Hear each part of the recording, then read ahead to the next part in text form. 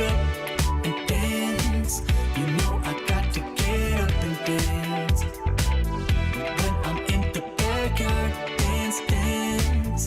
When I'm in the graveyard, we dance. When I go back to sleep, I dance. In the realm of dreams, I dance. When I'm in the boneyard, dance, dance. When I'm caught off guard, I dance. I got a feeling I can't shake, but I'ma try to shake it anyway. I got a move that I can't break, but I'ma break that thing anyway. Not gonna tell you twice, we're gonna dance all night. Not gonna rush the beat, we're gonna move our feet.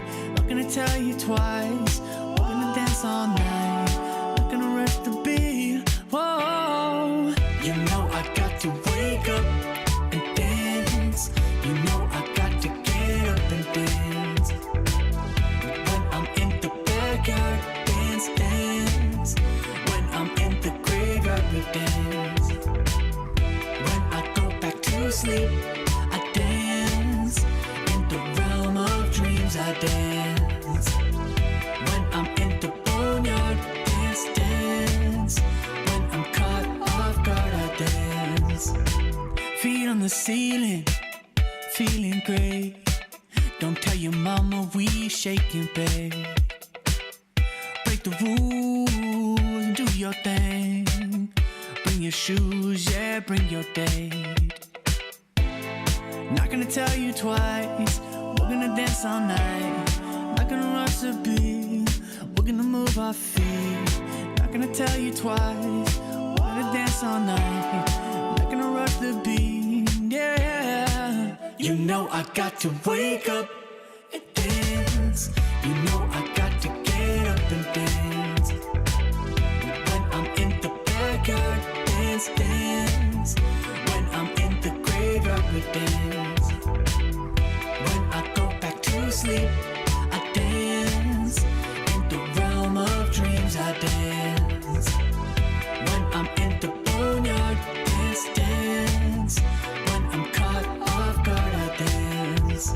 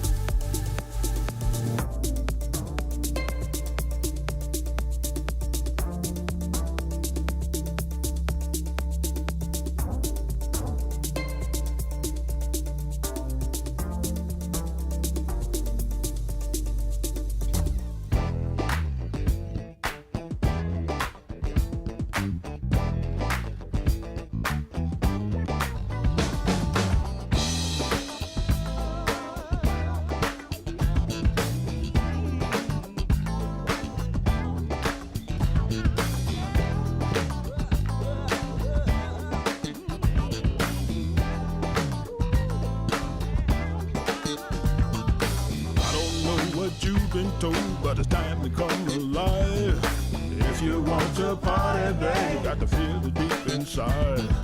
All I really want to do is the things you just can't hide.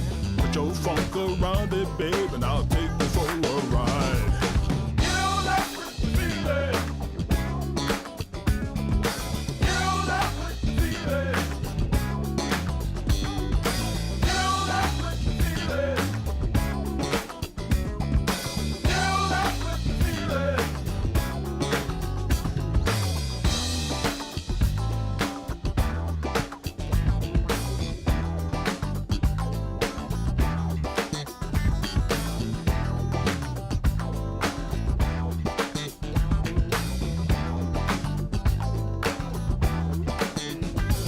Now listen to the music as I bring you to the light.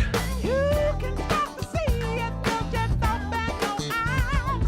All you funky people, just join the funky line. Girl, I groove, make your soul shake. Everybody sing along. You know that feeling. You know that feeling. You know that feeling. You know that feeling.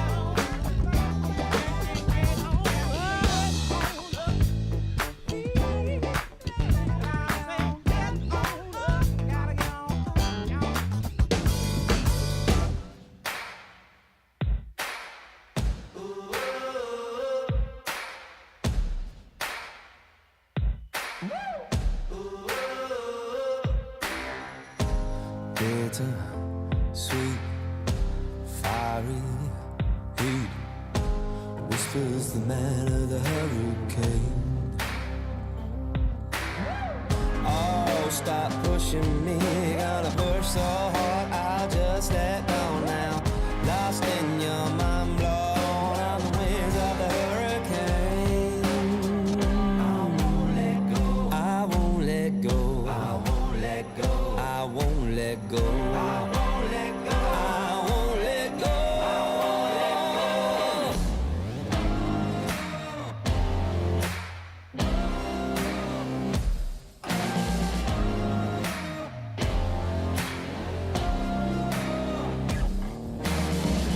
Ain't never giving up on you. Gonna see this storm all the way through. Gonna push right through the driving rain. Gonna ride on the wings of the hurricane. Ride on the wings of the hurricane. Ride on the wings of the hurricane. Ride on the wings of the hurricane. Ride on the wings of the hurricane.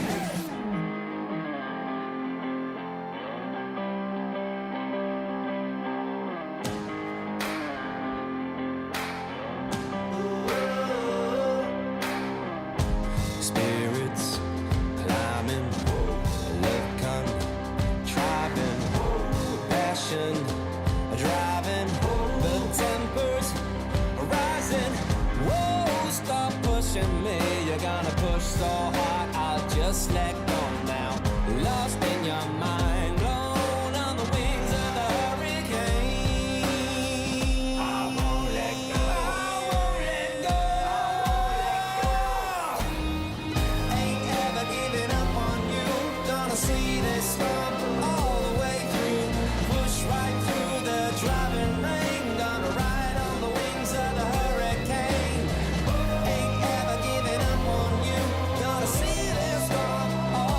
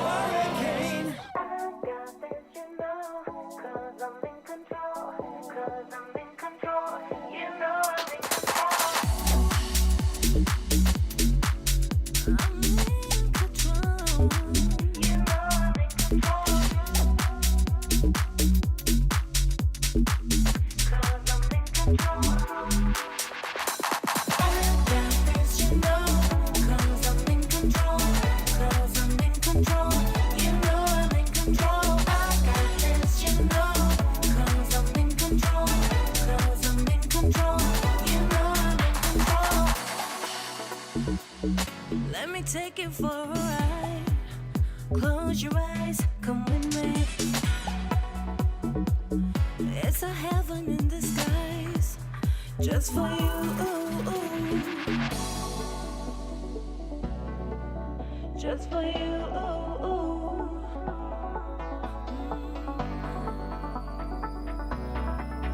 Just for you. You know I'm in control. I got this, you know, 'cause I'm in control. 'Cause I'm in control. You know I'm in control. 'Cause I'm in control. You know I'm in control. I got this, you know, 'cause I'm in control.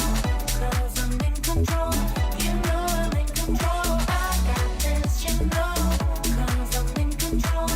'Cause I'm in control. You know I'm in control. Let me take you for a ride. Close your eyes, come with me.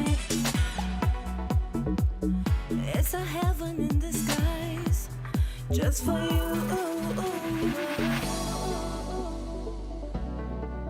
Just for you.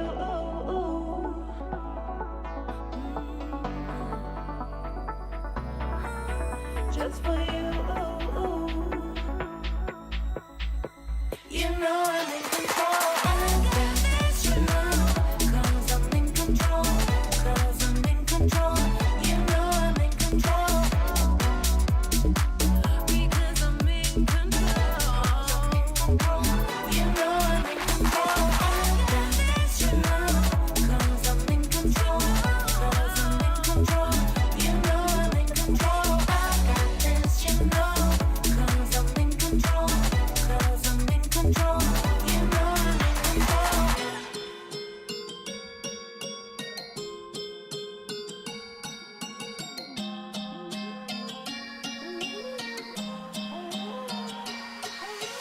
Got a chateau in the mountains that change. Jet set through the islands that change. Zip codes like it is nothing. Top 10K first class on my side thing. Shorty went viral on a TikTok. Got 'em doing moves in a big mouth. Rocking their head doing pop like 20 million streams and she won't stop. Can't stop. 911, it's an emergency. Call your friends. Everybody follow me one by one. Moving to the melody. Light up the night. Oh, we light up the night life. We go until daylight. As long as it feels right. Light it up, yeah. We light up the night life. We go until daylight. As long as it feels right. Light it up, yeah.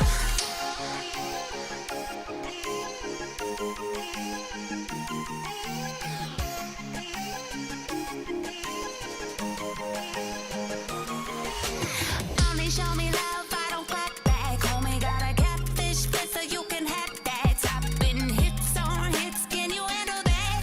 Lose it all on a high stakes blackjack. That big trip, even in a lockdown. Big tips, only with the fans now. My clique, pull up with the top down. We keep it going all night. 911, it's an emergency. Call your friends. Everybody follow me one by one. Moving to the melody. Light up the night. Oh, we light up the night life. We go until daylight. As long as it feels right. Light it up, yeah. We light up the night life. We go until daylight. As long as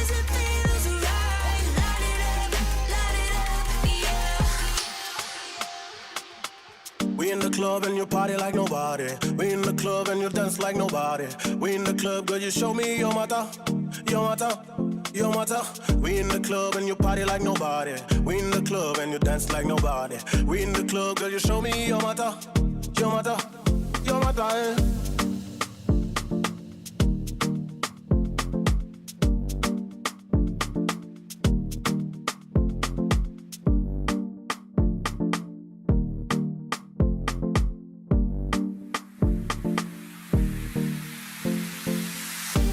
And you party like nobody. We in the club and you dance like nobody. We in the club, girl, you show me your mata, your mata, your mata. We in the club and you party like nobody. We in the club and you dance like nobody.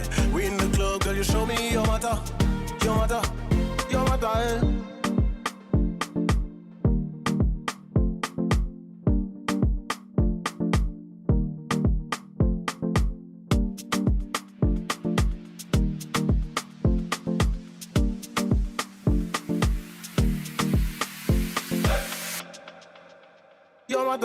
We in the club and you party like nobody. We in the club and you dance like nobody. We in the club, girl, you show me your mata, your mata, your mata. We in the club and you party like nobody. We in the club and you dance like nobody. We in the club, girl, you show me your mata, your mata, your mata. We in the club and you party like nobody. We in the club and you dance like nobody. We in the club, girl, you show me your mata, your mata, your mata. We in the club and you party like nobody. We in the club and you dance like nobody. We in the club, girl, you show me your mata, your mata, your mata, your mata, your mata, your mata, your mata, your mata, your mata, your mata.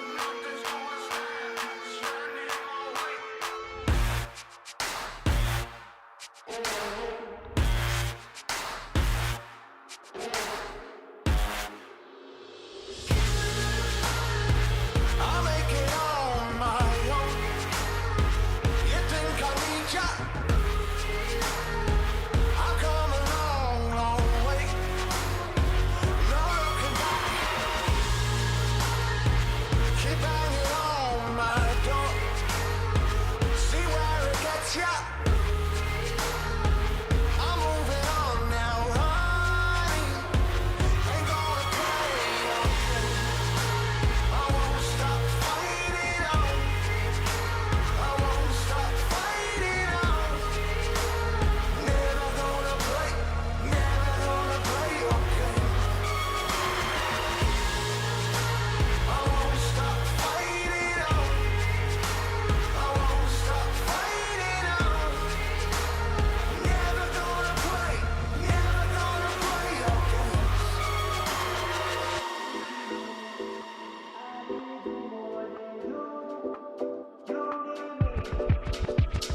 One way with you, what it feels like.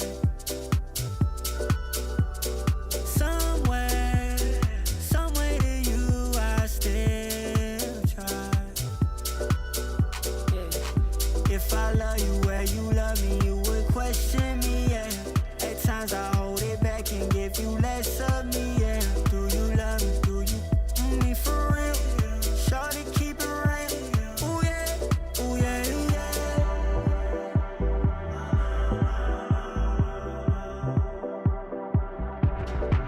It's saying I want you more.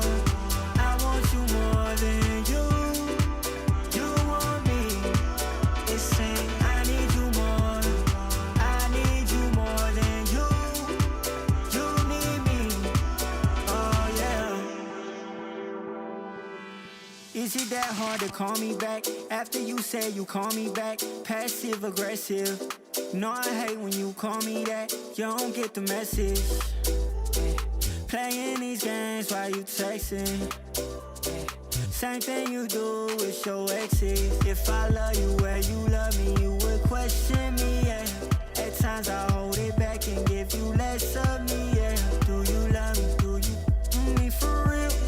Shorty, keep it real. Ooh yeah, ooh yeah, yeah.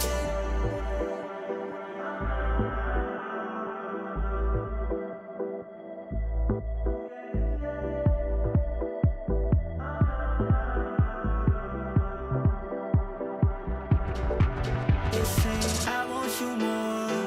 I want you more than you. You want me. I need you more. I need you more than you. You need me. I want you more. I want you more than you. You want me. It's saying I need you more. I need you more than you. You need me. Oh yeah.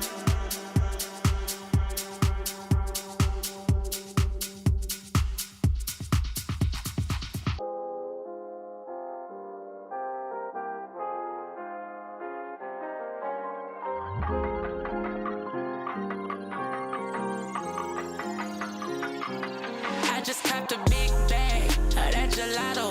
I'ma go and run these numbers up like no tomorrow. Pull up in that skirt, El Dorado. I be in the wind, baby, I'll hit you tomorrow. AP on my wrist, chill. You ain't gang, you ain't even real. Gotta have a bag, I ain't no cheap thrill.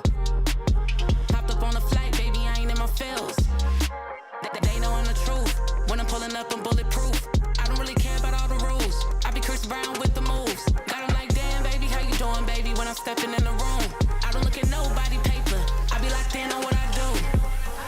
When that pressure hit, tell me, OG, is you finna ride? I was made for this. You can see that look up in my eye. VVS is in my teeth, so when you see me, I'm gon' shine. Always something up my sleeve, so when you, I just copped a big bag of that gelato. I'ma go and run these numbers up like no tomorrow. Pull up in that skirt, El Dorado. I be in the wind, baby, I'll hit you tomorrow.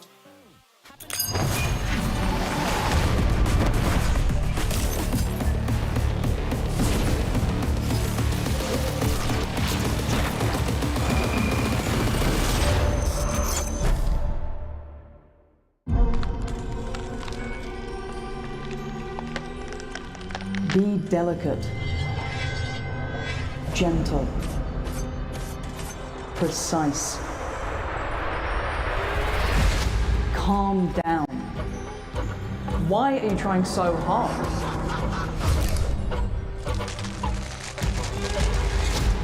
Isn't this too much for you? Aren't you scared?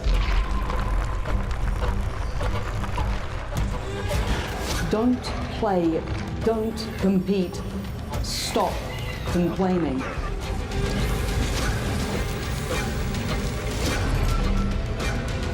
Whatever you do, it'll never be enough.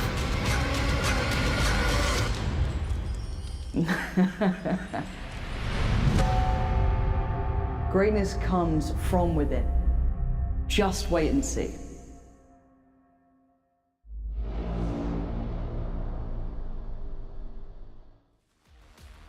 Hello and welcome to Valorant Game Changers EMEA. As you can see, I've been studying hard. Let me stop that ruining the camera shot as I welcome you to the penultimate day of home broadcast. It's all going absolutely smoothly. Nothing to see here, folks, but actually there is everything to see because it's the last day of our best of 3 series before we head into the best of 5s. And to talk through the action with me, we have Inami and Tom Beers. So let's bring them in. Now, I feel like I'm already bringing the chaotic energy. I'm just going to center myself on the broadcast. Tom, have you got any tips for me? Because I've been out of the game for a little while. For what specifically? Game Changers, Valorant, or sitting in the center of your camera? Which one do you need advice on? Broadcasting, how to play Vice, and motherhood. The third one I'm not an expert in, so I'll have to defer that to someone else. I think you might actually be the expert on this panel. But Vice, I'd say you won't need that one. I don't think anyone's going to play it today.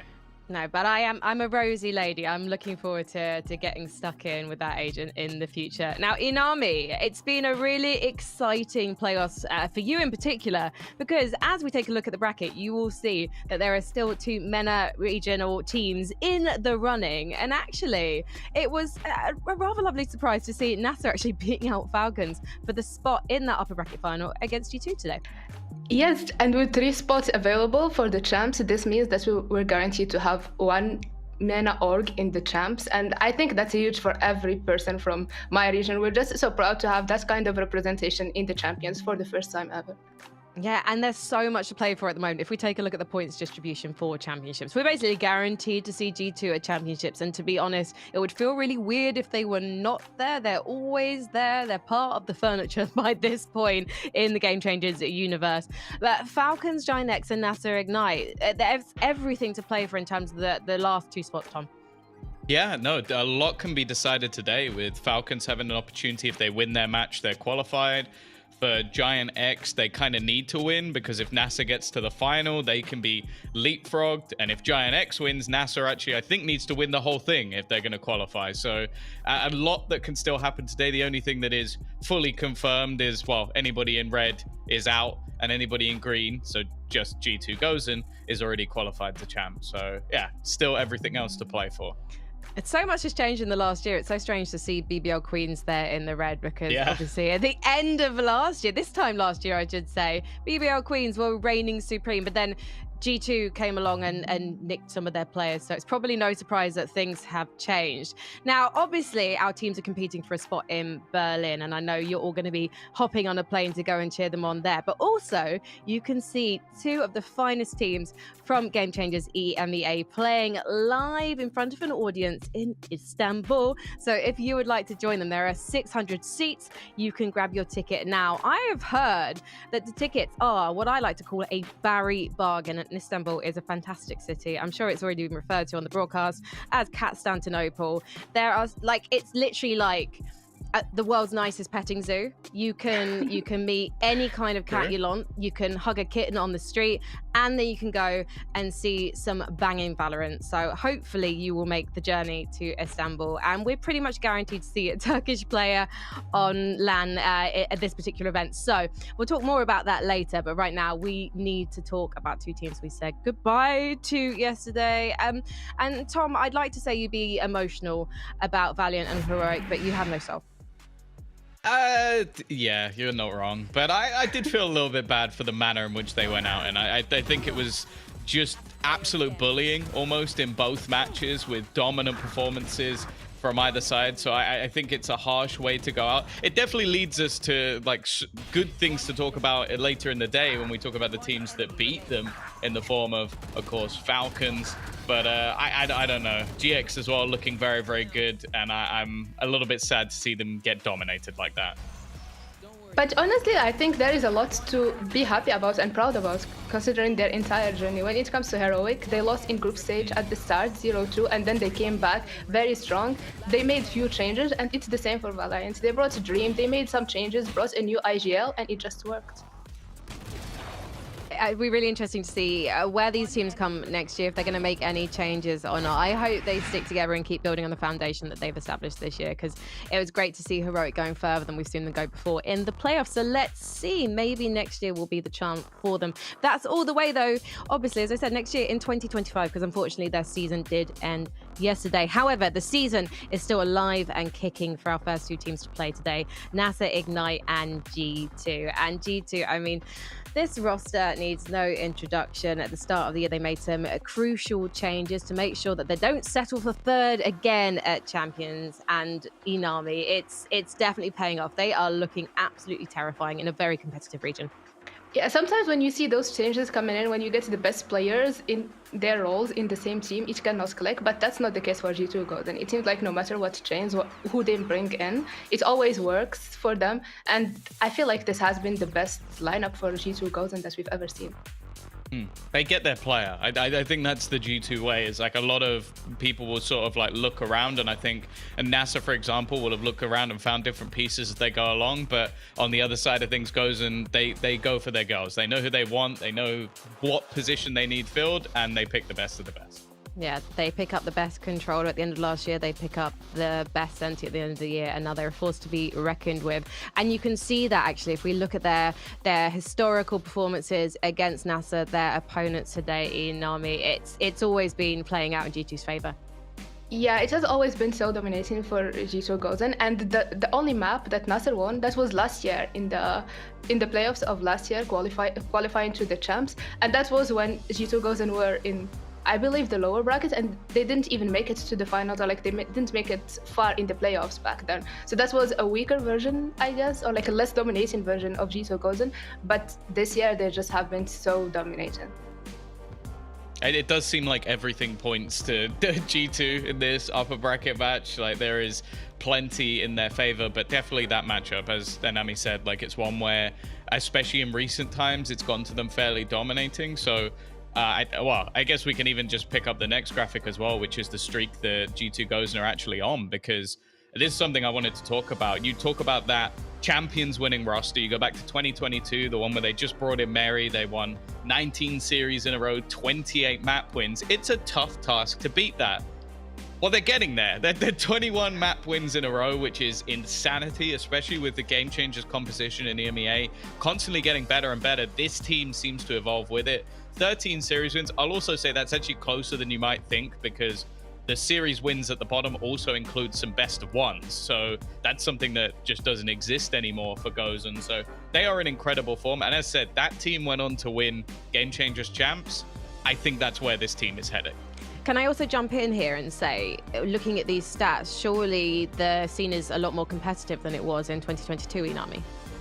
Yeah, they had, it feels like they had more challenges, because again, I feel like it's a story of G2. They didn't qualify through winning the last playoffs back then, and they still made it so dominating. And the thing, like looking at that graphic, it makes me so hyped, because the champs is back to Berlin, and that's where G2 won their first ever champ and only champions. So maybe it's coming back to EMEA again. I think it's going to come back to EMEA again. No matter who we send, we're going to be sending 3 incredibly solid teams. But one of those teams has arguably the best player in the international Game Changer scene at the moment, Inami, and that's RedsQ. Yeah, I remember hearing her interview back then at the start of the year, and she said that she's not even at her final form yet. And we've seen that progress, we've seen that growth through the entire year, and she hit that point where, like, you can just, honestly, with her team enabling her, it works, but even when you leave her alone, it also works so much. Like, that first blood percentage is so high, the ACS, the first death is pretty low, her KDA is insane, and she's been just phenomenal through the entire season. Yeah, it feels like we're building back up to a Rescue versus Fluorescent grand final in Berlin. I can see it happening already. I think both of those players are incredible, but Rescue's current form has been enough to literally win the matches. So I think that it's inarguable that she is a superstar, and she is someone that came in at the beginning of the year playing well. Like, you're talking in your like 230, 240 ACS, but the stats she's been putting up recently are truly off the charts. A number you were actually reminding us earlier at the start of the year in stage 1. Rescue gave an interview where she said, I'm actually only playing at 70%. And normally when a player says that to you, you're just like, yeah, okay, yeah, you're going to get better. But actually, I don't know if Rescue has got better. Maybe she was always this good all along. Yeah, we just didn't see as well back then. We just were a little blind. But yeah, she's been insane, and she's been just putting all these numbers. And honestly, with the domination of G2, it also makes sense that she's also been dominating on the server. Yeah, she's set up to succeed, and those compositions really do help her. In terms of NASA Ignite then, this is a team that have continued to do well and continued to progress, but it really feels like they've found the missing piece of the puzzle, Tom. But I don't know what it is. What's the secret sauce that means that they've just gone further than they ever have before? Any ideas? I like the fact that they've been switching up a lot of their comps recently. The fact that we've seen Luxie lean in quite heavily to Deadlock has been really cool and just a bit more niche. I think one of the only other teams running it is G2. But I think also just slowly improving and learning the scene, because, yeah, you look over the end of last year, the beginning of this year, they've slowly been getting better and better. This will be their best performance. They've already guaranteed a top 3 no matter what happens, which is huge. The unfortunate truth is, though, either they need to win the entire stage or they need GX to lose today and still make the final. So no matter what, it's going to be a tough road for them to make it to champs. But with the way that they've been playing, the way that things have been going, it's genuinely possible now, which I think at the beginning of the year would have been huge for them. Inami, what do you think has separated NASA from the likes of Falcons in the past? Has it been a skill difference? Has it been organizationally? What would you put it down to? I feel like it's like, unlike other teams, they don't have this like shiny player, or like they didn't look to pick these shiny players. They just in a way made them that good. It's just like keeping the same roster and sticking to the same people, and also trying different stuff and figuring out what's the strength of your players. Like, we've seen Joka put in like insane rounds yesterday, and we've seen also Nami, honestly, she's been this good even back then. It was just something missing. It feels like some confidence or something. But this time I heard an interview or Safia recently, and she said that they have full trust, full confidence, and they actually show this confidence and this full trust on the server. And I feel like that confidence maybe was missing before, and now when they have it, they trust and they believe that they can actually make it to the final. And actually, Tom, when you look at those highlights as well, you can see actually they do have really strong individuals on the team. Well, I think that's what I was going to say. It's more so when you look at them versus Falcons, I think is a prime example. On an individual basis, you don't really expect them to be winning that game. Like, that is Falcons coming in, picking up players like Ava, like Mary, who have been to these international events before, whereas NASA haven't had that same sort of experience. But when it gets into the match, they're clearly confident in their IGL, who is also putting up some of the best numbers for a leader you're ever going to see. And I think that just brings confidence for other players. Like, when your IGL aces the pistol round, there's a good chance you're going to be feeling good for the rest of the game. True. I think it also speaks volumes about where we're at with the scene at the moment, because I think when a scene first emerges, it's kind of who's got the strongest individuals. It's not so much about the team play, but now we have matured as a scene, and actually the likes of NASA, when they are playing on form, when they're playing together, they can be Falcons who are playing individually. Obviously now, since yesterday's match, we've seen Falcons can pull things out of the bag, so potentially we're going to see a rematch between these two teams tomorrow. But I don't want to call it just yet, because obviously we still have to see NASA go up against G2. However, a slightly troubling fact for the likes of NASA, Tom, is that G2, they haven't dropped a single map this upper bracket final. Yeah, for sure. And I think maybe a little bit more damning is, yeah, they haven't lost versus them.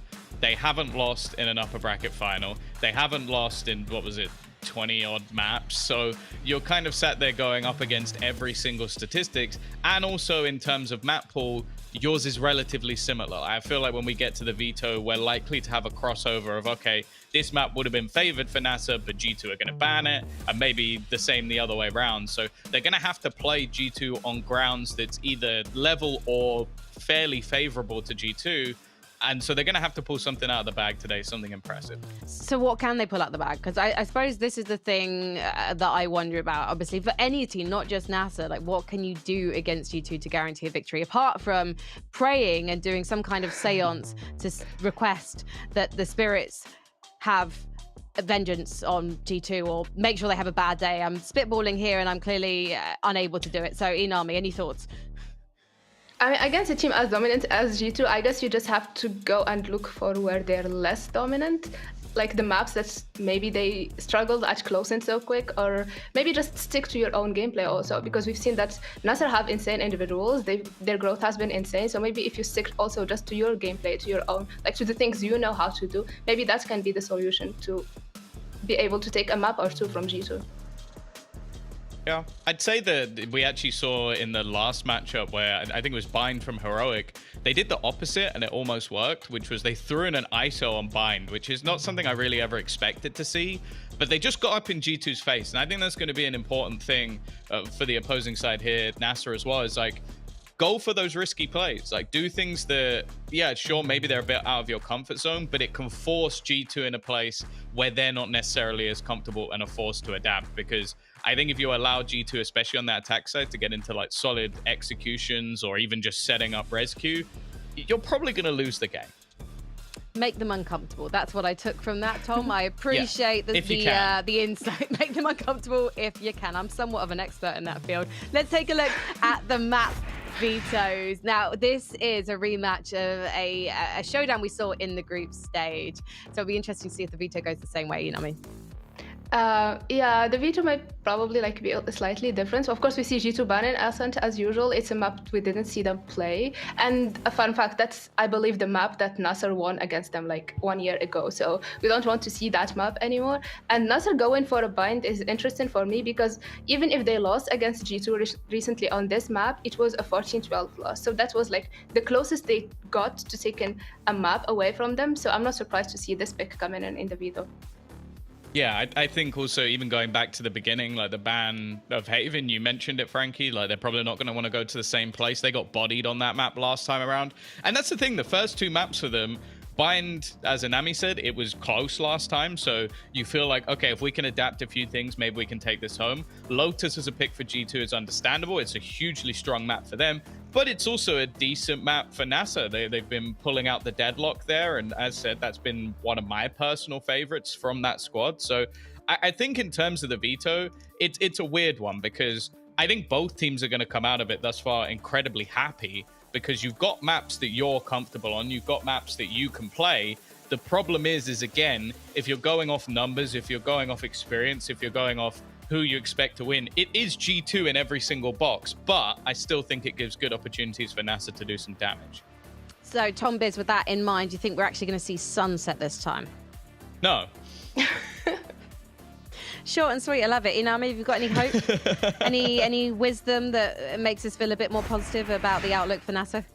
I mean, considering the numbers, even if we go to Sunset, it still goes to G2 side. And I think that, yeah, looking at Bind, the Nasser had like almost won it, kind of. But even if it was a 14-12, like G2 also looked at this map. G2 also expected this pick for sure. And they also went through it and decided like what went wrong and how to fix it. So I'm expecting G2 to come in also strong in this map because they want to win again in a more dominant way. And they want to prove why they're the best. And also, we're going to have a bit of an individual showdown when we come to Lotus as well, because surely we're going to see deadlock on deadlock action. However, we've got to get through Bind first. Will we be ending up in OT again? Obviously, everything is to play for, and there's been no agent changes. This is a veto we expected, Tom. Yeah, no, it's where we expected things to go. And I think it kind of leans back more to Anami's point. Like, I don't know if G2 will have been massively familiar with playing against a deadlock on this map, but they have now played and beaten it versus this exact squad. So for you to now recreate and come up with something that can stump them again is going to be a little bit more difficult because, as I said, they've already seen it, they've already played it, and they've already played it versus you. So that's why I'm looking at for Nasser is this more of a gimmicky comp that will work once or twice, or can you actually beat them this time? Yeah. Well, speaking of gimmicks, actually, I just realised Tom Biz is Token Biz today because we have an all-female lineup in the casting corner. I mean, that's what you expect from Valorant Game Changers, par for the course.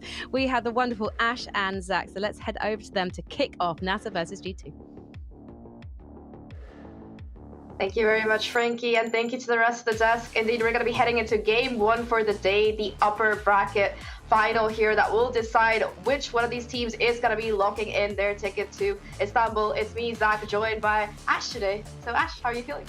I'm feeling good. I'm looking forward to today. I think that this matchup is going to be an interesting one. Par for the course, the analyst desk is really hitting the whole narrative on the head there. I think especially when it comes down to that map veto, with Bind coming out first, the map that we're about to head into, it does get a little bit scary because both these teams, it was that overtime game. Sure, G2 has only dropped Bind, I think, once so far this year, is against Ottawa and out during stage 2.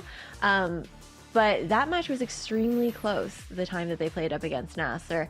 And realistically, both these teams are going to be driven, feeling the pressure to actually workshop and fix the mistakes that we're seeing last time around and hope for a more comfortable finish for either side.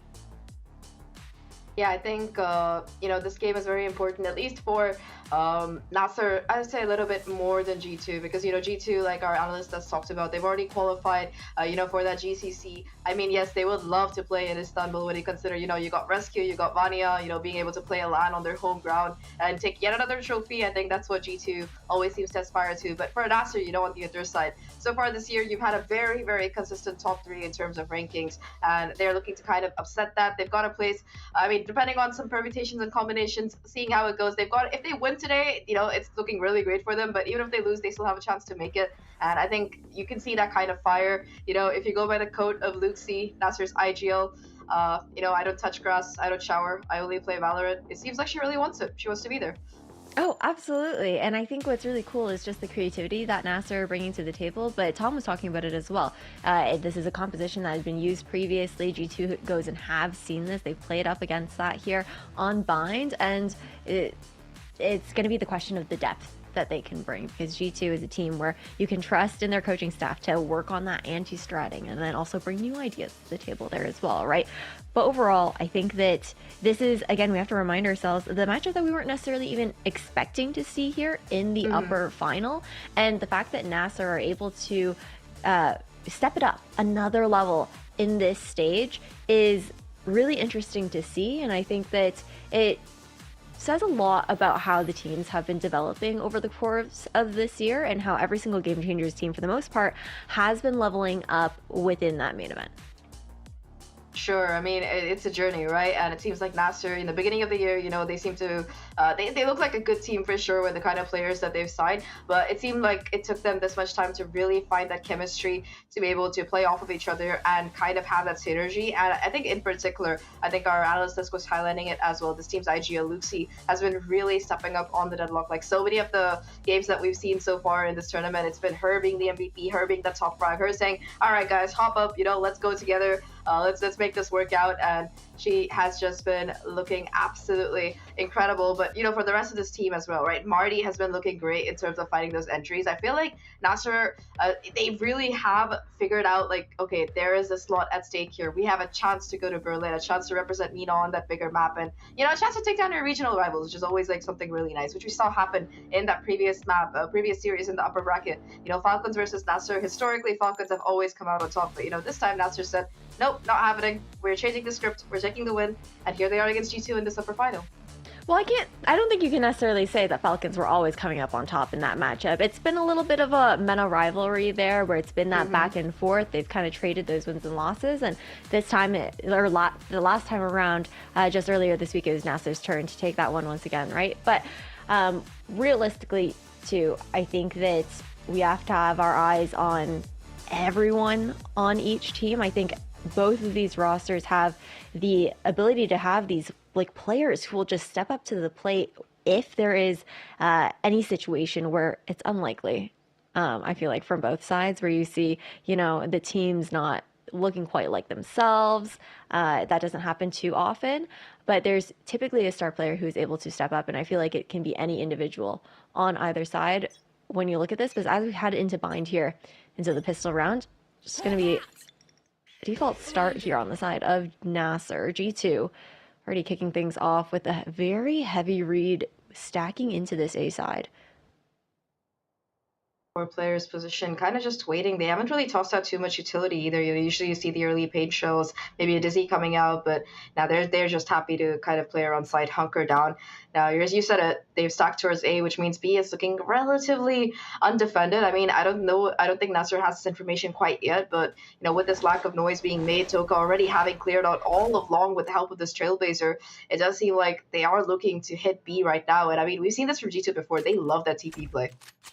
Yeah, they do. And you could have a potential like 4 players trying to take that hookah space back, and unlikely to see that though. But when you look at the exit here for Nasser, you've already got the deadlock wall denying CT space. So that's going to have to be broken.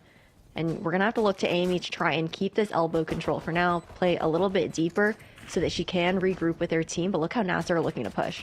Oof. 3 players in elbow. They need to take that space. They want to be sure that they have something to work with. They haven't taken too much, so they're just going to be opting to hold down elbow. And EMEA, I think she predicts this. Now, though, in the corner, Dizzy comes a little bit late already. 2 kills coming through there for the Brimstone. And now Marty with the double as well. Just left to Vanya. She's been incredible before, but in a 1v3, she will falter. And Nasser, they get the pistol off the back of that beautiful execute. I love how Nasser kind of read into the setup that G2 have in this pistol round here, right? The fact that they end up pivoting, looking for this elbow control very early on. Once it was quiet on the execute, the expectation being like, okay, at this point, we know that they've either fully stacked over towards the A side, or maybe there was one anchor player. They're playing deep, waiting for the rest of the team to regroup, and let's make this as uncomfortable for them as possible. We've already denied that CT control. There'll be another stack here. B this time around on the side of G2. Nasser are gonna likely walk into this A site where nobody's home. Classics across the board. I mean, we see G2 convert with them, don't get me wrong, but yeah, the gamble stack this time around, gamble at least not seem to be favoring G2. It is going to be Nasser getting the A side uncontested. Pretty good buy here. They've invested substantially. 2 Bulldogs, Guardian, Vandal as well on top of it. And I mean, they get the side down for free. They got the wall. They've got like so much utility into play. And I mean, this is the kind of the problem when you're playing against the Cypher lock comp, right? Because you've got so much utility available for that post plant. The stun grenades, the grab nets, you know, the mollies from your Brimstone if you haven't already used them. And I feel like it can be really difficult to retake based off the back of time, because there's just so much you can toss at your opponents. Yeah, it really depends on how you pick and choose to use that utility there as well, and what is expended on the attacking side. But right now, G2 are just looking to deny those alt orbs. Maybe see if they can get a pick or two if Nasser choose to push in on one of those lanes. That's not going to be the case, though, considering the buy that had come through. Had Nasser had one player maybe on a pistol looking to rack up some ultimate orbs, would have likely seen that come in. But instead, they'll be looking to maintain their win here for them, and it just makes sense at the end of the day. And no ult orbs given, no extra money either, so bonus round not going to be shaping up much. I mean, yeah, sure, they weren't able to do too much damage, but they do have their rifles available. Honestly, just seeing all 5 of them go down like that together, it just looked like, it just reminded me of, you know, that game Heretics versus G2. People were throwing themselves off the ledge in Abyss. It kind of had that vibe for a second there, but yeah, 0-2. Finally, full line kicking in for G2. So far, they've been very quiet, but this time around, going to be going more proactive. Early flash here to take, you know, information about showers. You got pretty much just multiple players from Nasser gathering towards the A side. It seems like shower is where they want to put some heavy pressure on. But so far, again, they're respecting G2. They know that this is their full buy. They know that they have to be careful here. And it is Petra looking to take that first contact, lying into wait. And 4 players are walking towards her. How many can she find? Already takes a headshot, though. No way to get that heal either. But there is some assistance available. Petra gets one. Immediate trade back. And now Rescue having to go for the reswing. It's that Luxie takes her out. What a shot. Nice opener. 3v3 situation here. Nasser looking pretty comfortable in this post plant as well. At the very least, U-Haul is in control of Vanya, and that's going to be a difference maker. So 2v2 situation. Vanya has been a problem since the beginning of this round and still looking to keep things competitive. Dizzy gets all the info as well. And with the flash, Vanya confirms another kill. Now a 1v2 situation. She's looking to just stick it here. Rotation coming around from Safia. Might be a little bit late though. Wingman looking to just get the defuse done, and Little Bro gets it in the face of opposition. Safia even gonna be allowed to save this Guardian, it seems like. And the rest of G2, they want to keep their weapons. I think it was less of a allowed to save the Guardian, and they wanted her to save the Guardian because you get a little bit less money realistically, and then not the opportunity to pick up a Vandal and whatnot. And they also don't want to take the risk of losing their own weapons there as well. But a little bit of a tech pause to come through. But overall, I think I'm interested to see how this composition of G2 works for the rest of this map, because they've been swapping in and out different controllers throughout this stage in their double controller composition here on Bind, but the mainstay was consistently that Viper and the ability to cycle up that toxic screen, throw down the poison orb one way as well, especially on defense. But I do wonder if maybe the flexibility that we were looking for from G2 will be a bit more apparent on the attacking side, which is, I think, where this composition shines a little bit more in the double controller area, just because you don't necessarily have the same lurk pressure towards A short, but there still is that ability to kind of throw down lurk smokes and whatnot, but they aren't in a dedicated spot consistently, and the Viper does become a little bit one-dimensional in that way, I guess, because there are only so many lurk walls that you typically throw. Yeah, and also, I mean, just having that flexibility like you were talking about to be able to shuffle around smokes, you know, usually when you're running that Viper, you just put down that default wall towards A short. And I mean, it's nice if you want to do a little bit of conditioning, you know, make people think that you're going to be attacking off the basis of the wall. Always a potential for the lurk as well. But I mean, having double controllers like this, especially, you know, the way Vanya likes to play Omen, just letting yourself get into another elevated angle, and also letting Amy be able to play that post plant. So you've got the smokes as well to be able to cycle through. Like you said, gotta be really, really useful on that attacking side. But on the opposite side, Nazir, they've got a really defensive team comp. Like, the more rounds that they are able to get online in this attacking side here, the better it's going to look onto defense. It might be a little bit more difficult for G2 to just blaze through them, at least hypothetically looking at this composition. But now G2, they didn't have the best buy round. They still were able to convert it, but only 2 rifles saved, so that kind of translates into the rest of the buy being a little bit more messed up. Oh, they dodged it. I was really lucky with that guiding light not being seen. Petra's not going to expect 4 players to walk out of this smoke. Only a Bulldog in hand. It's going to be a tense fight here. Spots it, takes the contact, but Luxie wins it out once again. Now, just Amy on site, caught by the Grabnet as well. Nowhere to go, no way to escape, and 2 huge openings there for Nasser as they take the B side. TP sound taken as well. Safia holding the angle, but gets the headshot as well. That is unfortunate for Mimi. Safia now running for her life. Both cages used, and she's actually able to get away as that spike goes down. This might have to be a G2 save because it's a 5v2. It has to be. It's not even a maybe at this point.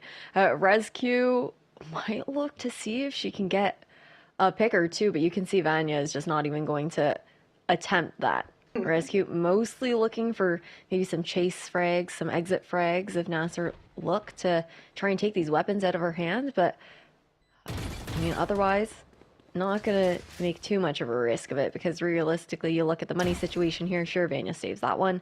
Mimi's gonna be able to buy next, but the credits that Rescue has left over will be important to be able to get a gun into the hands of me or Amy, or sorry, Petra or Amy. My coffee's still kicking in, so it's early for me. Brain's still chugging. But this was an extremely lucky round there for Nasser to be able to dodge that flash and having it just round the corner as they push up. Yeah, I mean, the fact that they were in the smoke as well, right? The 2 of the players forward, so it just doesn't catch anybody at all. And really, really lucky, yes, but Nasser were able to capitalize as well. And you can kind of see the power of the deadlock in those executes. You know, you throw a couple of stuns in the position where people usually like to trade from, and it's what happens to Amy. Now the Rescue. rifle in hand, looking to get a little bit aggressive. Camera instantly gets broken, so Sophia now gonna really try to take up more space here. Gonna be in fact regrouping with the rest of the team. Timing so important, and Rescue might just have it in her favor, going in for the flank here. But oh, Nami's keeping an eye on it. Nami able to get that kill. Rescue gets taken down, and Vanya gets spotted out as well. I don't think she meant to pull out her smoke there. At least I would hope so. An accidental, just little fat finger moment there.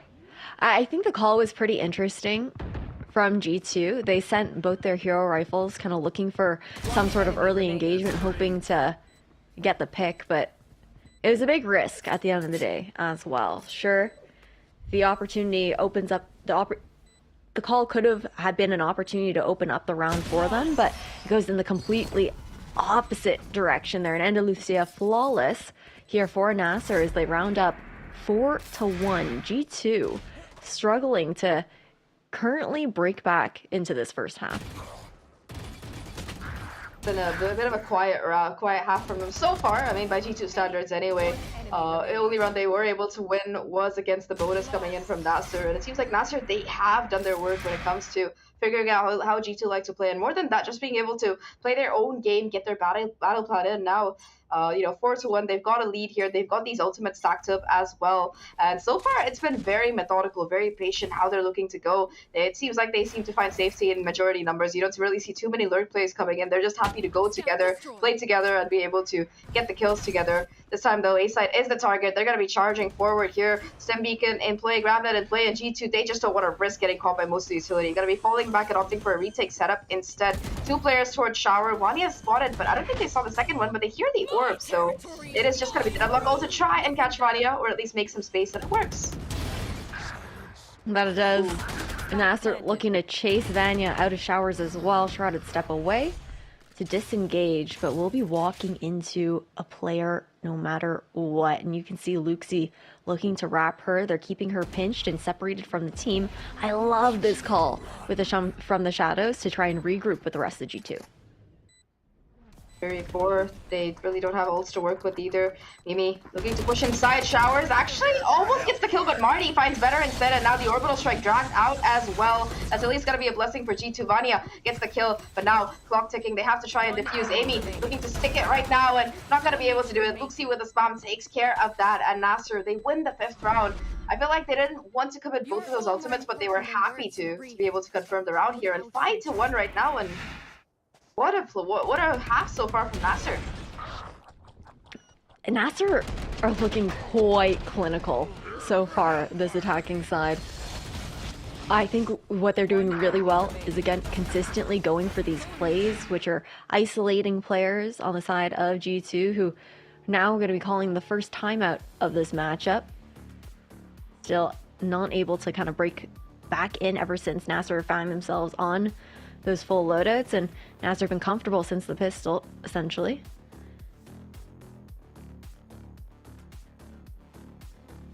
I feel like G2, they're the ones who are, for once, not in control of the pace of the game. They're able to just... They need to figure out a battle plan against us. I think Nasser so far have been very convincing.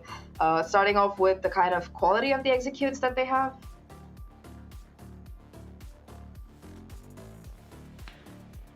Yeah, I think Nasser are throwing in quite a few different ideas at the beginning of every round. The approaches to these rounds and executions have been quite varied, making it a little bit more difficult for G2 to adapt to. Again, they are making these plays, making these calls to try and kind of break Nasser apart. It just hasn't panned out in their favor quite yet.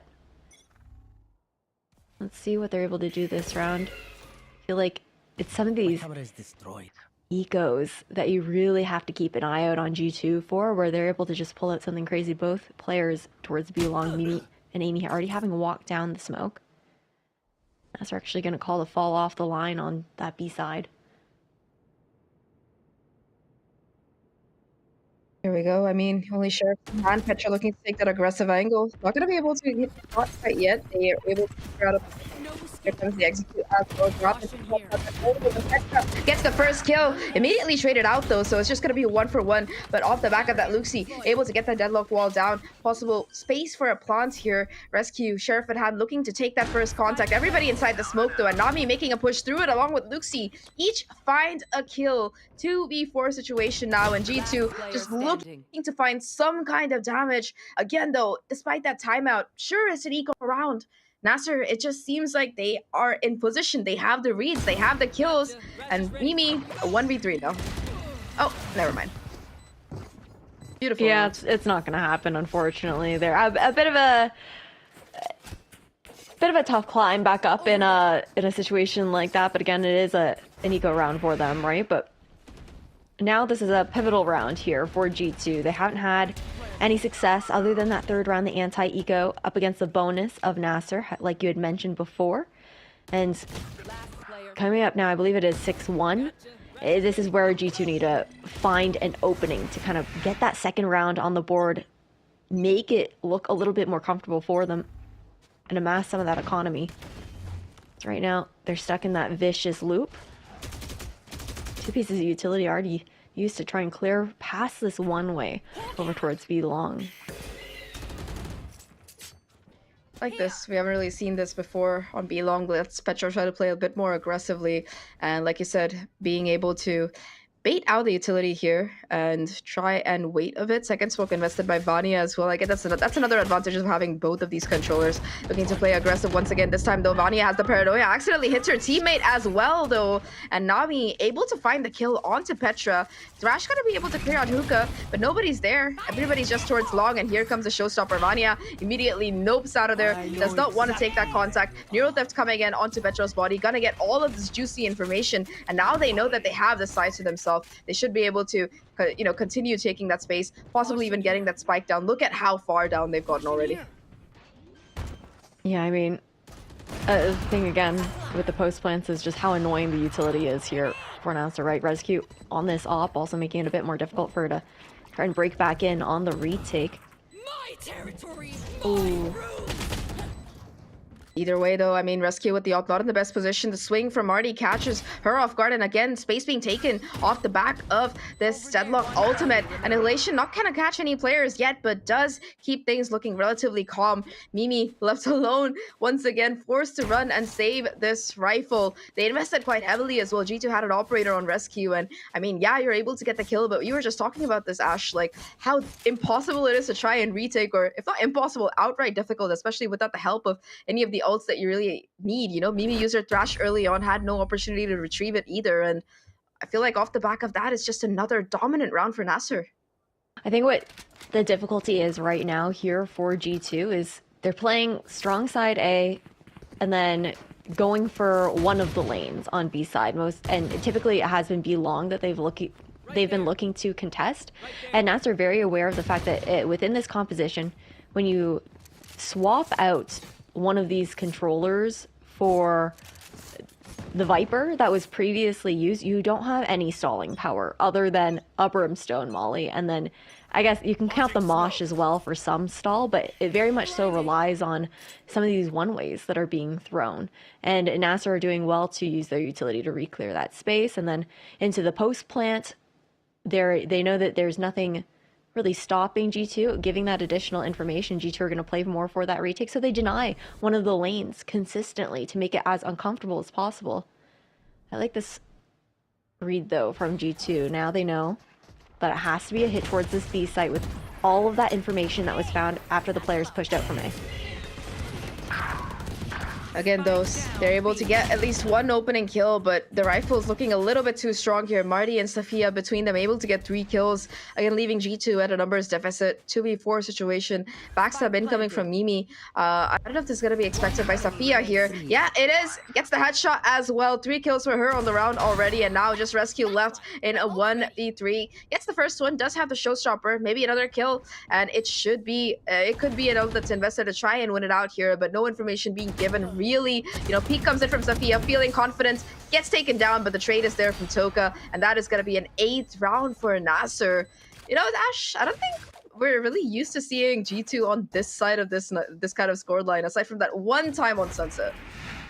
no, it's rare to see G2 kind of struggling in this way. Nasser looking like they're at the top of their game right now, but again, it's not like G2 are slowing down by any means and trying to bring some new ideas to the table, search for different ways to kind of garner that information and find opportunities to open up rounds up against Nasser, who, again, have just been so methodical in the way that they've been playing. Rescue back on that operator. Showstopper available here as well. Deep line here over towards Showers. Sophia is so aware of her presence here, too. Just kind of jiggling to see if anyone will bite off a little bit more that they can chew. So far, though, I mean, yeah, it's just patience on both of these sides. Jump peek as well. Yeah, Sophia, I think that operator was spotted, immediately opting to back away. And in the meantime, on short, it's going to be where the execute itself is coming in. Rescue going to be popping that showstopper early on. And actually, I'm not going to be able to find anybody.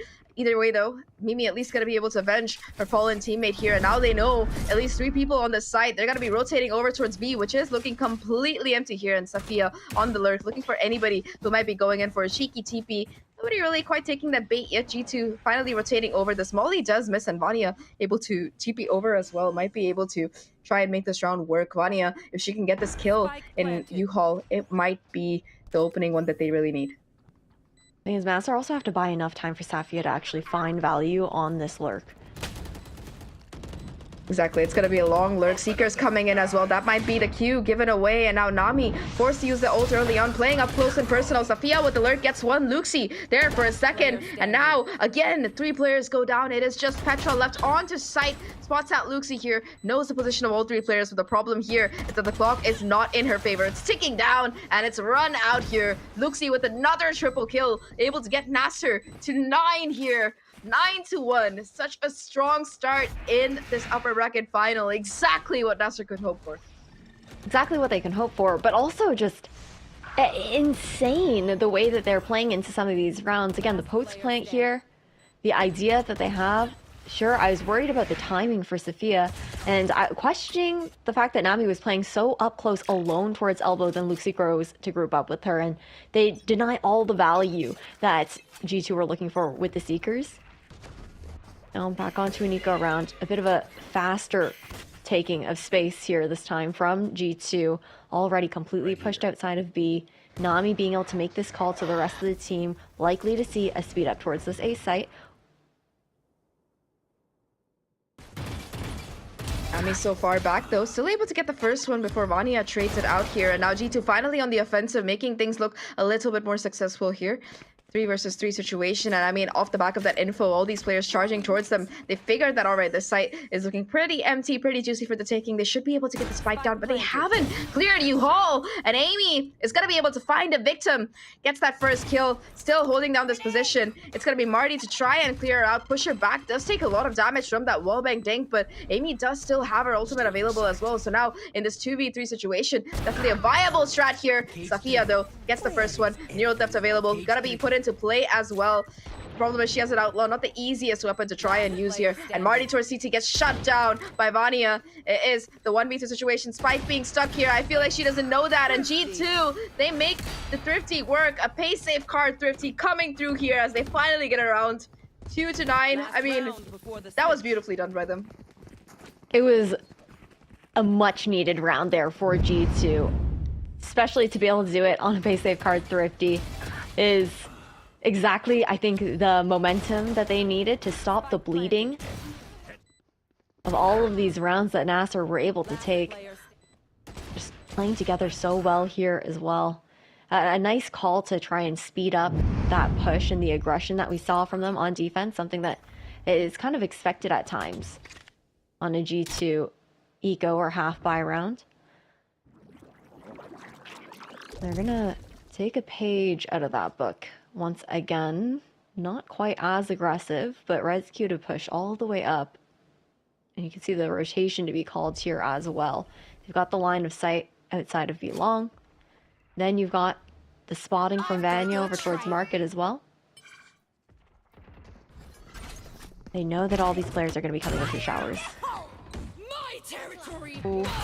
You are gonna have Thrash find a pizza player already detained here, and off the back of that, it's the crunch play coming in. Rescue with one, Amy with another. The orbital strike actually not gonna be able to find anything, although it does create that space. Marty finally striking back, being able to find a kill that's immediately refragged out here. And again, G2, they close the net here. They're able to, you know, make this half, if not look good in their favor, they're able to bring it back, and, you know, 9-3 special scoreline, of course. Either way, I mean, it could have been worse, but Nasser, they've got to feel confident at least now that they have a lead. I love this play, this set coming out from G2. The fact that you have that push through, but we're gonna have to see if they're able to bring it back there on the other side.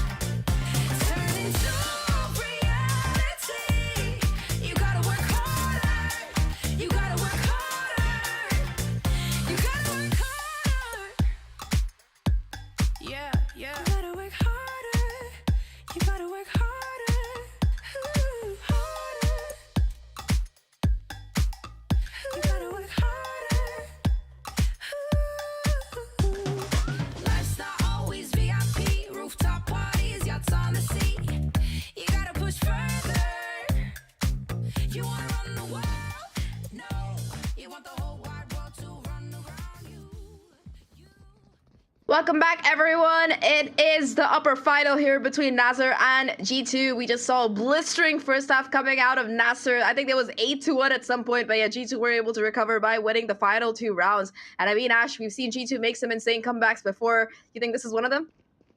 Hey, you can't count them out at any point in time, but Nasser also look electric in the server right now, and their reads coming in from Luxie, the calls being made have been so good, the protocoling. But the curiosity lies in how it's going to look on this defensive side. A stack over towards this A site, already searching for early short control. Dizzy to be shot out. Mimi is aware of this, and that's the green light to speed up in showers. I don't think they expect Safia back site when there's like 2 to 3 players that they're aware of short. Yeah, she gets away with absolute murder, 2 kills, and the crunch again, it's going to be there. 3 players coming in. Sure, Vadia's paranoia does connect, but there's no way for her to really make a play off the back of it. And now look, it's just her and Mimi versus the world, a 2v5 situation, and nobody on Nasser has taken any damage either so far. It's just G2 in such a bad spot. They kind of needed to win this pistol to make this comeback look easy, but instead they're going to be the ones on the back foot here, trying to get back into this round somehow, and they just have nothing to work with. You know, you got 4 players on A site, you got the Cypher and the Deadlock utility on B. Looking a bit rough. Yeah, that's the thing. Wall expired at the very least for now. Luxie's just going to continue to jump spot. In a moment, probably see an elbow or 2, both players actually. And Gravnet not quite able to land and provide the delay that she was looking for, but you've got the camera up for information as well. And then the cavalry will just pour it right in. Just playing for time here. You know, at least Mimi able to find that first kill. So now a 2v4 situation. Look at this though. That's enough time. Bot, you already got the players pushing through. The smoke though, it helps Vanya get the plant down, and Mimi has her back during the cover as well. 2v3. G2 suddenly making an impossible round suddenly look doable here. Just a sliver of HP for Mimi. Not gonna be able to find that kill. And now a 1v3 Vanya. We've seen her clutch these out before. Has to do it for G2 for their sake. And the problem is that on the opposite side, everybody looking quite healthy. Vanya, plastic only in hand, takes that first fight, able to win it out. A little bit sloppy there, and that gets Nami enough time to be able to come back and trade. 10 for Nasser, double digits here, second pistol, and now G2. Question is, what are they going to do here? Are they going to force? Are they going to try to eco? Maybe go for the buy round? 10-3, it's such a rough scoreline for them. I mean, you get the plant down and secured at the very least. That's a little bit of extra cash in your pocket. So makes going for that force a bit more viable. But it looks like on the side of G2, they might not necessarily bite into that this time around. Look to see what they're able to find instead with the pistols alone. Classics in hand already. The deadlock wall gonna be tossed into your face. And I mean, 5 classics, it's gonna take a decent chunk of time to break this. They're gonna be able to do it finally. And off the back of that, the smokes come down. They're going for a very, very straightforward execute. Nobody really messing around. The problem is there's a Guardian on one side and a Judge on the other. It's just absolute slaughter here between the players. And Andalusia flawless for the 14th round of the game. And Nasser, they get themselves to 11. Just 2 rounds away from being able to confirm their map pick and be the first team in the series to kind of take a map against G2 at all. It's been very impressive coming in from them this entire map so far. You can see that they've really cleaned up how their bind looks since last time around. Not that their bind was bad by any means, because they looked good before, but they somehow look even better now. And the second timeout to be called here from G2 goes in. The first one had been used off in that first half. Now they don't have any wiggle room to really work with here. Makes sense that they didn't go for the force, knowing that there could be that outlaw on the other side of things, not wanting to kind of risk the possibility of having to fall back on light shields into their anti-eco. But this is really tough, I think, for G2 right now. Nasser look really clean. They even had that trap play set up kind of on that A site, where it's a bit of a bait play with players pushing out, then falling back. And again, they're consistently bringing these new ideas to the table that have been hard to adapt to. Oh, for sure. I feel like, G2, they're the ones in control of the pace of the game. They're the ones who kind of are the ones taking the initiative. We've seen it in their previous games. They push out, they get that early kill, or they're the ones making these trap plays, like, taking the TP, crunching it on whoever's pushing hookah. But Nasser, they're aware of this. They've done their homework, and they're just happy to lie back, see what kind of antics G2 are pulling, and then make a decision based off the back of that. Early engagement taken. It's Marty with the outlaw. Actually gets a tag onto Rescue, but Rescue hits the headshot, so able to find that first opening kill. Problem is, I don't know if Petra is gonna be around here to get that heal for her. Might regroup. So far though, it's just players waiting to see if Nasser are gonna be making any more moves here. Now that they've gotten that first blood though, Nasser, or rather they've lost their player, Nasser are just opting to play a little bit more safer here. I mean, making sure that they can keep those numbers and also have the mix of short range versus long range weapons. They're split across each site, but G2 just going to be contacting up belong. Paint shells are available, and Toka's actually going to sneak back into hookah, maintain control there for now. Does have a stinger, so I mean close range combat gonna be looking good here. G2 aware, of course, that the hookah has a possibility that there could be a player there, so just gonna be spamming, making sure that nobody's around. Finally gonna be able to get the plant down. Now in a 5v4 retake position here. Rescue looking to take that first contact. It's a deeper smoke here to try and push out of, and it seems like that Molly already gonna be changing their plans a little bit. Toka and Nami though each able to get a kill. Safia with the trades, and overall G2 come out on top, yes, but only 2 players are able to hold on, and that was a very successful bonus by any measure for Nasser. That's the thing. It's a little bit difficult here, I think, in rounds like that, but overall, making it as uncomfortable as they possibly could, I think, on the side of Nasser. Still going to be able to afford to put guns into everybody's hands for the side of G2, though. And we're cycling up into a couple ultimates here, right? Mimi's just one away from that Thrash, the one that we kind of expect to come out into this round. That could be the big difference maker. In G2, they have to make those investments and make those prioritizations when they are still down 4-11, have a massive climb back up to be making.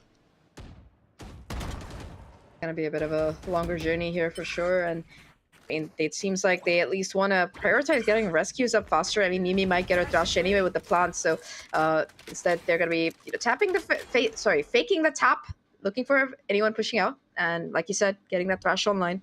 So they do have at least one ult to play off of. Thing is, there's also this flank slowly coming through here. You already have Nami's position looking to take that contact, but you had their expectation from Amy. They were just lying in wait, and with that first blood coming in, they want to try and push forward onto the side here. Thrash, of course, monstrous HP, not able to take out Toka, but she's forced to reload after trying to break it, and now Rescue being able to find not one but 2 kills on the site here. Looking for a little bit more, spots a player towards CT. Having made the space now, gonna be falling a little bit further back to try and play with the team, but G2, they've got the advantage in this round, at least as that spike goes down. Yeah, nice read and adjustment.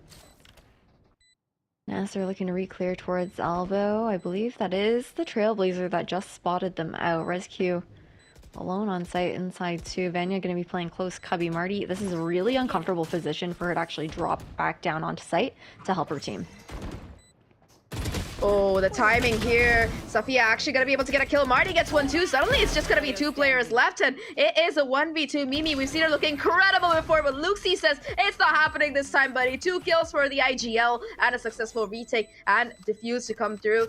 I think that kill onto site there, Safia got, that gave them the neural depth, kind of just cracked open this retake for them. It really did, but not even just that. I think, realistically, Zach, when you look at a lot of the fights that have been happening here, for Nasser up against G2, typically, it not only has Nasser been looking so good with their set plays as well as their mid-rounding, but when it comes down to a lot of these firefights, Nasser have just been coming out on top mechanically today, and G2 struggling a bit more to contest in a way that we would be expecting them to be able to do, because this is also a team with quite a decent amount of firepower, and it's a uncharacteristically quiet game here for Rescue as well.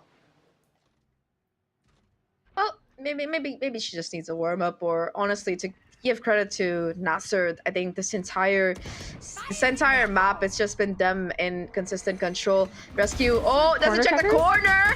Oh god, not like this. Luxie able to take her down, so that Showstopper not gonna find any value. Orbital Strike gonna deny the plant here for Mimi, and oh my god, Marty with the Outlaw strikes again. A second kill found through. Just 3 players left now for G2 to try and keep their maps, their hopes alive in this. Toka invests the Seekers to try and cut off the players here, and they're just all caught in the open. Mimi there to cover her teammate, but still 2v3 situation. How much more can G2 find? Gotta be able to retrieve the spike. Fake tap coming through for Mimi, and it's the judge at that range to take her down. Finally, it's all up to Petra. A 1v3 to keep G2 undefeated, and it's not happening. They finally lose their first map in this tournament, 13-4. That to a Nasser. My god, what a performance coming in from them. An insane performance coming in from them and completely flipping the way that it went last time. We saw it go to OT. That was G2 that won, but in this rematch, Nasser are looking like a different team.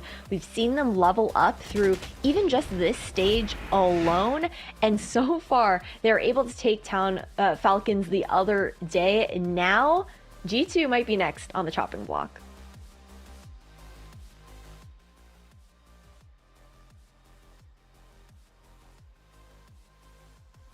Now they're finally being able to tap into that potential. I feel like Nasser, this is just the beginning for them. And I mean, they just took a map off G2. But, you know, before we see if they can close out the whole series, we're going to be taking a short break before we're back with our analyst desk. So stay tuned.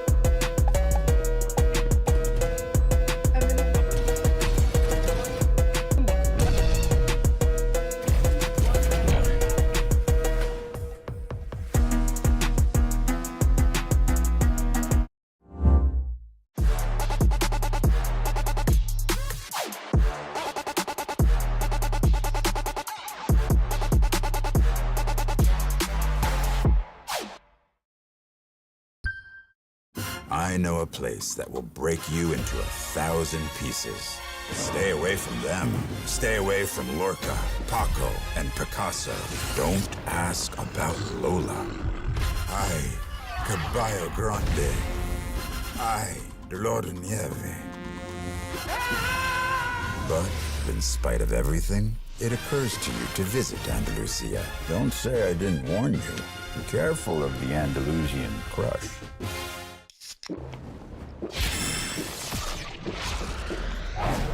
Red Bull gives you wings.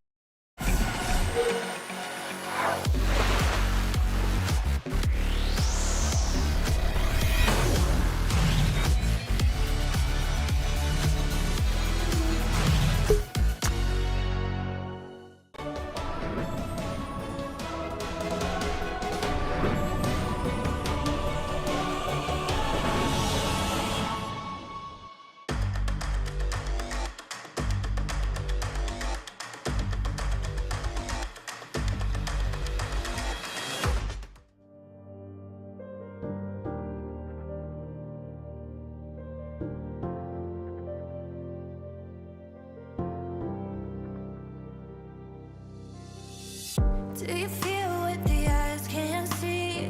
You hear it calling way down deep. Trust your heart, it'll keep you true.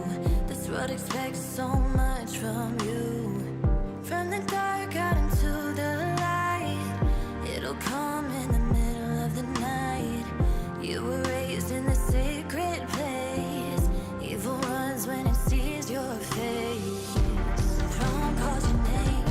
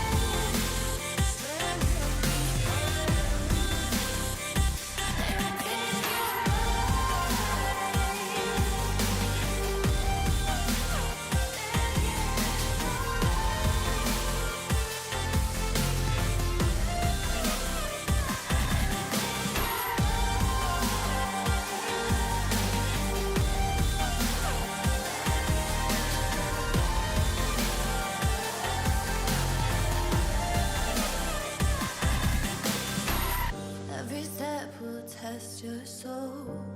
You will walk out pure and whole, stronger than the day before. Tomorrow you'll fight for more.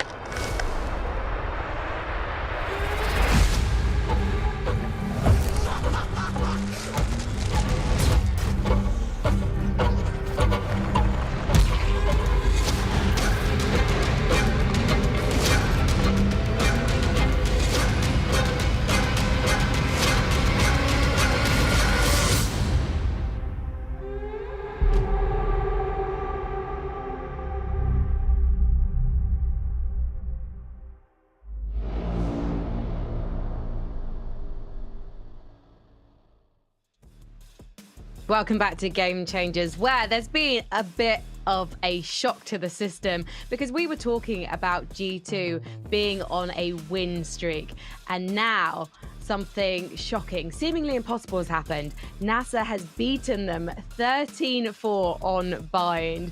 Now, last time we saw these two teams play, it was a 9-3 first half to the side of NASA, Tom. So why couldn't G2 catch up this time around? Yeah, the first thing I've learned about win streaks is that you never talk about win streaks, because evidently then they come to an end. But yeah, no, I think honestly, NASA would just very, very good. I think they did an incredible job of shutting down everything that G2 were attempting, like be it these aggressive pushes into sites. Like you can see that Petra trying to get up close, try and fight versus them, even putting paranoias through to try and slow them down. And then just using their ultimates very effectively, like having the Thrash to push Vanya out of position, just basically taking an awful lot of control of the site. And then you get into those post plants. I know it's something Anami wanted to talk about, but just having that double sentinel, once you get there, it's really difficult to break back in. Yeah, G2 were trying so hard to stop them from planting sometimes, but just because on attack you have the number advantage because you're picking the site, right? So every single time they were able to play this post plant so perfectly, and the advantage of having the Cypher and the deadlock at this, like with your team, it just makes the post plan so easy and makes it so hard and so obnoxious for your team to even like walk up to sites and try to even defuse with. I think we didn't even see, or we barely saw any attempts to defuse because it was just so hard. You had to kill them before they plant.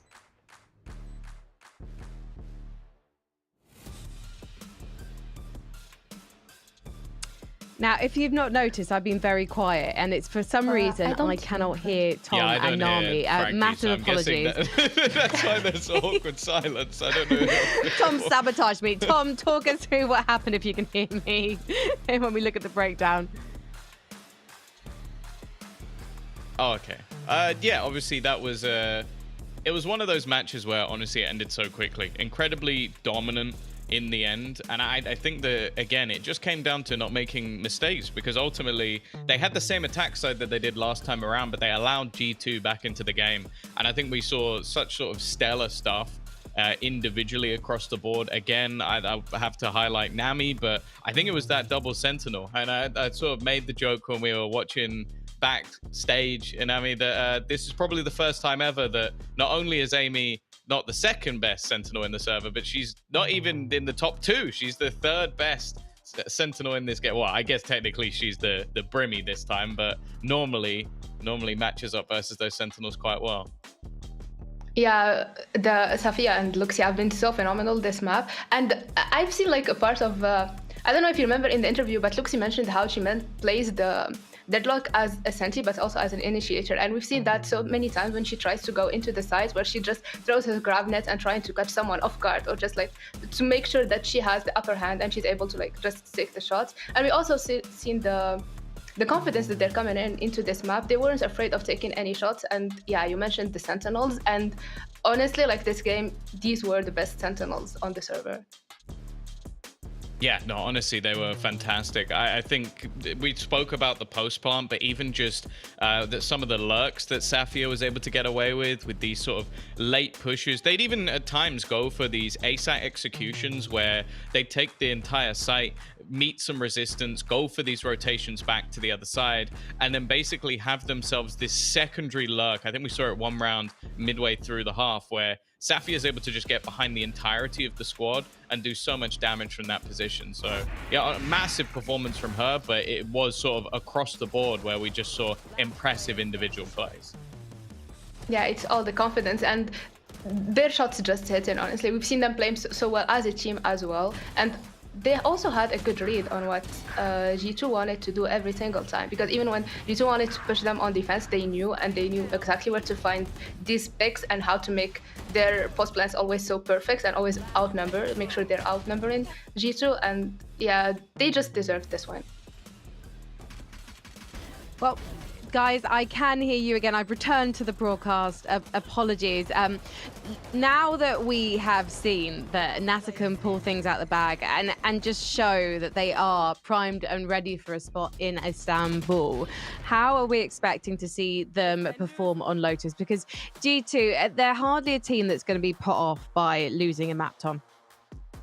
No, I guess historically we would always still be talking about this series as theirs to take because they've always been the sort of boss at the top that everybody has to try and beat. The only thing I will say is the sort of value of a streak is that you never have to taste defeat. So that's something that has not really happened throughout the entirety of this stage, is that this squad has tasted defeat and had to come back from it. And especially not on a map that they've looked decently confident on and beaten NASA before, to get smashed like that, it's not going to feel good. Pair that in with the fact that you talk about this map in general for NASA. They beat KC, they beat Giant XGC as well. So it's not a bad map for them either. They're going to have to come across that deadlock once again and go pound for pound in a deadlock battle. So I don't know. Like, I'm still going to favor G2. This is a map that they're 7-0 on, but I would say I've already been shocked once today. So why not double it up? And also this time we'll be having 4 Sentinels, so it will be like a deadly fight between both teams. Yeah, historically G2 had a better like scores, at least on this map, but Nasr have faced stronger opponents. So for both teams, they have a lot to look at, they have a lot to learn from and like to expect from the other team, but also like it still favors slightly G2. So we'll I've see how that realized goes. We've missed a trick here. We should have requested before this series started a deadlock, or not a deadlock, sorry, a Sentinels graphic, so we could just rank the 4 Sentinels at the end of this map. I mean, Luxie, she is the signature deadlock of EMEA, but how are you expecting the deadlock matchup to go down? Do you think D2 are going to be using that deadlock differently? I would say that statistically, I still expect Luxie to put up more numbers, because I do feel like Mimi, for the most part, plays a slightly more supportive role with the setup, whereas Luxie is genuinely trying to catch you with a net and then fight you with it. So I think that it is going to be a slight disparity, but I do also think both teams have fairly similar ideas in what they're running. It's a very similar comp, other than a slight change in terms of, I believe, having a difference in the initiator. So I think the Fade and the KO, and I will say I'd slightly favor Fade on this map. I think it's been a long-term popular pick for many different teams, but that's the thing though. I think NASA have done well with this deadlock to think slightly outside of the box, where other teams have sort of put themselves into these more standardized ideas. So yeah, I think they've got a good chance here. So Inami, what does KO offer NASA that Fade doesn't? The ult will be like a little tricky when it comes to like go into sites and like just executing so fast, but also it shows that NASA prefers to play like on those like close fights, and they've been successfully doing that in the last map, so I wouldn't expect them to change from that. And if something works, we'll keep to it, like we'll stick to it. But on the other side, I think that the Fade is also so good for Petra, because they'll be able to get the info so early on, something that they weren't able to get on the first map, and maybe this time that they will be able to turn around the things. So Tom, we're looking at a faster paced G2 on Lotus compared to Bind. To be honest, they were fairly aggressive even when it came to their defensive side of Bind, so I don't necessarily know if it will be faster. I think it's sort of to almost just pivot onto the same idea that we spoke about with that KO Fade is, I think one of the things that's quite exciting with the KO, firstly, it's unorthodox on this map. It's not really played by a lot of teams, but it's also util denial. Like when you're running a double Sentinel, one Sentinel revolves around like Amy having all of that utility online all of the time. If that gets taken away, you have a free site to enter. And then Mimi's utility at times will be very reactive. So if you can throw down the barrier mesh, the wall, or if you can try and time the net correctly, well, both those pieces of utility are gone if you get caught by the knife. So I think Toka's actually going to play a really big part of this game. If she can hit either of those Sentinels or remove Petra as that solo initiator, there's a lot of awkward scenarios that can come up for G2 just based off of KO alone. Yeah, also the fact that they're starting attack, I'm so sorry. The fact that they're also starting attack on this map, and it favors them slightly, it favors their comp as well, but also they had more reps and they had better win rates on the attack. So this map can be a little favored to also G2. So now we did think that Bind would be favoured towards G2. We were predicting that this was going to be a 2-0 at the start of the day. So are we actually finally going to see our first 2-1 of the playoffs, Inami? Maybe. Like earlier we said we wouldn't see Sunset, so Tom, do you think we want to see a decider? Sure, we'll see it. Let's go. Let's go, and let's head back to Ash Zach to kick off Lotus. Thank you very much, everyone. You heard it from them. You know, we might see sunset, we might not, but, you know, I would like to see it personally. It's still me, Zach, joined by the wonderful Ash here as we head into map number 2. This time, G2 goes its pick, and we've got a mirror Cypher luck comp. I think the only difference here between these two is the initiator. So, you know, going into the Lotus, Ash, what are your thoughts so far? My thoughts so far for Lotus, I think it's going to be a true test here, right? Because when you have that possibility of heading into the, or when you are heading into this with nearly a mirror composition, but aside from the Fade and the KO, it is a really big test to see like what different ideas both teams are bringing to the table. And it tells you, I think it's a closer measure of who is better on the map, because I don't know if that necessarily makes sense, but because the comps are so similar, you can't really like bring it down to is the differential and the agents that are being used or anything like that. It's a bigger mirror test, if you will. But yeah, starting things off here for G2. Already trying to deny a little bit of the pressure that one way puts over towards Mound. And then looks to slowly actually contact back up towards this A side where Mimi's already taken out the Cypher camera, revealed a bit of her lurk positioning. Let's see what information they can draw out from the side of Nasser. I think only Safia really spotted there with their camera being positioned, so I don't know how much information they have on this utility. It might just be a play towards B instead, where, I mean, you don't have any of the defenders here. That said, the Mimi able to get the first kill, unfortunately doesn't check the corner, and instead it's just going to be a 1-for-1 trade, which, I mean, G2 are happy with. They made a lot of noise, they got a lot of distractions running on the other side of the map, and off the back of that, able to capitalize and take B instead. And look at this, they've already taken Heaven control. Yeah, the Heaven lane denied is massive, especially to set up some sort of crossfire with B main. And I don't think Nasser are going to expect there to be 3 players. Then the opportunity for a potential late wrap from Petra over towards door.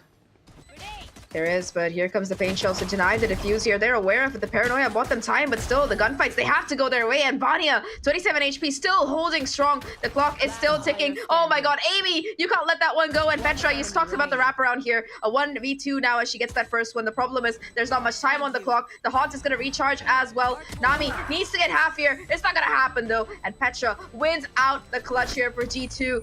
Red Bull clutch. Well, to get them the pistol, and I mean G2 and pistols, it's a bit rough sometimes, but this is what they needed to get. It's gonna start them off well on the map. Yeah, starting off on the right foot here with that Red Bull clutch for G2, and I think we initially saw Petra actually walking away from the wrap because that deadlock wall that Mimi had thrown was still up, but thankfully she goes back forward because that's what saves the round in this 1v2 for them. No, we did see that Marty was aware of it regardless. And now quite a strong anti-eco to actually come into round 2 here for G2. Nasser playing a little bit of a trap play outside of B. Crunch, I mean, Paranoia lying in wait as well, and oh no, the spam rescue, you know, goes for it, is rewarded for it, and now waiting for the any kind of upcoming players trying to take more space onto B2 right now. They're both Nami and Toka lying in wait for anyone to come in, but it's just a game of patience right now, and it seems like Rescue is going to be the one taken down here, so that's a bulldog that you could possibly retrieve. I don't know if they're going to be necessarily going for it here. Might just be better to try and hold on to their lives, try to keep the numbers even, do a little bit more damage to G2. That said though, you can't really be going in for peaks against this kind of a default, and that's exactly what happens. Another victim claimed as Luxie goes down. 3v4 situation right now, and the remaining players, they're finally going to regroup here for Nasser. Yeah, just sticking together, try to play that numbers advantage with the pistols. It's even possible that we might see them try and deny alt orbs over towards G2 and look to just die to the spike instead. The plan to go down, CT's been walled off, so a lane denied, and there is one chance to pick up a gun outside of B. Does get claimed, so Safi is going to have the bulldog into this. It'll be a bit late though, so even might be a chance to try and play for some exit frags. The only lane that we'll see G2 exiting from is going to be over towards Mound. Tripwire broken, so yeah, that's gonna be the Q given away that already there's one player at least already on the flank here. Safia with the camera as well will get the information. Here's the Bulldog reload, spots out Petra. Mimi is able to get the kill though, so that's still first blood taken here, and that Bulldog as well delivered with a bow tie for the players of G2. EMEA gonna be able to pick that up, so no economic loss done, and like you said, everybody just going down to the spike here. Very nice anti-eco here for G2. I don't think they really lost anything. No, because with the Bulldog being picked back up, everything's just been saved into the next round since one of them did just have a ghost going into this. So comfortable bonus for the side of G2, and see how they're able to continue forward here. Nasser, of course, they do have their buy going into this round that a quote-unquote advantage, but realistically it is pretty close when it comes down to that weaponry. And G2 gonna shift the pace a little bit. They walk over towards the A side, immediate reveal with some utility being thrown out, and that's enough to call a couple rotations towards A at the very least. Well, I mean, the problem is that you've got 3 players here from Nasser lying in wait. The spam being made as well, so sound you kind of given away here. All 5 of G2 players, they don't really have any lurks into play. They're just going to be going in for that straightforward execute. So we're going to be seeing a full-on brawl onto site shortly. It's going to be the 0 point to actually not find anybody here. So unfortunately, no info quite gathered. And now with this cave being closed out so early, the dark cover coming down as well, G2 now opt to switch gears and push into B instead, at least try to create that impression while they continue towards A. Oh, the spam not going to really find anything, but you know, with them finally heading in here, it is going to be Safia on site to find that first damage. The TP from Vanya though able to get a kill in return, and now it's going to be isolated on site. Marty doing the best that she can. Unfortunately, timing not in her favor. 3v3. I don't know if Marty spotted Venya actually creeping up into the smoke and heaven. Timing is everything, but Amy's going to get Nami regardless. Last 2 players on Nasser entering in from short. One enemy remaining. They enter and they almost immediately go down. G2, they win their bonus fairly convincing manner. They pick up rifles as well for whoever remains. So yeah, really good round coming in for them. And I think Vanya in particular, again, just such an aggressive TP, and it's so rewarding at the end of it.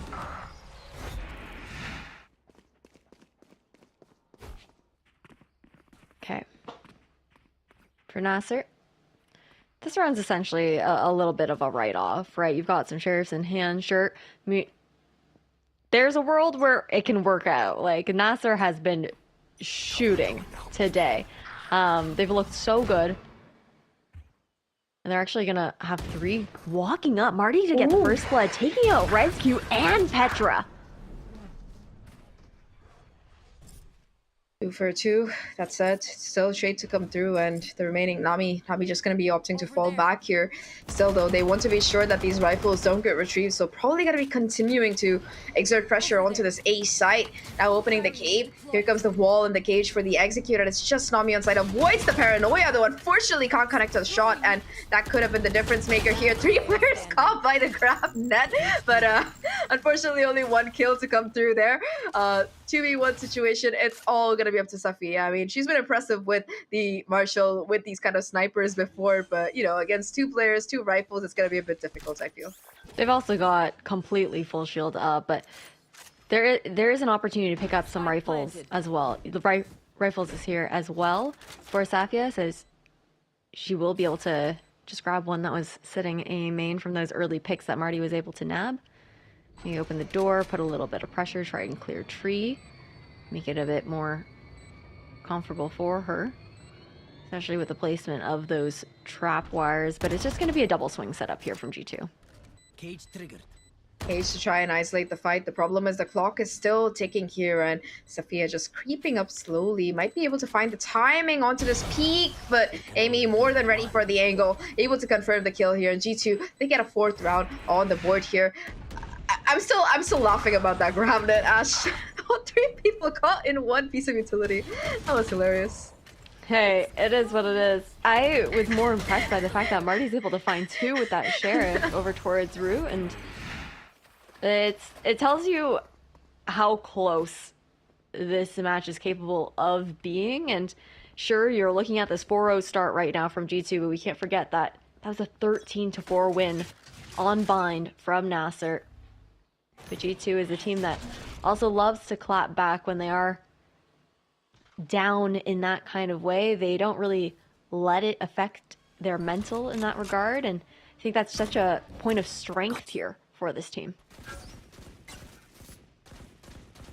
Well, G2 slowing things down just a little bit. Not going to be able to go, not wanting to go too aggressive. They know that Nasser do like to make these kind of aggressive plays sometimes, and I think the PCS to the previous round is still at least there. Bit more methodical now. Petra gonna be leading the charge with the Trailblazer, and here comes a showstopper from Rescue, pushes it forward, not gonna catch anybody, but here comes the Deadlock ult. Annihilation again, not finding anybody. Toka with the sprays, able to find that first blood. Vanya quick on the trade, of course, but still Safia on site being a problem. 2 kills for her already, and the rest of Nasser, she's got enough time for them to come in and help possibly a 2v3 scenario. Safia alone on site. Vanya too sharp for her, though, and a triple for Vanya as well right now. The Deadlock ult's actually not going to find anybody. Might be a little bit hasty, especially with the spike being dropped in the open here. 30 seconds left. G2, it looks like they want to regroup, maybe run away, because they have Vanya's ult to pick up the spike.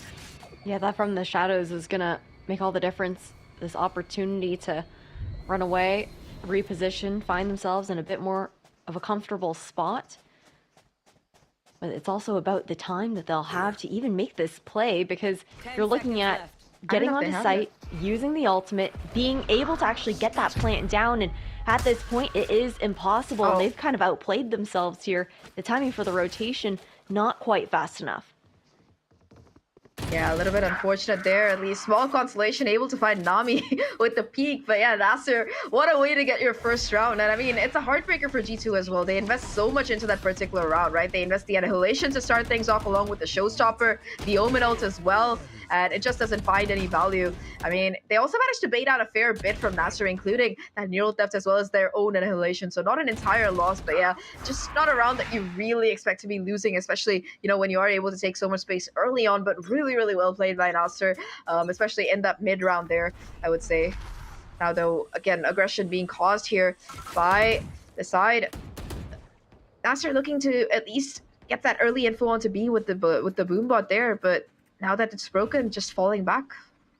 Yeah, it was just a bit of information seeking. You said, no, the Boombot, that's a green light. If it makes contact, that you're going to throw down that deadlock wall and just deny that choke point. And then you're able to call for Marty to rotate over towards Broken Door to be able to help out those A players if need be. And you can see Amy's already had her opportunity to walk all the way up towards A. Door to be opened here as G2 try to clear out Mound. Still very much so not necessarily set on a plan quite yet. Maybe just trying to see what Amy's going to be able to accomplish on the other side of this map. Cage triggered. Yeah, creating a lot of noise, using a lot of utility to create the impression at least that you got multiple players there. Now, though, it's going to be Amy looking to make the sound of at least going to the cage while the rest of the team goes towards B. The problem is Luxie is here, and Luxie is still somehow alive after getting that kill. Marty there for the backup as well, and a rescue up close and personal, looking to do the damage, but Nasser more than aware, more than ready for these plays from G2, and it's just Petra left alone, a 1v5. How can you do? Nothing at all. It's an Andalusia flawless here for Nasser. And after a rough start, they finally seem to have things seem to have aligned after they won that round. Yeah, I mean, it was an extremely clean round from them. You have Safia, her micro here was a big difference maker as far as not being able to stay alive from Amy, knowing that there was someone trying to fake over towards Tree and then denying that short choke because it was that bait play. But then the exec here on B it was disgusting the way that Luxie handled that, and she's able to get that pick off of Rescue as well, because even though Rescue's satcheling in, she gets caught by that sound sensor. As we head into this one, Nasser looking to flip the script and get very aggressive here towards Rubble. Ooh, and this time around G2, they're rewarded for their efforts. You know, they find 2 kills already. Luxie, they're gonna be the only one to find a trade. Neural Theft to come through as well. Luxie caught in the open. Mimi wins that fight out. Deadlock versus Deadlock. It is gonna be G2 coming out on top once again, despite being caught by the Neural Theft. Toka at least able to find one, a second one as well. Unfortunately, just no time to get that grab net out, and you're literally a sitting duck at that point. G2, they counter back with another round of their own, and I feel like that's gonna do wonders in charging up some of these ultimates. Yeah, it is. I like the idea here from Nasser, though. The fact that they're trying to kind of change how they've been handling defense, which has been a bit more of a bunkered play style with some extremity pressure that was mostly caused by utility, but they hadn't really pushed out as much or taken that early rubble control in past rounds. It was just the fact that they were not ready for Vanya to have already crossed over, have that positioning with that TP, but that's also, you kind of should be expecting the Omen to be making those plays when it is a hit towards that A site, because I feel like it's pretty standard to have that shrouded step across, and first time out of the game to be called here will be by Nasser. I mean, 5-2, it's not the best scoreline. I think they want to do better. They want to be sure that... I mean, Tombas said it. He doesn't expect to see a sunset. I don't think he meant it in the way of a Nasser 2-0ing, but it could happen, and I think that's what Nasser wants. You really don't want to let G2 go the distance here. I think so far, at least Nasser, they've been kind of excelling in finding these 2-0 finishes. So yeah, it could very well be what their goal is, to try and make it to that grand final. That said, though, G2, this map, they've had a much better start than before. They were able to kind of get a lot of these rounds together, and they've been kind of denying any kind of additional economic value coming in for Nasser as well. That they have. The Nasser round wins have been close, but often costly. Caution here. Rubble control uncontested this time around by G2. Instead, they're going to pivot all the way over towards the C side, where Nami finds the first and Safia with a shot to find the second there as well. Now, Rescue alone. Looking for a little bit of information here for the team. Just putting pressure on both sides of the map. Safia has just been absolutely phenomenal today with the Guardian. She's been hitting some goated nutty shots. Like, you could barely see the head of Mimi there. She still gets the kill, though, and now caught onto the side. Does have the cage to try and move around here, possibly fall back, but look at Rescue taking up so much space and might be able to find the surprise onto Safia as well. Nightfall to come through, cage for Safia to be able to get out and stay safe here, and with the sound cue being given away, you're gonna have Rescue just quietly pushing forward. Suppressed as well, gonna be forced to break the trap, but in the meantime, Vanya with a spray through the smoke finds Safia. That's the first kill. Showstopper invested. Okay, I don't know how that didn't get the kill there, but in the end, Marty does it with her rifle. Vanya, though, she's been a beast onto site, just being able to get kill after kill after kill, and with that triple, will guarantee G2 a 6th round on the board. I was also shocked by that Showstopper, Ash, but all's well that ends well. I would be okay if I'm Marty and I don't get the kill on Rescue after my Showstopper somehow fumbles the kill on Rescue. I'm so mad there. I think it was because Rescue just sidestepped it enough that it wasn't full damage and it was just splash damage. But it's ridiculous. It's ridiculous. That was like that looked point blank, but whatever. just another Razor thing.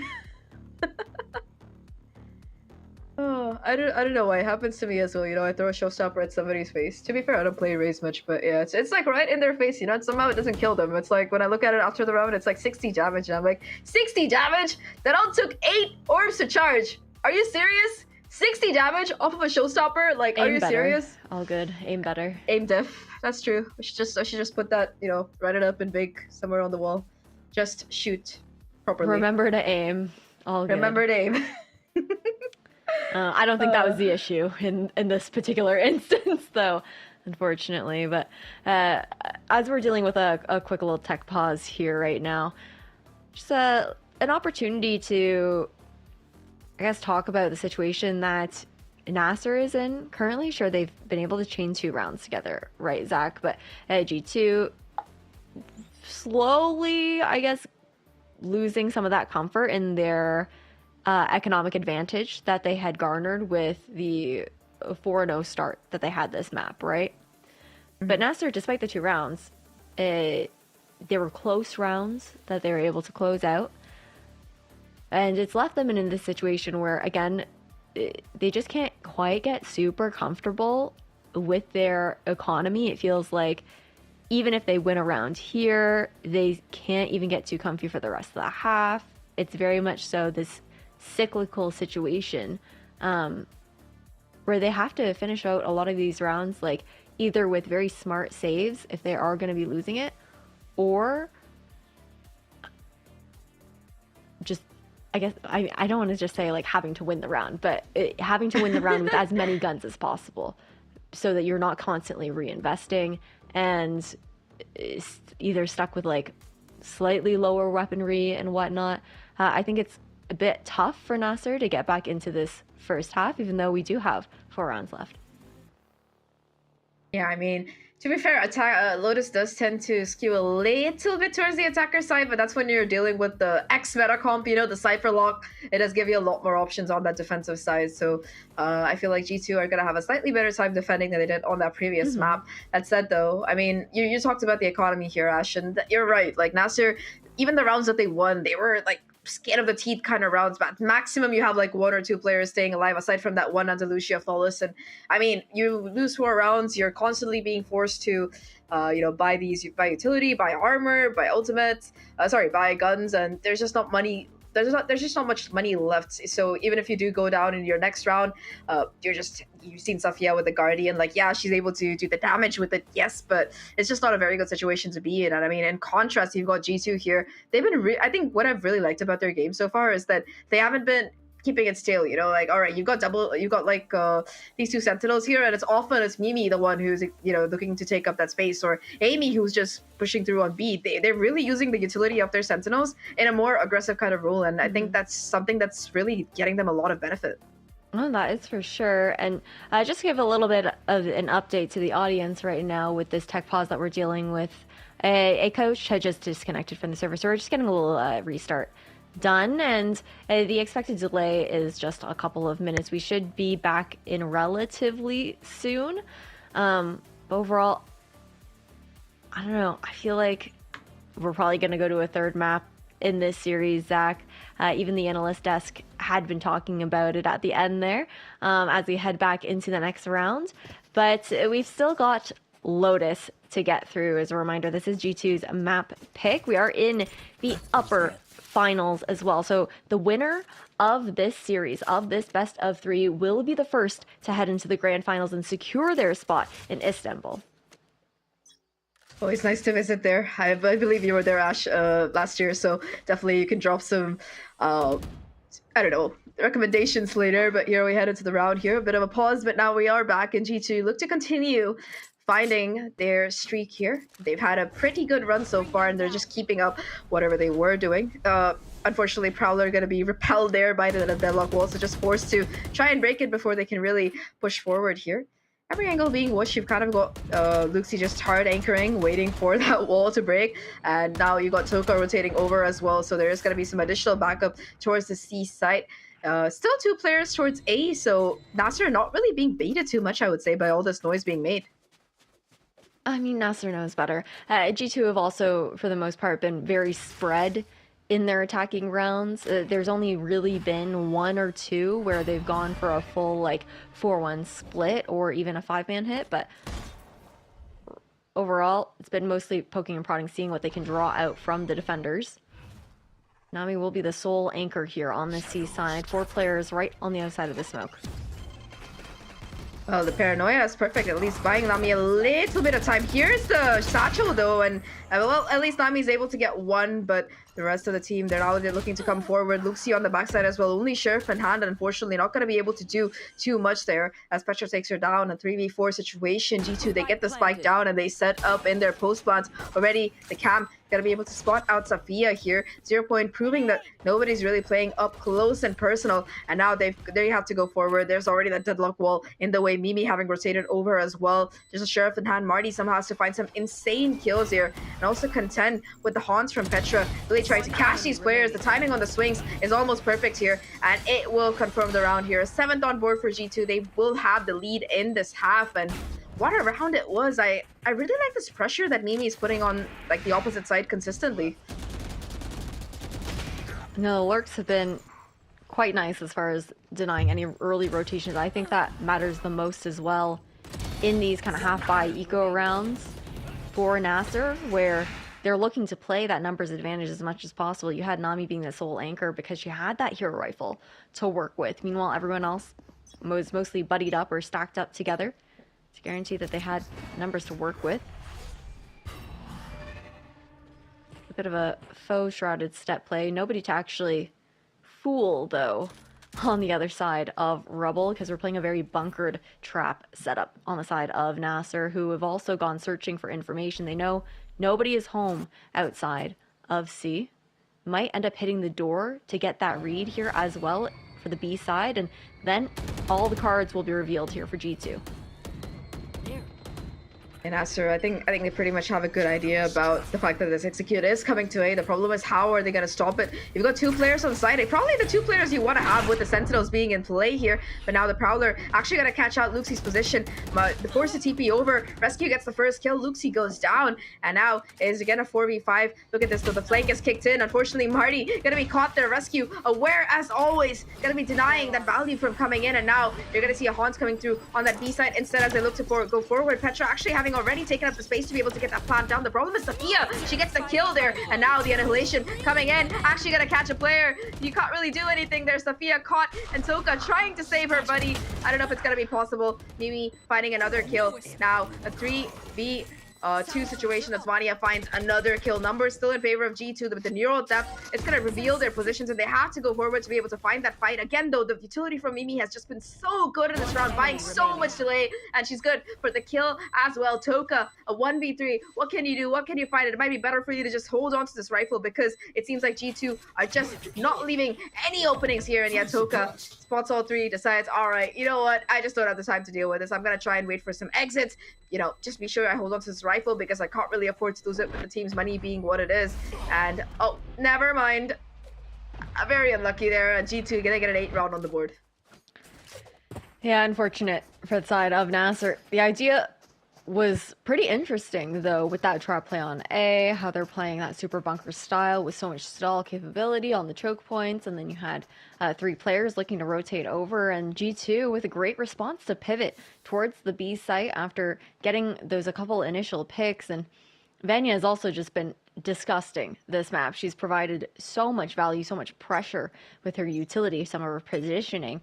15 and 4, the Vanya that I feel like we're quite used to seeing.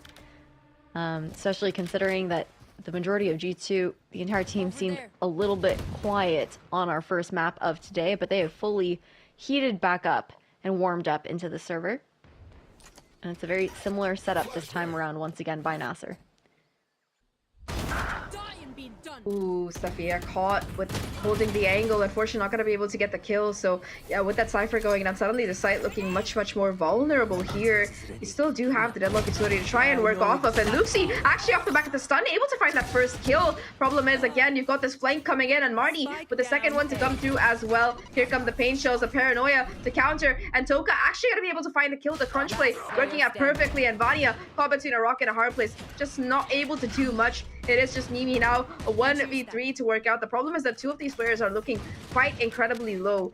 She can't even rotate here because the spike is dropped, so it's just gonna have to be her being able to find these kills. It's like a crossfire that they have set up here. And Mimi, I mean, she has 30 seconds to work with, but it's not too much time. Goes through the smoke, and Nami, rifle retrieved, angle in hand, is able to get the kill here. Beautiful round from Nasser, and one that they really needed.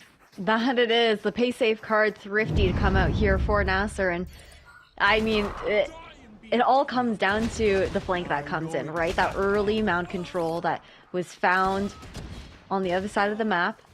And then I really got to say that I feel like you have Nami, who we didn't see it quite yet there, but was a big part of why that crunch worked out. The paranoia towards Rubble, allowing Toka to kind of reposition, get the angle down as well. And G2, they switch up the pacing for this next round. They know that Nasser's been pushing out of C, and they go for the showstopper play. Nobody home, though. Nasser having to go for, or choosing to go for, a full flank as 4.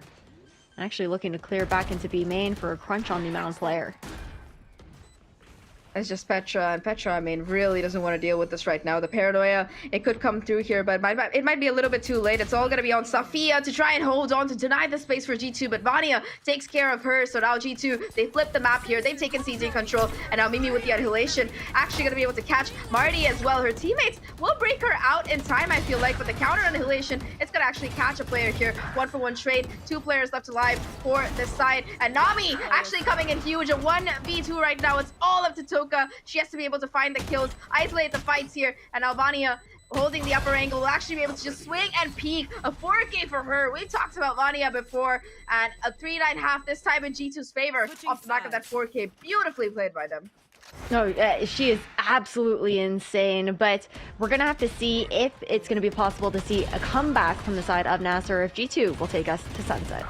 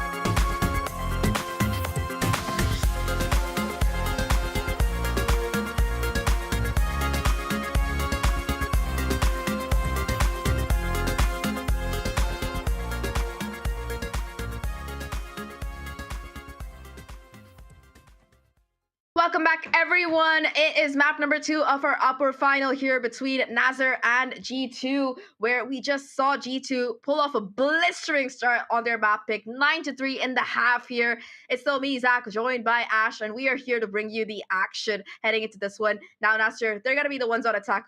What do you think they can do, Ash, to flip this around? What can they do to flip this around, win rounds? I feel like that was a very like Tom Biz line of me, actually. I was thinking that, you know, I was like, oh, when did we swap casters? Excuse me. But I think we have to see what they've got to bring on the pistol first. That's where everything starts, right? Being able to get this first round in the second half, give them a bit of an early advantage into half number 2 and see if they're able to kind of snowball some momentum from there. And so far, I mean, this deadlock wall is just so annoying to deal with on the pistol round. If you don't get to it early on, it takes so many bullets to actually break it. And then you've got this really annoying trap play set up to work with here on C as well. Cover going out. Well, at least they've cleared up B main, so they know there's no one crunching in on them from the door part. They're just looking to go forward onto site. The problem is there's just so much utility to deal with. That's not gonna stop Marty, though. She just charges forward, gets the kill onto Amy here, and knows exactly where the second player is as well. The problem is that's an isolated fight. Thankfully, Safia gonna be able to step up huge and find that kill as that plant goes down. Now, Rescue looking to take some space here, but Nami, the classic in hand, good enough for the kill. And now the numbers firmly in favor of Nazar. The problem is one of their players is looking quite low. It's not gonna matter against Safia. She is her this game as well as this entire tournament. Her and Luxie, the Sentinels, the power of them really kicking in, and a pistol that Nazar really needed, like you said, Ash. They're able to get it in their pocket. Yeah, pivotal for them, but it's also important that they find a very comfortable anti-eco win here in the second round. Just being able to carry on as many of these weapons over as possible to try and contest the buy that will inevitably come from G2. But a nice start at the very least. And G2, you know that on these second rounds, if they lose out on the pistol, they like to go for these death ball plays. This time, it will be towards A, and with the 0 point destroyed, Toka doesn't actually know that it'll be all 5 players pushing up. Nasser look to take control of the other side of the map and go over towards this B site. But I don't think they're going to expect the number to meet them on this flank. Yeah, 4 players coming in. I mean, you do have Rescue kind of just watching. Sorry, Mimi watching to see if anyone's going to be pushing forward here. Here comes the flash, though. I like that these key players aren't really doing too... they're being like very methodical about it. And the remainder, they're all on the flank. Like you said, 4 players lying in wait. Here comes the utility to start things off with. The fragment actually going to buy a little bit more time here. And I think at this point, G2, I don't know if they really want to try and go in. They might just try to wait for these exits. Maybe, you know, be able to get themselves a kill or two. But yeah, with that information coming in, you know, there's 3 players towards the outside here. You just really don't want to give up any of these rifles, and I think that yeah, the rest of Nasser are just gonna be opting to fall back to safety, hold on to these guns, and you know, end this round the way it went. Really nicely played there by Nasser. They try to get the ninja. It's a little bit too late. G2 know that as well. Why not? 5-9 here. They're slowly but surely narrowing the gap. I find them. More of like a little for fun play, see if they can maybe bait somebody back into maybe running into the spike accidentally or something like that. But right now, Nasser, relatively strong bonus coming in for them. Quite a strong bonus coming in for them, actually. They're able to save all of those weapons into the next round. Safia, who had been on that ghost, able to invest into a guardian to carry over here as well. For G2, of course, they want to make this one as clean as possible. It's a back and forth on that front, right? Nasser trying to close that gap. G2 looking to maintain a lead. The TP over just to deny potency of the one-way. Clear things over, but Safia on the lurk actually taking down Rescue is a huge pick. I feel like Safia shouldn't play anything but the Guardian at this point. She's just been on fire with that weapon. And yeah, like you said, Rescue going down early. Not a good sign for G2. You really want that explosiveness on your retakes if that's what you're going to be playing for. And yeah, with your Gillis being shut down in the first 10 seconds of the round, definitely makes things a little bit more difficult. That said, though, Amy now, solo player on C site looking to anchor, does have a little bit of backup from Mimi coming in through Waterfall. But aside from that, right, I don't know if Nasser are going to be really pushing the issue on this C site here. They know that, for example, the Cypher Lock does tend to hang around there somewhat, and the 0 points as well, not going to actually catch anybody as they go forward. Oh, all right, a little bit unfortunate that the deadlock wall actually going to be able to isolate some of these players. The problem is that they're all on side, and Safia strikes once again, a second kill to come through, but this time around, Mimi and Amy between them, the double sentinel, hard anchoring, and they're able to find so much damage before falling back 2v3. 30 seconds left. Spike planted. Spike planted by Nasser. Now, it's all about how they look to position themselves. Taking out one of the sound sensors on C, the very least, and looking to fall back a little bit. Not quite planted around that. They have to maintain control of the site. And it's just not going to be able to happen. Mimi with a quick cleanup. I think it was just a bit awkward there. Nasser didn't really make a decision quite yet on how they wanted to play that post plant, unsure of where G2 were looking to push back in from. And the round that we kind of how we expect that round to go. I think that there is definitely an opportunity for Nasser to win this one out, but anticipation usually being on the side of weapons for round 3. See if that does work out. I mean, like you said, it was a pretty good buy round for G2, but they're only able to keep like 3 of these guns, which I mean, it's good enough for them to start building that buffer. They also have the Annihilation ready on Mimi. Gotta be a pivotal ult in this one, but yeah, Nasser finally gotta be having the full buy to come in. Here comes the combo, the C's and the paint shells doing a little bit of chip damage, but nothing too much here. And in the meantime, you can already see the damage being done. Rescue having taken a headshot through the wall, I believe that was, or just a phantom headshot. I don't see any phantoms, never mind. Yeah, wallbang headshot there, and it's gonna be a little bit of damage done here already. It does seem like Nasser, they still want to push the issue. They break open the B door as well, so a possible pivot into B available. Petra gets a little bit of damage done, but again, off the back of the paranoia, it's gonna be them stuck between a rock and a hard place here. Paintshell's actually gonna be doing chip damage, and Vanya running into Safia's arms, but still ready for the fight, able to win it out. That is absolutely crazy that she gets detained and then like able to get a fight right after. What the heck? So well done by Rescue. Only has 16 health though. Inside of Treat does have a boombot to work with. I love this play where they're pushing up towards stairs here on side of Nasser. Spike down A. Seems like G2 were ready for it though, and Marty and Nami, they're doing their best to kind of bounce back, bring things back in numbers' favor. And oh, okay, yeah, Vania gets the first kill. Sure, the Annihilation misses, but now Marty, 41 HP, trying to run away. Spike in hand, just runs into the waiting arms of Amy. So G2, they get round 11 on the board here. And now Nasser, they're going to be in a bit of a rough situation economically. Not the greatest amount of money in the bank. So are they going to try to eco, play for overtime? Are they going to force? Lots of questions. Let's see how they look to handle this next round, but G2 have just looked so good on Lotus so far. Nasser to call their second timeout of this map here as well. And it's kind of daunting, right? Because you're in this situation where we're expecting to see a bit of a half buy come through, but then that means that G2 have the best opportunity to take it over to match point. And then it's just trying to fight out to head over to overtime, right? It's a big toss-up as to how you kind of want to handle it. But I think realistically, I don't think there's quite enough money on the side of Nasser to make forcing up actually worthwhile. So going for a bit of the safer option there as well. And maybe even just looking to try and work Marty towards having Showstopper available into their next buy round. I think that could definitely be a huge ult to have to try and break open this defense here coming out of G2, because there's just so much utility, so many obstacles in their way, and they're constantly bleeding themselves dry before they can even get onto site.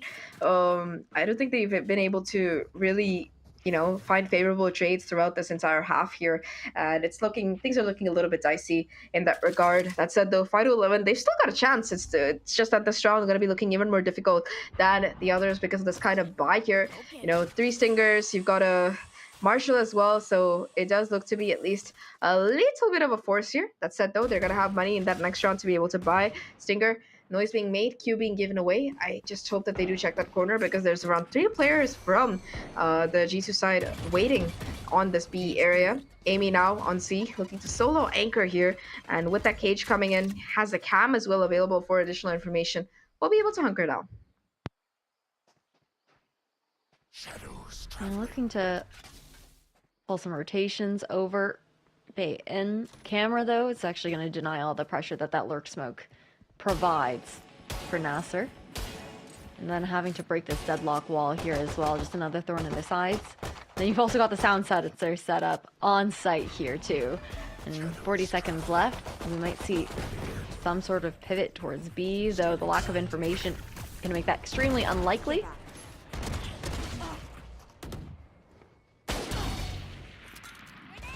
There we go though, the kills coming in, rescue already. 2 on the round so far. Toka finally getting a trade onto Mimi, but still 2v3 scenario, numbers in favor of G2 here. Marty, the rescue able to find the kill onto Toka, and now it is just gonna be Nami looking to do what she can. Gets the first, get the second, in position for the clutch, but Vania in position to find that final kill, denying the clutch there, the 1v3. For the Omen, and Vania with the defuse will be able to get G2 to match point, 1 round away from pushing this to sunset. I was a believer for a second there, but the reload in the open, so difficult. But match point here. The other thing too is Petra and Rescue get so much value with that upper angle, and a part of that is because we didn't have the smoke actually up and available to throw down on Heaven. They use it towards stairs, and the other one had been expended for that lurk smoke on C. It's just tiny mistakes like that for the side of Nasser. Of course, that's also hindsight there as well, but it comes down to these fine margins. Fine margins indeed, and oh my, even with the grab net catching Mimi, she's still able to come out on top in that confrontation, able to fall back as well. Look at this quick rotation coming in from G2. They've already got 3, almost 4 players hanging around towards the C site. Bit of a rotation call. Fate here with that door being open, but the rest of the team, they're still hanging out outside of the C site, at least looking to make the distraction. The problem is that the remainder, they're trying to go to A here. Spike headed to A as well.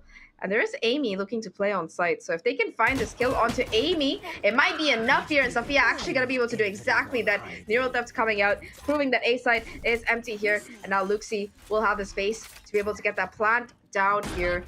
4v5 is what we're looking at. Yeah, that information that pick, everything that they needed to find this opportunity that you're talking about. And then you've also got this deadly setup for the drop down on site. Great null command to deny the showstopper from Rescue as well. Yeah, beautifully played, and I mean, it's not gonna matter. Rescue still, though, even if she doesn't have the showstopper, she is like a rocket herself, headed towards the face of her enemies as she gets 2 kills already. 2v4 situation, and they have to go in for a peek now. Spot that no one's defusing, but now they know where one player is. Here comes the pain shells, might be enough to do damage on Toka. Without the flash, Rescue gonna be able to get half of it, and Mimi gets both of those kills. G2, 13-5. We are going the distance here to Sunset as they take map number 2. Revenge, you know, Nasser might have dominated map number 1, but map 2, it was all G2. It was all G2, and it's to no surprise there as well. Again, this is a team that mentally they're not going to get down by getting, honestly, a little bit stomped on Bind. It's not something that's going to keep them from going into the next map with the best mental possible, and this is exactly what we see. So it's the question now, I think, leans on Nasser a little bit to see if they're the type that's going to be able to come back and kind of refresh themselves as we head into Sunset after a quick break.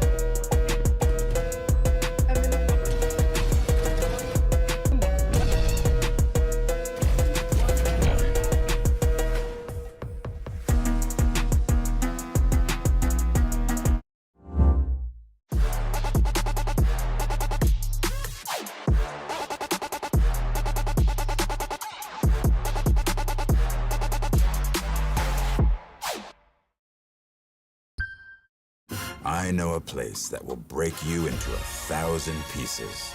Stay away from them. Stay away from Lorca, Paco, and Picasso. Don't ask about Lola. Ay, Caballo Grande. Ay, Dolor de Nieve.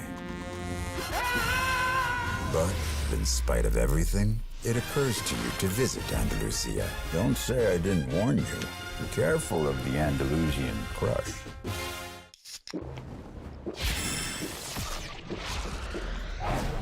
Red Bull gives you wings.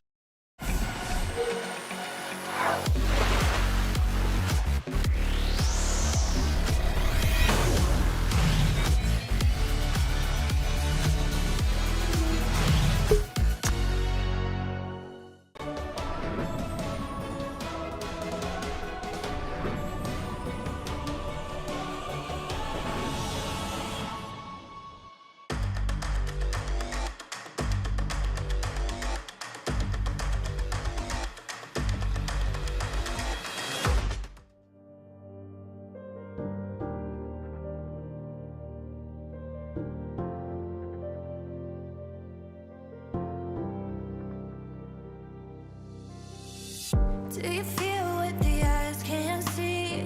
You hear it calling way down deep. Trust your heart, it'll keep you true.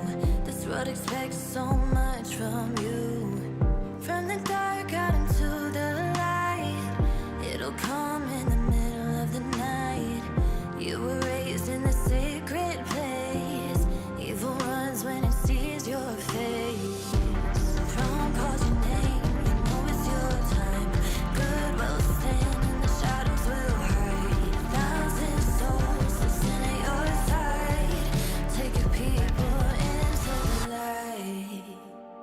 They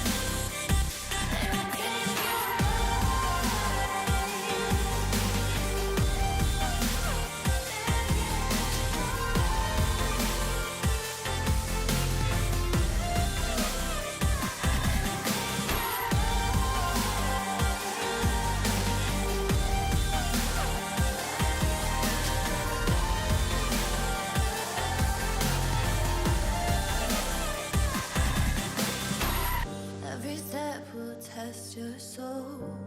You will walk out pure and whole, stronger than the day before. Tomorrow you'll fight for more.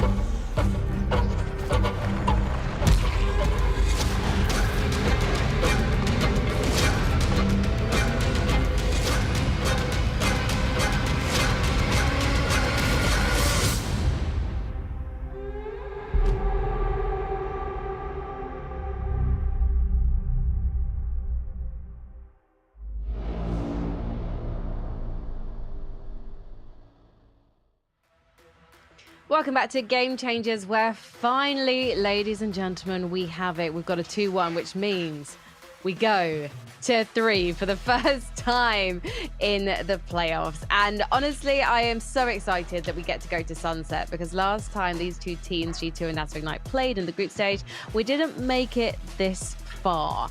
However, I do feel like, Nasser are going to have to dust themselves off, because 13-5 Lotus, it wasn't the way they wanted things to go.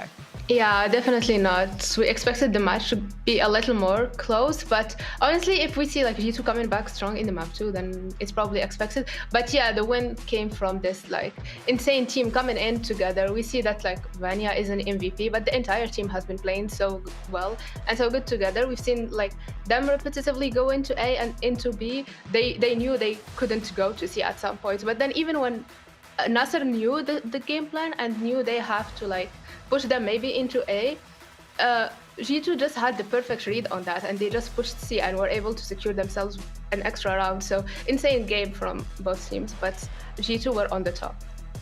Tom, before we go into chatting about Vanya, can we just give props as well to Amy, like holding down that C site as a solo? Like, I mean, it was such a great performance from her, even if the numbers don't necessarily show it. Sure, yeah, no, I'm not going to take away. I will say, I am, however, going to ignore you and go straight into talking about Vanya. No, that's fine, that's fine. I wanted to give props to Amy. We've got clips for Vanya, we've got stats for Vanya, so I'm going to stick to the Vanya hype train, because I think going into... She's had a great tournament, don't get me wrong, but we have been hyping up ResQ all the way through. She's having a bit of a quiet game, but this just, again, shows the sort of depth that is available to this roster when your controller player is one of the best players we have in the entire Game Changer scene. This game was just a testament to that. There are a lot of closer rounds. There are a lot of opportunities where we could have seen Nasser actually get themselves back into the game, and every time they tried it, they were met with a Vanya multi-frag. She had an incredible match, and yeah, as I said, when you have a controller who can do that, it must be nice living in the G2 camp. I feel like this is something that also Vanya is bringing to the team, because this has been one of the best maps of BBL back then. They were insane on, she was insane on Omen, and they were insane on this map as well. So it's just props to Vanya for being able to like keep the team on the top, even when Nasser were close to getting some rounds. Yeah, and we should also just talk about how this team has got back on point so quickly, and the fact that everything is so coordinated efficiently. Tom, you've got a particular round you want to highlight from the likes of Mimi. Yeah, I think it's Mimi's utility usage. This time she did have like fantastic stats to go with it, but just in the post plant, like using her ultimate just to delay, allow her to isolate Jules. It happened all the way through this round where she has the net to catch a couple of players, the ultimate in the annihilation being able to deny as well. And in the meantime, she's not just sitting there. When there's other players to be fighting, she then peeks to catch off a player flanking. She holds the line on other angles, knowing that, okay, my sensor is holding off this position, my net is holding off this position, and they're able to take the round home in the end. It's just really solid delay from her utility, and means that rather than them getting swarmed by 3 angles at once, they only really have to fight 2. They just took the last graph you made personally, Tom, because we spoke about the 2 sentinels from the other side, and then like this game we see Mimi and we see Amy coming in so strong. But this time around we're going to Sunset, and once again it is favoring G2, but Nasser had more prep on this map. This time around as well, we're going to see yet again a initiator difference. So NASA are going to be sticking with the KO, and G2 are going to be running a breach on this one. But are they going to be running all over NASA, Tom? It's an interesting one because I think a lot of the time when I see a Neon, I do quite like the KO. I think some of the pot flashes you can utilize are really valuable, and also just the delay that you can have with using that fragment. At the same time, I think that both compositions are very much viable and what you can set up with the breach, but it's actually going to be a big change. They're going to bring that deadlock in here as well. It's something that, as said, Luxi has been fantastic on an individual basis, so I don't have an issue with it. They're going to look to try and combine with the raise as well of Marty, which again seems like more of a comfort pick. So it's a comp, I believe, similar to something that was run by Foot at one point. I remember Mr. Fallen, I think, was running it. It didn't go particularly well, but I think Luxi has a few more reps on the deadlock, so I have faith. Yeah, they just favor the agent overall, and they're just used to it. And honestly, if you don't have a direct answer to G2 on this map, it's better to run something you're more used to and you're more prepped for. So excited to see what Luxi will be bringing on this map, because this is a first. I'm going to quote Sarah in her Giant X victory interview yesterday, and pretty much every professional player in any esport, which is NASA seem to be aiming to play their own game, but is their own game going to be strong enough to book them a spot today in Istanbul, Tom? Oh, I'd like to say so. I think now that they're bringing in this deadlock, it's a bit of a surprise. I think catching G2 off guard, why not? Let's get them that spot in the final and put all of the pressure on Sarah and GX, because they'll need to win if they do. Inami? Yeah, honestly, this has been one of the strengths of Nasser. It's playing their own gameplay and playing different stuff all over. So if they want to make it to the champs, this is their way. Well, let's head back to Zakanash to close out this series. Ladies, a 2-1 at last. Finally, we have broken the map 3 not coming to play curse in this playoff stage, and here we go. What a map 3 it is as well, between these two teams fighting for, you know, the ability to go to Istanbul and play that LAN finals live. It's still me, Zach, joined by Ash here on Sunset. And I mean, looking at the agent comps, Ash, you know, you've got the pretty much default Sunset comp for being run by G2 with a couple of variations, and on the other hand, you have Nasser continuing to, you know, go for playing their own game, as we've been saying so many times today with that Cypher lock. Well, with the Cypher lock, it works out for them for the most part, right? Teams have usually a hard time dealing with it, and with the fact that they probably, on the side of G2, they probably prepared for this matchup, expecting the previous composition. Curious to see how much of a wrench Nasser or Ignite are actually going to throw into the game plan of G2. We've seen ups and downs, I think, with deadlock comps on Sunset previously. Tom had mentioned it before as well, but Luxi looks so good on this agent that this really might be the answer for Nasser to try and send G2 down to the lower bracket. Yeah, I mean, at this point, they're the only team to have taken off a map this stage at all from G2. So if anybody can do it, it's got to be them at this point. But, you know, they still got to be able to win this map out. I mean, we were talking about the different kind of scenarios that could play out here in Nasser. They have a legitimate shot at being able to qualify here. If they do make it to that grand final, I think that it will automatically push them forward, depending, of course, a little bit on what happens in that game number 2 with Giants X against Falcons there. But I mean, Giants X only qualify for sure if there is that grand final between G2 and Falcons. So Nasser really wanting to keep themselves in the running here, and you know, if they can win this one out here, it will be them keeping their destiny in their own hands, and I feel like they really want it. And looking at the past as well, I mean, going through the stats here, what I found interesting is that neither team has too many reps on this map. I think G2 have a couple more in their favor compared to Nasser here. But the thing is also, this is like one of the maps where I actually remember G2 taking quite a pummeling. Sure, it was in stage 1. It's been a while since then. They've been looking much better on this map for sure. But this is the map where they fell 13-1 to Falcons, if I'm not wrong. That's a while ago, though. A while ago. And the meta has changed a lot. And I think that we've got to focus more on more recent results when it comes down to some of those numbers and whatnot. But again, I think it's going to come down to maybe how much G2 were reading into anti-stratting, but also knowing this team, that's not where they've put all of their eggs. They don't put all of the eggs into the anti-strat basket. Sure, there might be a couple set plays that they look to try and counter, but overall, I know we've talked a lot, and the analyst desk has as well, about how Nasser loves to play their own game. G2 have always been the type to always focus on that. I feel like whenever we have those interviews come through from them as well, and you chat about how they're looking towards like a specific matchup, that's always the first thing to come out of, not even just G2's mouth, but any players for the most part. For sure, for sure. Either way, though, heading into map 3 here, the one for all the money, or at least, you know, a couple of plane tickets to Istanbul. Let's see if Nasser can make this upset come full circle here, or if G2 will continue undefeated in series, if not in games themselves. Now, though, looking at the compositions here, I mean, we've seen the Cypher Lock look incredibly deadly before for this Nasser side. The previous iterations as well, where they played Sunset, they haven't been running this comp, so a little bit more of a question mark, and how well G2 can really adapt here. Talking about G2 adapting, though, it is going to be them starting off on attack.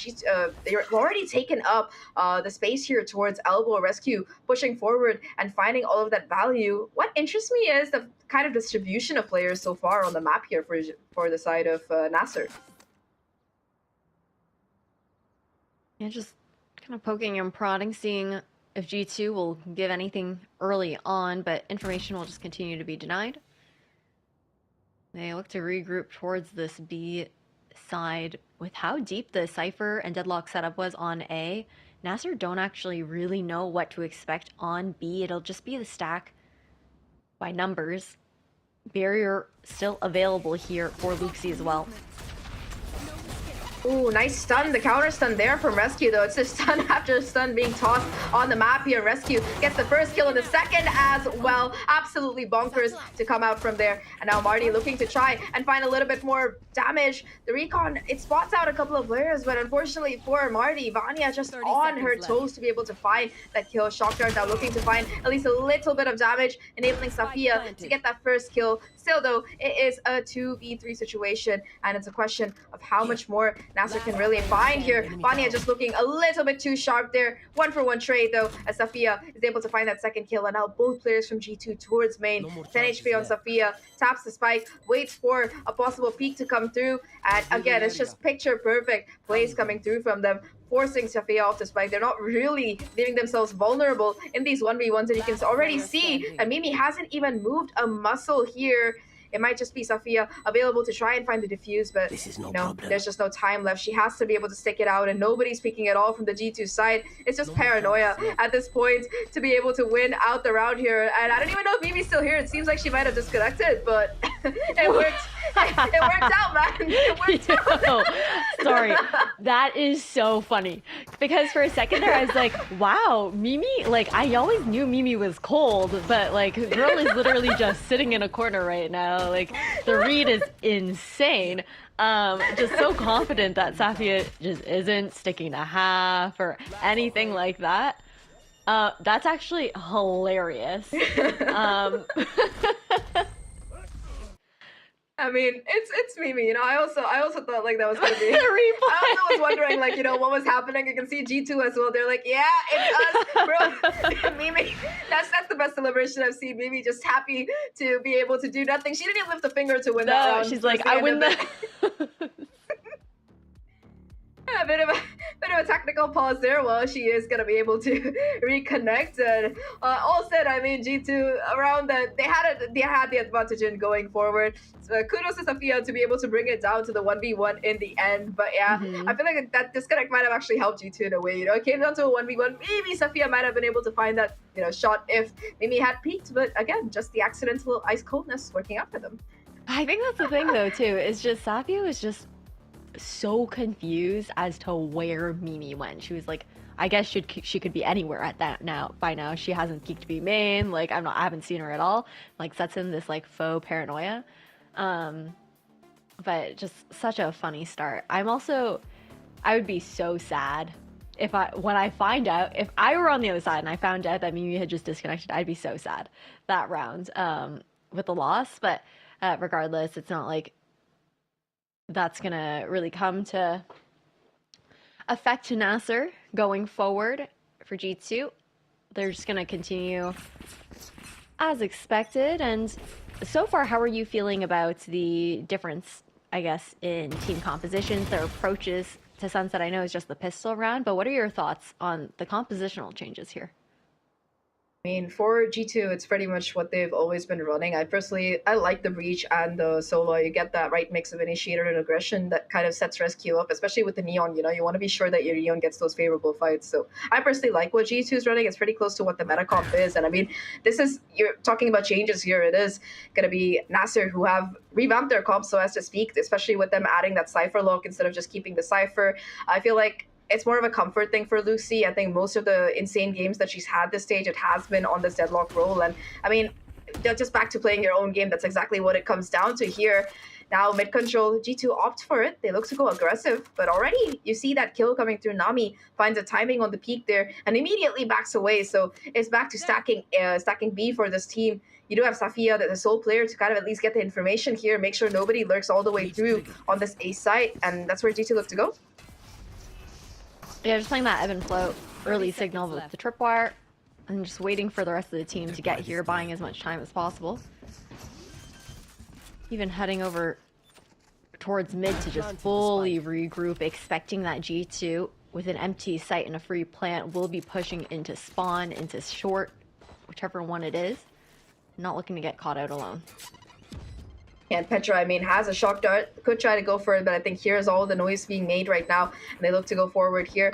Attackers, defenders swap out position. The Guardian, though, it hasn't really, the Bulldog hasn't really found anything. On the other side, it's just G2 across the board finding the kills here. Almost a flawless round for them, with only Mimi being taken down in that initial fight. And I mean, sure, they lose one gun, but it's still going to be a pretty substantial bonus, especially when you consider that Rescue is able to carry that handle forward into this round. Yeah, very comfortable bonus here for G2. I like the idea that Nasser had, though, with having Safia play super far back. Then you have the 4-person flank coming in. I know they sent Nami back over towards top mid just to clear out towards short to make it a little less comfortable for G2 in the post plant. But this is where we're gonna see how the round continues to go. Rescue on a solo mission already through top mid.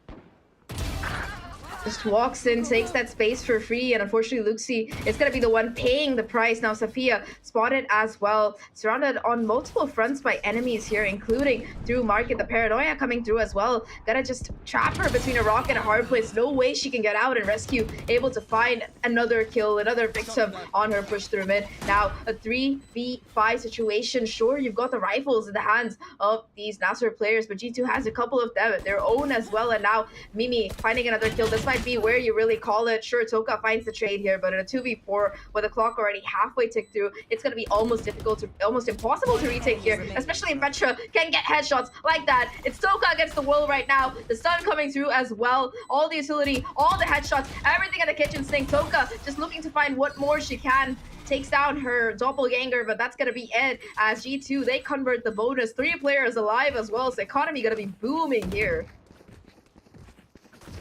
They've got to be so happy with this start into Sunset. And it's looking like quite a daunting one, I think, for Nasser as well. You look at the fact that I think it was that 4-0 start when we head over towards Lotus, our second map of today, in this best of 3 series. And G2 have just continued to kind of pummel forward with the momentum since then. Nasser are going to have to look to put an earlier stop to it this time around because there's no more lifelines left. Yeah, it's either perform or, drop down to that lower bracket. Like we were talking about, it's the only way they can keep their own destinies in their hands. Now going in for a mid push here. Vanya, is they actually able to get only one before being shut down? So that's a rifle that could possibly be retrieved, but already Mimi there with a stun to deny, or rather to discourage any further pushing in exchange for the rifles here. Once again though, G2, they take control of this B side. Petra finding a kill as well as Nami, who was the sole player towards Market, getting taken down. Numbers back in favor of G2 here, and they look to just set themselves up for this post plant. They've taken CT control as well, so Rescue gonna be the one to break that drone and deny further push off the back of it. And in the meantime, you got Safia towards CT trying to find some damage. Unfortunately, these sheriffs against these rifles just can't do much, and Rescue, again, that position she took all the way in the beginning of the round, paying off big in terms of the dividends as she gets a double kill to close it out. And 4-0 start on Lotus, we saw where that went, and now they managed to replicate it on Sunset. Question is, will they continue forward with this momentum, or will Nasser be able to steal a couple rounds away as well? I believe on Lotus, it was after the 4-0, Nasser were able to get 2 rounds, but then weren't able to chain together anything afterwards. The timeout to be called here from Nasser as they search for some answers here. And I think what is a little bit difficult for Nasser right now is, sure, you have the Sentinel setups that are being set down by the team, but otherwise there isn't too much like information gathering happening outside of like the passive info that they're finding right now. And G2 are doing really well to work around any holes in their defense. I feel like they've thread the needle a couple of times, finding space where they really shouldn't be, and have had these opportunities to catch Nasser off guard.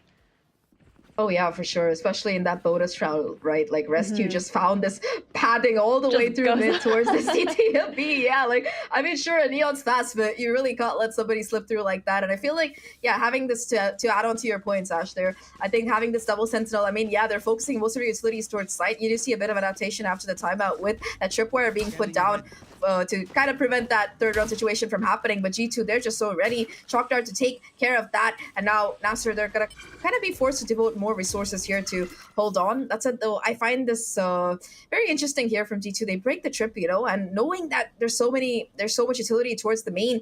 Look at how they're pushing Nasser. They've taken B lobby control. A main has been pushed through as well to a decent extent. And again, like mid is that expectation here. They're just opting to play retake. Yeah, they're happy to keep the space open, right? You've got Marty just jiggle peeking it, getting the information in case somebody does manage to cross. There is obviously the possibility that Rescue could technically sneak over towards the left side, and the eyes drawn away now. The timing perfect for G2, all baited away by that one owl drone that comes up A short.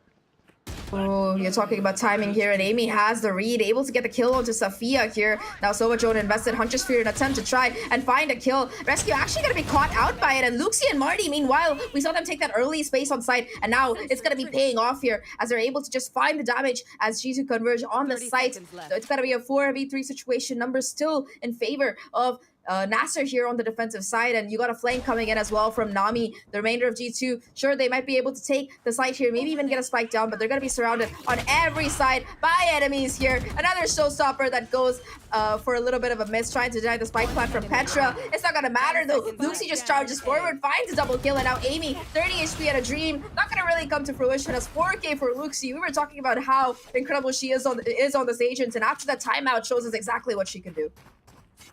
And that's a lot of that is because the positioning that Nasser is able to find themselves in, and the reads that come through, right? The adjustments that they're able to make. But she is an absolute beast on this, and it's pretty cool to see how these IGLs kind of go toe-to-toe and the different styles that Luxie brings to the table as opposed to Mimi, which Tom was talking about a little bit on the analyst desk. Luxie very much this player who is not afraid in a leadership role to be more at the forefront and take a lot of those engagements, go for fights, and be a bit more aggressive. And now G2, they kind of take a beat. They slow down, look to watch a lot of these extremities after kind of finding out that Nasser did go hunting for a bit of information in the last round, assisting in some of the reads and the positions that they're able to find themselves in. And I believe that was the barrier also broken early on here by Amy on the other side of the map, which puts a little bit more pressure towards A. And also, you're going to see an immediate reaction, though. You're going to see both players pushing out, making sure that, all right, Amy hasn't taken more space here. The problem is Market is also under contention. So it is just G2 kind of laying down the bait here, breaking these key pieces of utility and trying to figure out if Nasser are going to react. That said, though, it seems like the execute itself is coming towards the B side off the back of this fast lane. You've got Rescue leading the charge. The Sonic Sensor, though, going to actually be tripped and slowing her down as the rest of the squad look to go forward. The problem here is that Amy is on the flank, is on one watch Yuri, and she is just able to find both of these kills. Absolutely incredible. That said though, counter coming in from Safia. The problem is she's gonna be the only one left to find value off of this neural theft, and she knows where Amy is. A 1v3 for her to try and clutch out. The advantage here is that the clock is so run down. The problem is that they've cleared out the CT here, and G2, they're gonna be able to get that spike down. Amy, a hero for this round for sure, just denying any kind of presence, any kind of flank from Nasser, and finding that final kill as well. I think Amy has had a bit of a quieter series. Obviously star players across the board here on G2, but she was widely known, I think, as one of the best sentinels within the Game Changers scene, and she proves it in this round, right? She put so much pressure towards that A site. A great reaction that you talked about from Nasser to actually push back, re-clear the space, and get that information, and she's still good for the 2. The way she plays that micro. Now, Nasser no longer going for that early engagement. Nani, at the very least, with the stinger in hand, able to take off Rescue. Yeah, it's my girl. I'm a stinger enjoyer too. It's very, very nice to see the, up close and personal. It just absolutely melts players. Rescue really had no chance there, especially with that stun. Despite the stun connecting, rather, I would say. Huntress Fury not going to be able to finish off Nami either. So with 5 HP, she will continue to be a menace on the side of Nasser. 3 players now still stacked towards the side. Sova Jonas will invested for that information. Spots out Vania, but doesn't catch sight of the second player. So still a pretty decent chance that you could see Nasser try to make a play off the back of it. However, G2, after trying to find a trade on the site, it does look like they want to try and maybe rotate over, push a little bit towards mid instead. I mean, Marty, though, she has an isolated fight. It's all going to come down to timing here. And all right. It looked like for a second that Marty might be able to find the right click, but Amy, aware as always, gets that kill. And that's going to be the cue for G2 to rotate over. I mean, as this just coined lurk player in Amy, right, where she's playing a lot of rat positions herself, she's never not gonna clear out every single possible angle because she's played there herself quite often as well. Ooh, interesting ult there. It's gonna deny the plant at least for G2. Again, the timer, it's really, really ticking down far and wide here. 13 seconds left. They have to be able to get it down. The problem is there are players on every side. Amy, though, gotta be that teammate you exactly want to be able to cover your teammate as they get that spike down. 1-for-1 trade again, and it's all down to Safia. With the Sheriff, though, she pulls off the Thrifty almost. Just now a 1v1 left. 30 HP and a dream.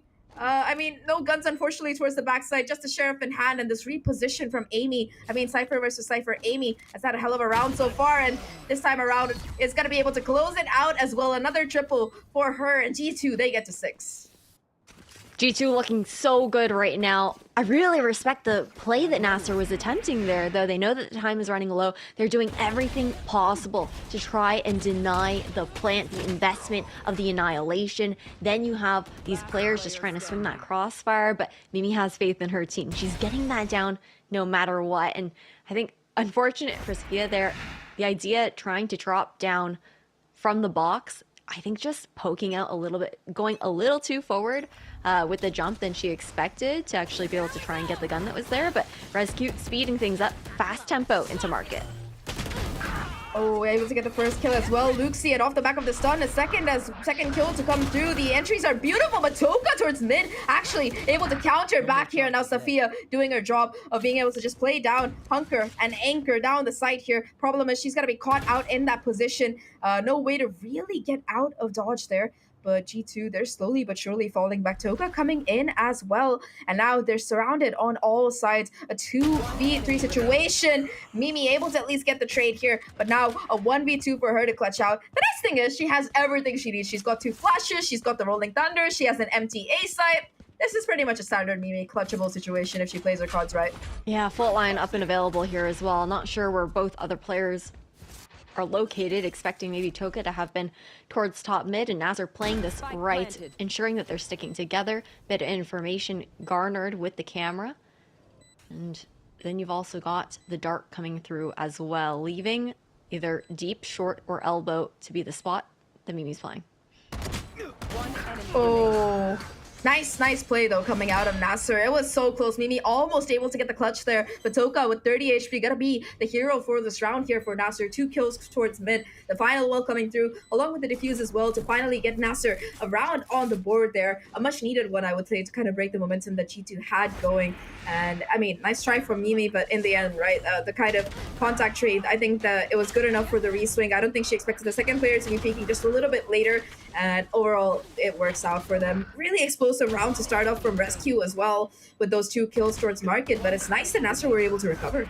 I mean, Toka is just the hero for this round, period. Without those 2 picks towards mid, it's a completely different situation that Nasser are dealing with. And G2 now heading over towards this B site. We haven't really seen them take aggressive B main control this half. Have been playing a lot for mid typically, where we're actually seeing Marty walking down for the first time.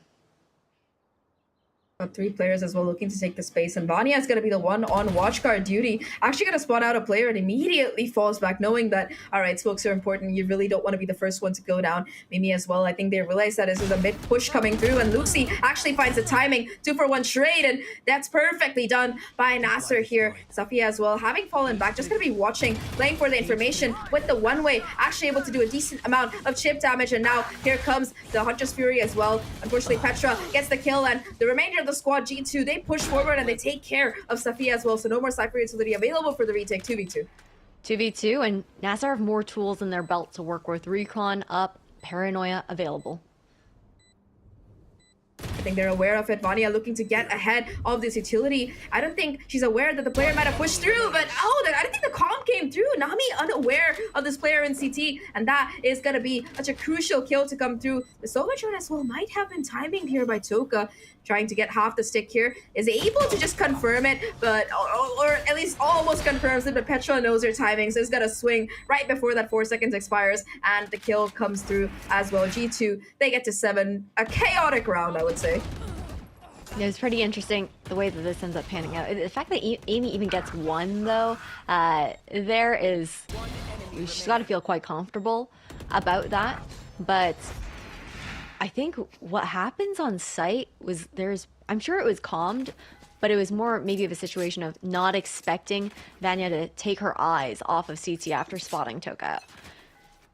Now, though, back onto a pistol round here for the side of Nasser, playing their numbers towards A electively, and with no show so far, they're going to look to continue to push forward. And Nasser have been aggressive on defense, finding space a couple rounds in a row now, which is why you're seeing G2 kind of sitting quite far back, anticipating it. Yeah, they know that Nasser, especially on these eco runs, like to go for these pushes, and Vanya is going to be the one to take that first contact. Actually opting not to fight, knows that the utility is coming and has the paranoia to try and make a play off of. It's going to buy her the space she needs to get out of that grab net and stay alive here. Sova Drone, though, on the other hand, actually going to spot out Safia with their little hat, so that's going to be a problem. Now surrounded on all sides by enemies, just nothing that she can really do, unfortunately, and is going to get pincered into her demise with the one-way as well. Vanya looking to capitalize, find the damage, find these kills. The wallbang, in fact, gonna be the one to shut Luxi down, and now it's just gonna be Nami and Toka left alive here. Not much of a chance of them actually clutching the round, especially with the kind of ultimates available for G2. It's just a question of how much more damage can you find. And Vanya, already with 3 kills with the round, tries to make sure that there's absolutely none to be found here. Enemies on every single angle, and it is just gonna be a flawless and Andalusia flawless to come through here for G2 as they get to 8. So far, at least, it seems to be shaping up like Lotus, a dominant map for them. Yeah, struggling to break back in on the side of Nasser. See right now, again, the idea is there, they're pushing out, but G2 are just so aware of it. I think just needed maybe a little bit of time to warm up into this series. And this is the G2 that we know and love, the G2 that we're used to seeing, but we've, again, cannot deny or take away credit from Nasser, the glimmers of brilliance that we've seen from them so far this stage. The 13-4 earlier today on Bind. Ooh. That's a huge opening kill though. Marty caught in the open, and that's also gonna give the opportunity for the Neural Dev to come through here. That's gonna reveal Toka's position. She might be able to actually get away, but not exactly. The stun from Rescue, perfect. Gonna be catching her as that second opening kill, and now Rescue. We talked about what happens when she's feeling it, and she's feeling all the confidence in the world after getting those 2 picks as they look to take even more space. G2, they know they have the site. They don't really want to leave the possibility open for a post plant here. And Nasser, I mean, it is a 3v5. I don't know if they really want to try and push forward. They're gonna have to be very careful about the angles, and they better check their corners because Rescue is just looking for an ace right now. 4 kills on the round already, and I mean, Petra gonna be denying the ace, but that was a beautiful round to go out of G2. 9-2 right now, and they definitely, if that round for Rescue was any measure, she definitely wants to go, or at least, you know, play in Istanbul in front of the LAN.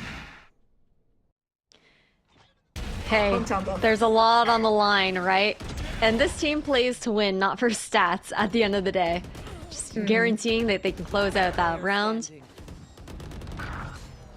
But you can tell how badly G2 want this, looking to maybe even beat the curse of missing out on a grand finals during the playoff stage here in this 3rd stage of Game Changers, as it happened last year.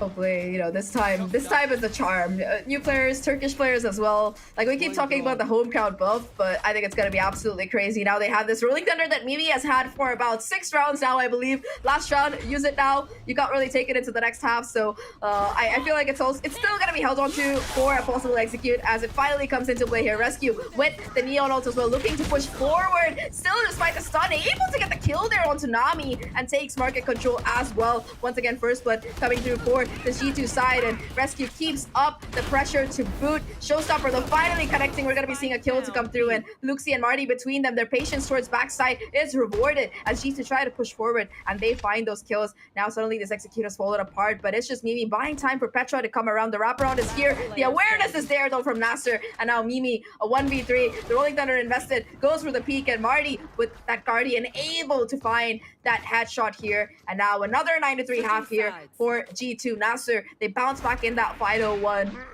I mean, look, it's been great for G2 and Nasser. If they want to keep their dreams, their destiny in their own hands, they have to be able to make that comeback here. That said though, I mean, we're gonna have to take a short break before we come back for the second half, so stay tuned everyone.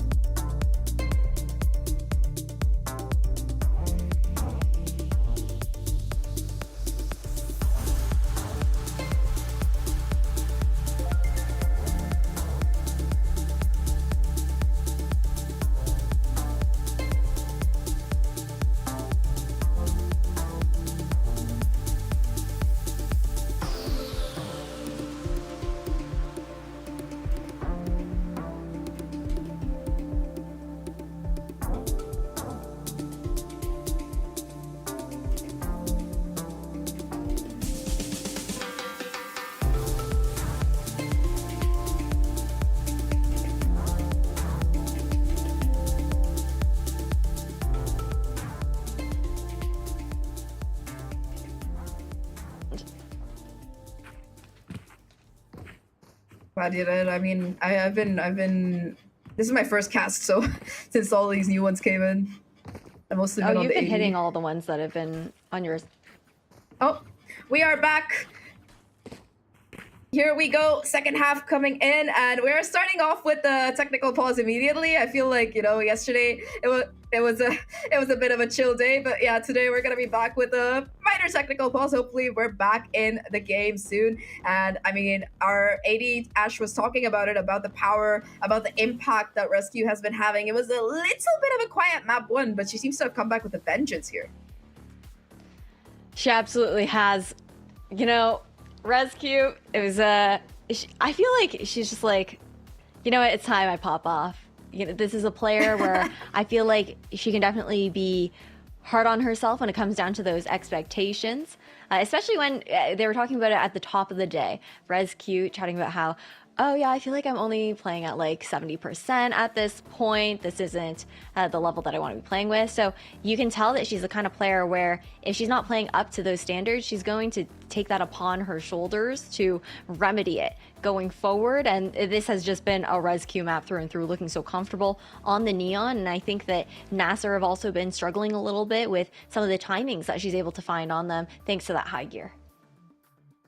Yeah, she's just been absolutely, literally running it down, fully, like, you know, just being able to keep that pace going, finding that gaps in mid towards market, and it's just consistent pressure as well. And it's a testament that the rest of G2 are able to keep up with her in most of these rounds, because, you know, the biggest problem with running a Neon comp on this particular map is that so often that spacing gets messed up here. You know, your Neon's often left on an island if they go a little bit too fast, but G2 have been able to provide her the backup she needs in so many of these rounds, right? It's been these beautiful crunch plays that we're seeing, you know, mid market as well as B main or through mid towards A. And I mean, once or twice, Nasser, they had an idea of what was going down. They were able to find that early damage there and capitalize off the back of it with a counter push or something. But so far, a lot of these rounds here, it's just been, you know, rescue finding those first 2 frags, and after that the rest of the round is pretty much smooth sailing. And the 9-3 half, it's gonna be a huge mountain for Nasser to climb here, and it starts with them getting that pistol round. But at least one thing's there, you know, G2, they might be the most incredibly consistent team in EMEA, but the one thing that they are also consistent about is struggling in those pistol rounds.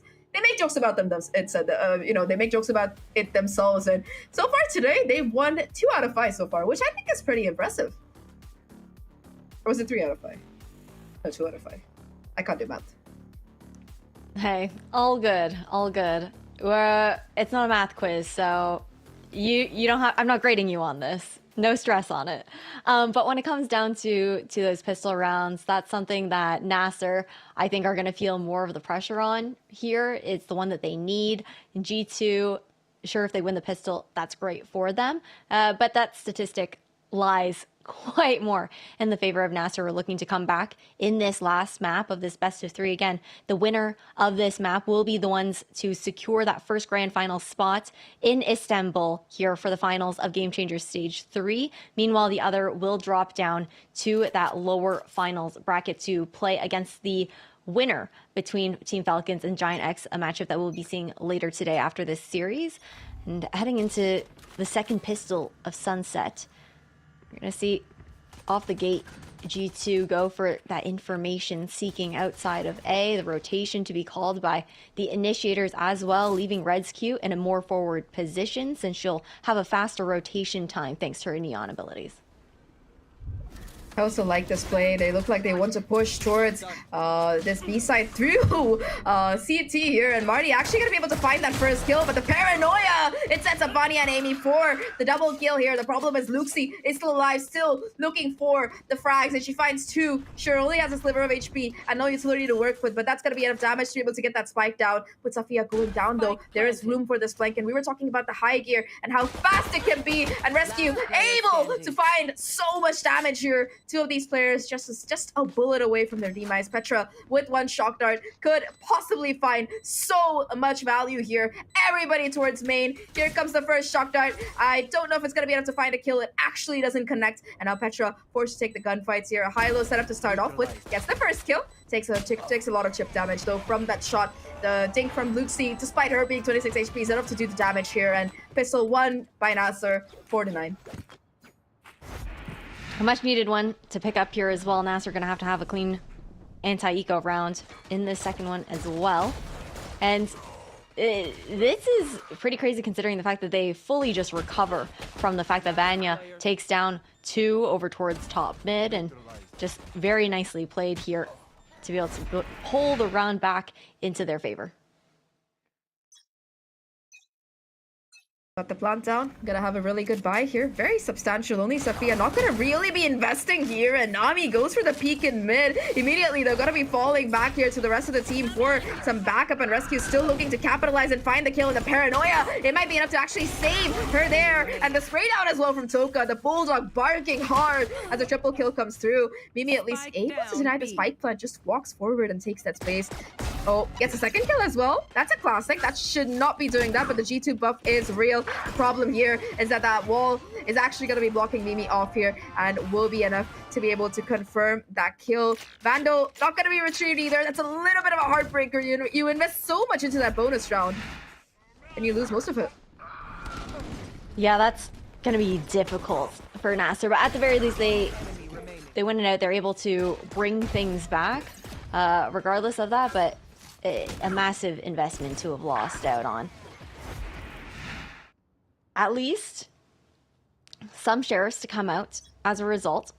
I think that the Annihilation's just one off of coming up here as well, so if Nasser can find themselves in some sort of player advantage, might see an investment if given the opportunity on the side of Luxie, but also falls on even getting that ultimate online in the first place.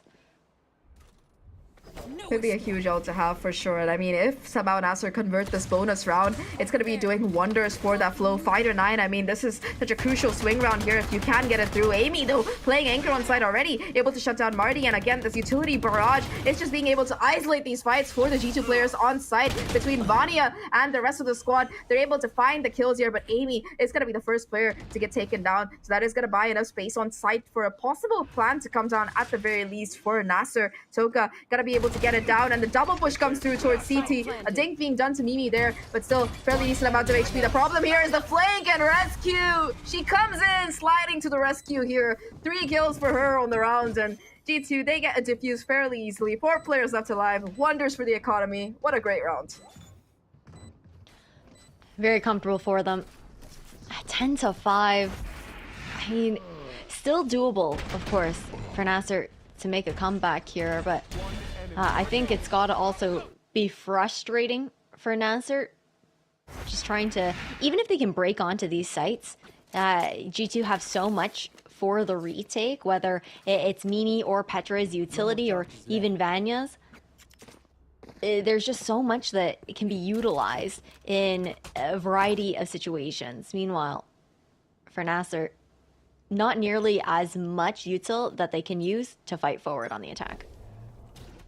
Yeah, I definitely agree with you there. I feel like, you know, their comp, it does tend to be so good in that post plan, but can also make it very difficult for that entry to come in. And I mean, talking about entries here, Rescue is absolutely not holding back. They're able to get that first kill. Credit to Nasser, they're able to immediately find that refrag there, but with Marty being taken down, suddenly it becomes much more difficult for you to really just explode and take that space onto site here.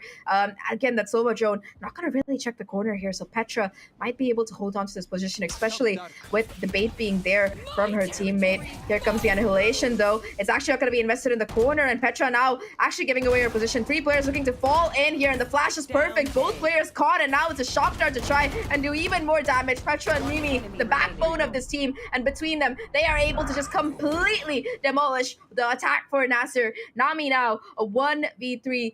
All 3 players gathered around here. Spike in their sight. She has to be able to find at least 1 kill, but so far, at least Petra and Mimi together. They're the dream team. Mimi's the bait, Petra's the killer. And with 4 kills, G2, they get to 11. What else are you supposed to do in that situation now?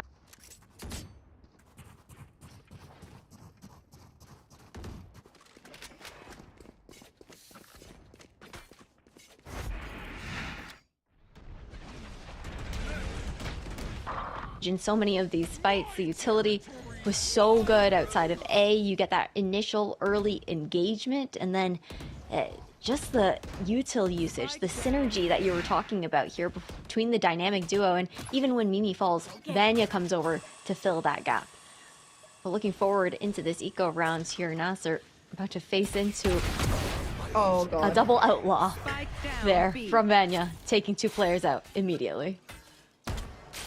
Just Vanya doing Vanya things now. Gonna be able to play off of Amy as well. I mean, you've got 4 kills already between the 2 of them. You've just got poor Toka left alone. Stinger in hand, looking for something, anything but. And Andalusia flawless here to get G2 to match and series points. They look absolutely phenomenal. They just want that Istanbul slot. They can almost taste it here, especially for Vadia as well as Rescue. This would mean so much. And I mean, Vadia especially, we've been talking about her all tournament. I feel like of everyone here, you know, she wasn't able to make it with BBL, but this time around with G2, they just look unstoppable. That they do. It is, I mean, last time around with BBL, it was a completely different situation there as well, right? Vanya was the leader on that team, having a bit more on her shoulders. And now, of course, you can expect that there's going to be great mid-round calls coming from her. I think there's quite a few players on G2 Gozen that are going to be assisting with a lot of the information and the ability to assist the leadership in Mimi in that kind of sense as well. But now she's also fully unleashed, you know, not having to think of that as one of her primary duties, and that opportunity to revisit as well. Being able to take it back onto land. Sure, she was at Champs last year with BBL Queens. They weren't able to make a super deep run. And now what's, I think, even more fun for her is the fact that now there's the opportunity to take it all the way to a LAN finals, the first one in our region for Game Changers EMEA. And to Champs on top of that in Berlin, she's got to be buzzing. For sure. And Rescue, again, we've seen how aggressive she's been this entire half now, continuing to do exactly that. Gets the first, almost gets the spray toucher, but this time around, Safia will be there to find revenge for her fallen comrade. And unfortunate thing is, despite that information coming through from the neural theft, it was Nami that was that first casualty. So, you know, it's going to be a little bit more difficult for Nasser to really find that space and take control of the site, especially with no smokes available. Safia pushes a little bit far, ahead too far there, and Mimi there for the punish right now. Vani also being able to fake that TP, maybe consider pushing her teammates towards the opposite side here. For Nasser, they've still got the Hunter's Fury, they've still got the Showstopper, two huge ults to try and make up the numbers gap here, and that's going to be the call as they go onto side. But look at G2, they're playing complete retake. They want nothing to do with this, any of this.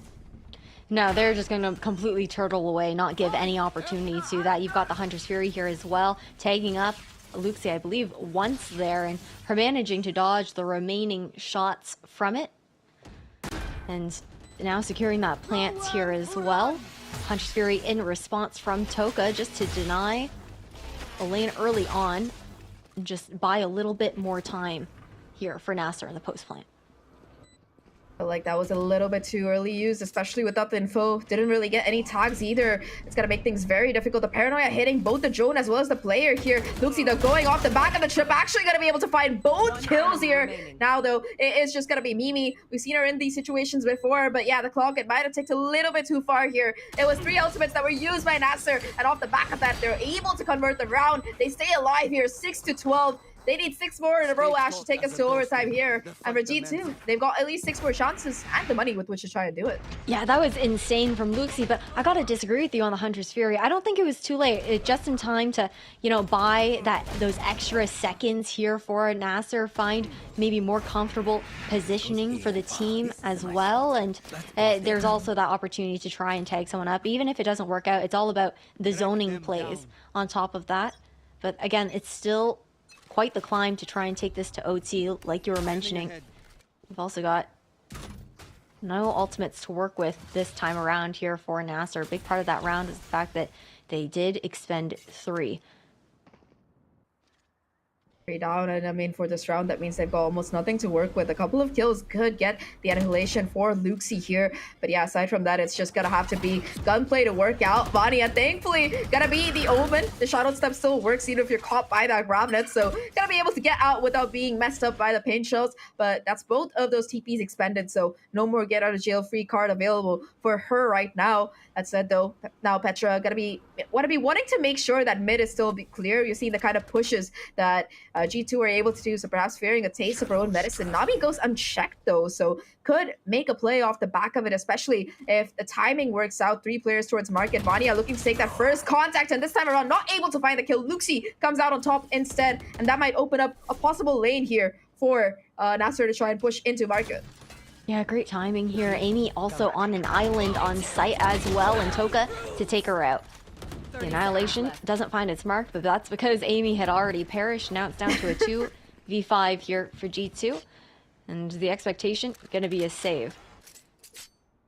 call, good call. Want to be sure that, you know, there's still some money in the bank, but you want to be sure you can drop the rest of your team as well, especially, you know, Rescue having to keep her gun so she can drop Amy for this upcoming round here. Does have the ult as well, so G2 still should be able to afford a buy, but that was a really nice round to come through from Nasser, you know. I think Nami being able to dodge that dart in mid, just, you know, Vanya not expecting to see one player, not all three pushing up there, a little bit too much for even her to handle, and off the back of that, with Luxie finding that explosive opening kill, it's just a very easy crunch play onto this B site, I believe. And I mean, 7-12, Nasser, they're doing it. It's step by step, and that gap is narrowing bit by bit. Small margins, though. It was a nice dominant round for Nasser to be able to pick up, and that's got to also do really well for the momentum that they're trying to build right now as well. On top of that, overall, it's all about a lot of the timings, finding their groove a bit more on the attacking side here for Nasser.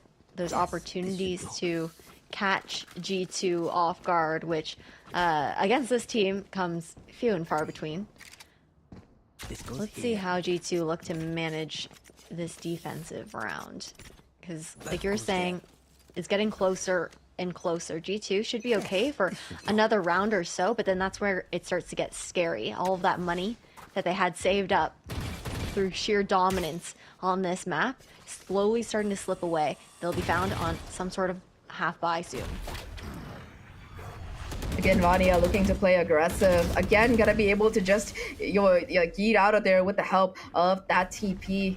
Amy and Vanya now holding the crossfire here. The cage actually gonna cut Amy off, and Vanya, the trigger discipline, able to get that first kill. And with the spray down from Amy, there is gonna be a 2-for-1 trade now towards backside. How much more can she really find is gonna be the question. Nami gets the first. Vanya again goes 1-for-1, and it is gonna be a 2v2 situation. Here comes the overdrive. Rescue looking to charge forward here. One of the players is just looking so low, but the double peek is good. And Nasser, they bring themselves into a 2v1 situation. One kill from Mimi could mean that the breach ult is available here. The rolling thunder could be the difference maker, but Luxie, man, 23 HP, and it doesn't matter. She still hits the headshot. The ideal really saying, get in my backpack, ladies. I'm gonna get you. Get us all the way there. And I think this map, these rounds in particular, it could be so close, especially with that rescue ult. I generally thought there was a chance it could be over.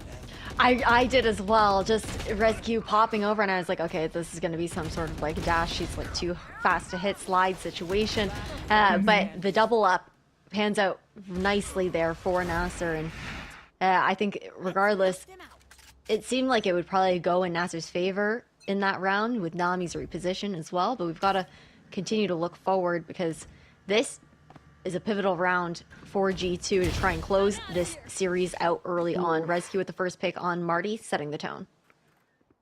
Really, like they have the ultimates. They gotta be able to finish it out now, because otherwise they're gonna be trapped in that rough economic cycle. It's the last round they can really afford a full buy together, and they've got the rolling thunder as well as that neural theft. No opportunity to use it. Luxie looking to take that fight towards G2 on mid. They know that there's a couple of players here, and Rescue sliding forward off the back of the stun, actually able to get both of these players here. Huge impact so far, and she wants this. You can feel it, the hunger, the kills to keep coming through, and finally she's gonna go down here. But now it's the beginning of the end, as you see the rolling thunder coming through. Just gonna be up to one player. Safia, she's been incredible before, but barely a sliver of HP left to win out a 1v4, and they know exactly where she is. Petra putting the final nail in the coffin here. 13-8 G2. They are your first grand finalists. They are going to be heading to Istanbul for that grand final next week.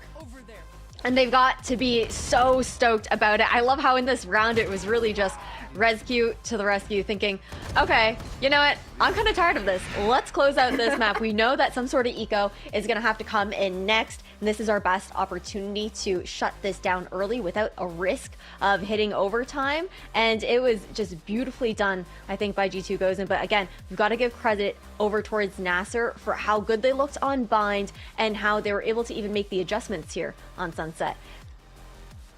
Yeah, for sure. I think that overall, you know, Nasser, kudos to them. First team to take a map off of G2 in this stage. Also, they put up a really good fight as well on that map 3, but it's still G2 to come out on top. To see how they did it, let's hear it from our lovely analyst desk. Thank you very much, Zach. And Ash will be returning to you very shortly for Giants X versus Falcons. But right now, we've got to wrap up this series because it's official. G2 are heading to Istanbul to play versus their final opponent, the final boss of Game Changers EMEA for Stage 3 on the 6th of October. Don't forget, you can get your tickets right now. So let's talk about how things ended up on Sunset, because I have to say it looked like NASA could potentially pull off a comeback and take us to OT, but it wasn't to be. Yeah, we were expecting probably like a 3-9 curse, considering how it went on the start of the second map, or like more like how slow it was for some players to warm up to the map. But then rescue, like they've been saying the entire map. And also Vanya has been insane on this map. Mimi, Petra and Amy, they all have been insane. And it feels like, Tom, they took that a little personal. Yeah, I wonder if somebody told Rescue that this was her opportunity to sort of make their way. Oh, hello, there's our casters.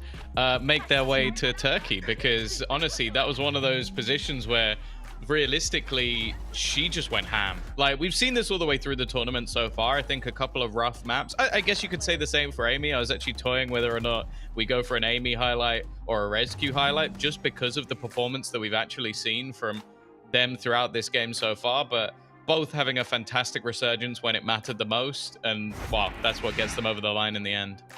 Yeah, it's been really interesting to see every single member of the G2 side step up, especially after that slow start that they had on Bind today. Amy, for me, I feel like she always steps up when she needs to. And as I said earlier, I wanted to talk about her on Lotus just because I think that the numbers didn't show what she could do. But I feel like she was able to maybe be a little bit flashier on this map, Nami. Yeah, she was, and she also had so many good lurks, and she was able to like always bring the info when needed and get those 3K every single time, every single round. But the main highlights this game, I think, has been Rescue, because she's just has been putting on insane numbers, 8 first kills, 300 ATS. This player is proving us like day after day and game after game why they are the best player in GC EMEA. But that's the thing, if you're coming in as the entry duelist, getting 8 opening kills and still finishing +9 like in KD, like you're going above and beyond. And this is the comparison I wanted to make. She had a quiet start to this series, and I think it's always important to highlight the lows of like a young player, especially because you have to then look forward and go, are they able to reset? Are they able to come back? And the answer, as you can see from the very obvious stats line, is yes. She was very much able to come back and have a solid response in that final map. Well, let's take the opportunity to talk to Rescue right now, because she is jumping on the line to speak to us. So I'm very excited to congratulate you, Rescue, because you're going to Istanbul. How are you feeling? It's good to be in grand finals, but we're already in Istanbul, so... You're already in Istanbul. Okay, sorry. You are staying in Istanbul. We'll restart the interview. You are going to be playing, though, in front of an audience. I know you have played on LAN before at the Instalock tournament earlier this year, but this is the first time you're going to be playing a Game Changers LAN. Yeah. And I'm guessing this was the aim all along. So tell me your thoughts on playing in front of that live audience. Yeah, I think it's going to be fun. I think there's going to be a lot of people cheering for us because of my teammates, and we have 2 Turks. So... yeah, I feel great. I was about to say, it's not just that you were going to be playing in front of a live audience, you're going to be playing in front of your home nation with, as you've just mentioned, Vanya by your side as well. Are you looking forward to having those Turkish fans in attendance? Yeah, I think it's going to be really fun when we're going to get all the sports. I think you are going to get lots of support. However, I have a feeling you're going to be playing against a Turkish player as well. Why should the Turkish fans particularly support you? Because we have Vanya, you know? She's the best Turkish player. Well, we're talking about you, Rescue, as the best player in the entirety of Game Changers, not just in EMEA, but internationally as well. You know, no pressure when you're representing us in Berlin at the end of the year. Earlier this year, that you were talking about being at 70%. What percentage do you think you're playing at now? I think I would say I'm like something like 90, but I need to be more consistent, and and I need to stay more calm in officials. I think after that I will be at 100% if I just can't play my game. And how often are your teammates looking at you and going, you are the best player in the world? I don't think I'm the best, but I think my teammates are. Maybe one, yeah, probably. Is that's who you think it is? I mean, you've got such a solid lineup. It looks like everyone's the best in their respective roles. You are in a team that doesn't necessarily need a carry, but at the same time, being the duelist, do you ever put pressure on yourself? I mean, I think sometimes everybody does, but not that much now. So what happened in terms of the comeback after Bind? In fact, let's just talk about Bind in general. Obviously, it wasn't the strongest performance for anyone on the team, hence why we found ourselves in a 2-1 series. Was it just a fact that you didn't feel warmed up today? No, I think we just couldn't play our own game, and I don't know, I think we shouldn't have Bind open in the first place. Yeah. So actually, potentially, we might see you guys play Ascent going forward. I don't know. Let's see. Let's see. Obviously, I know that it was a close match against NASA on Bind in the group stage. Yep. Now, we do have the potential for another NASA rematch in Istanbul, or it could be Giant X, or it could be Falcons. Is there any team in particular you think you might be facing?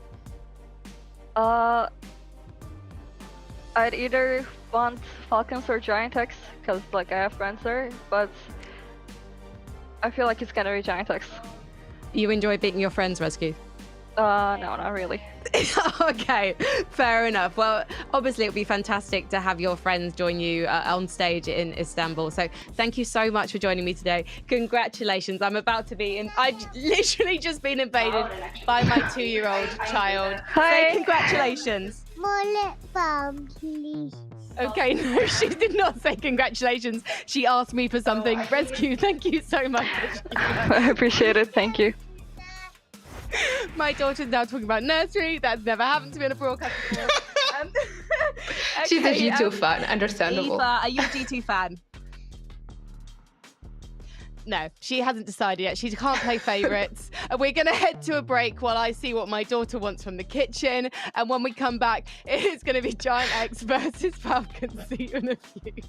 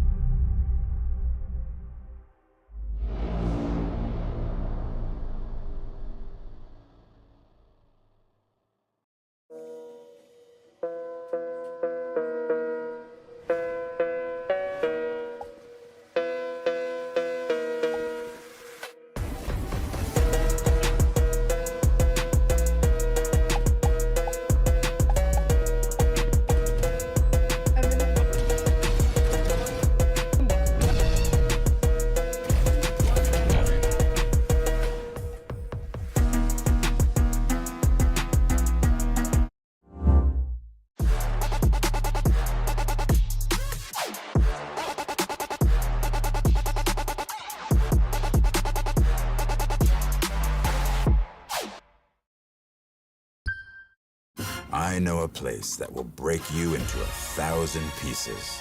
Stay away from them. Stay away from Lorca, Paco, and Picasso. Don't ask about Lola. Ay, Caballo Grande. Ay, Dolor de Nieve. But in spite of everything, it occurs to you to visit Andalusia. Don't say I didn't warn you. Be careful of the Andalusian crush.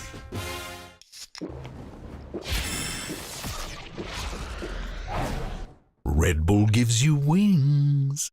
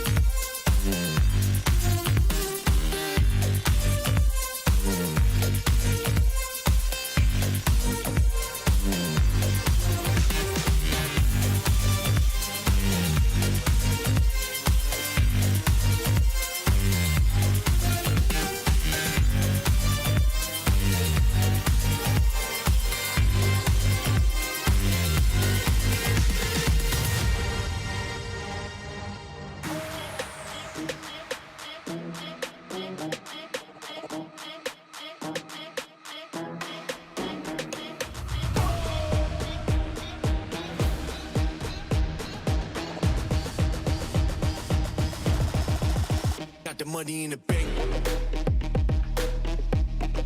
Hit you with the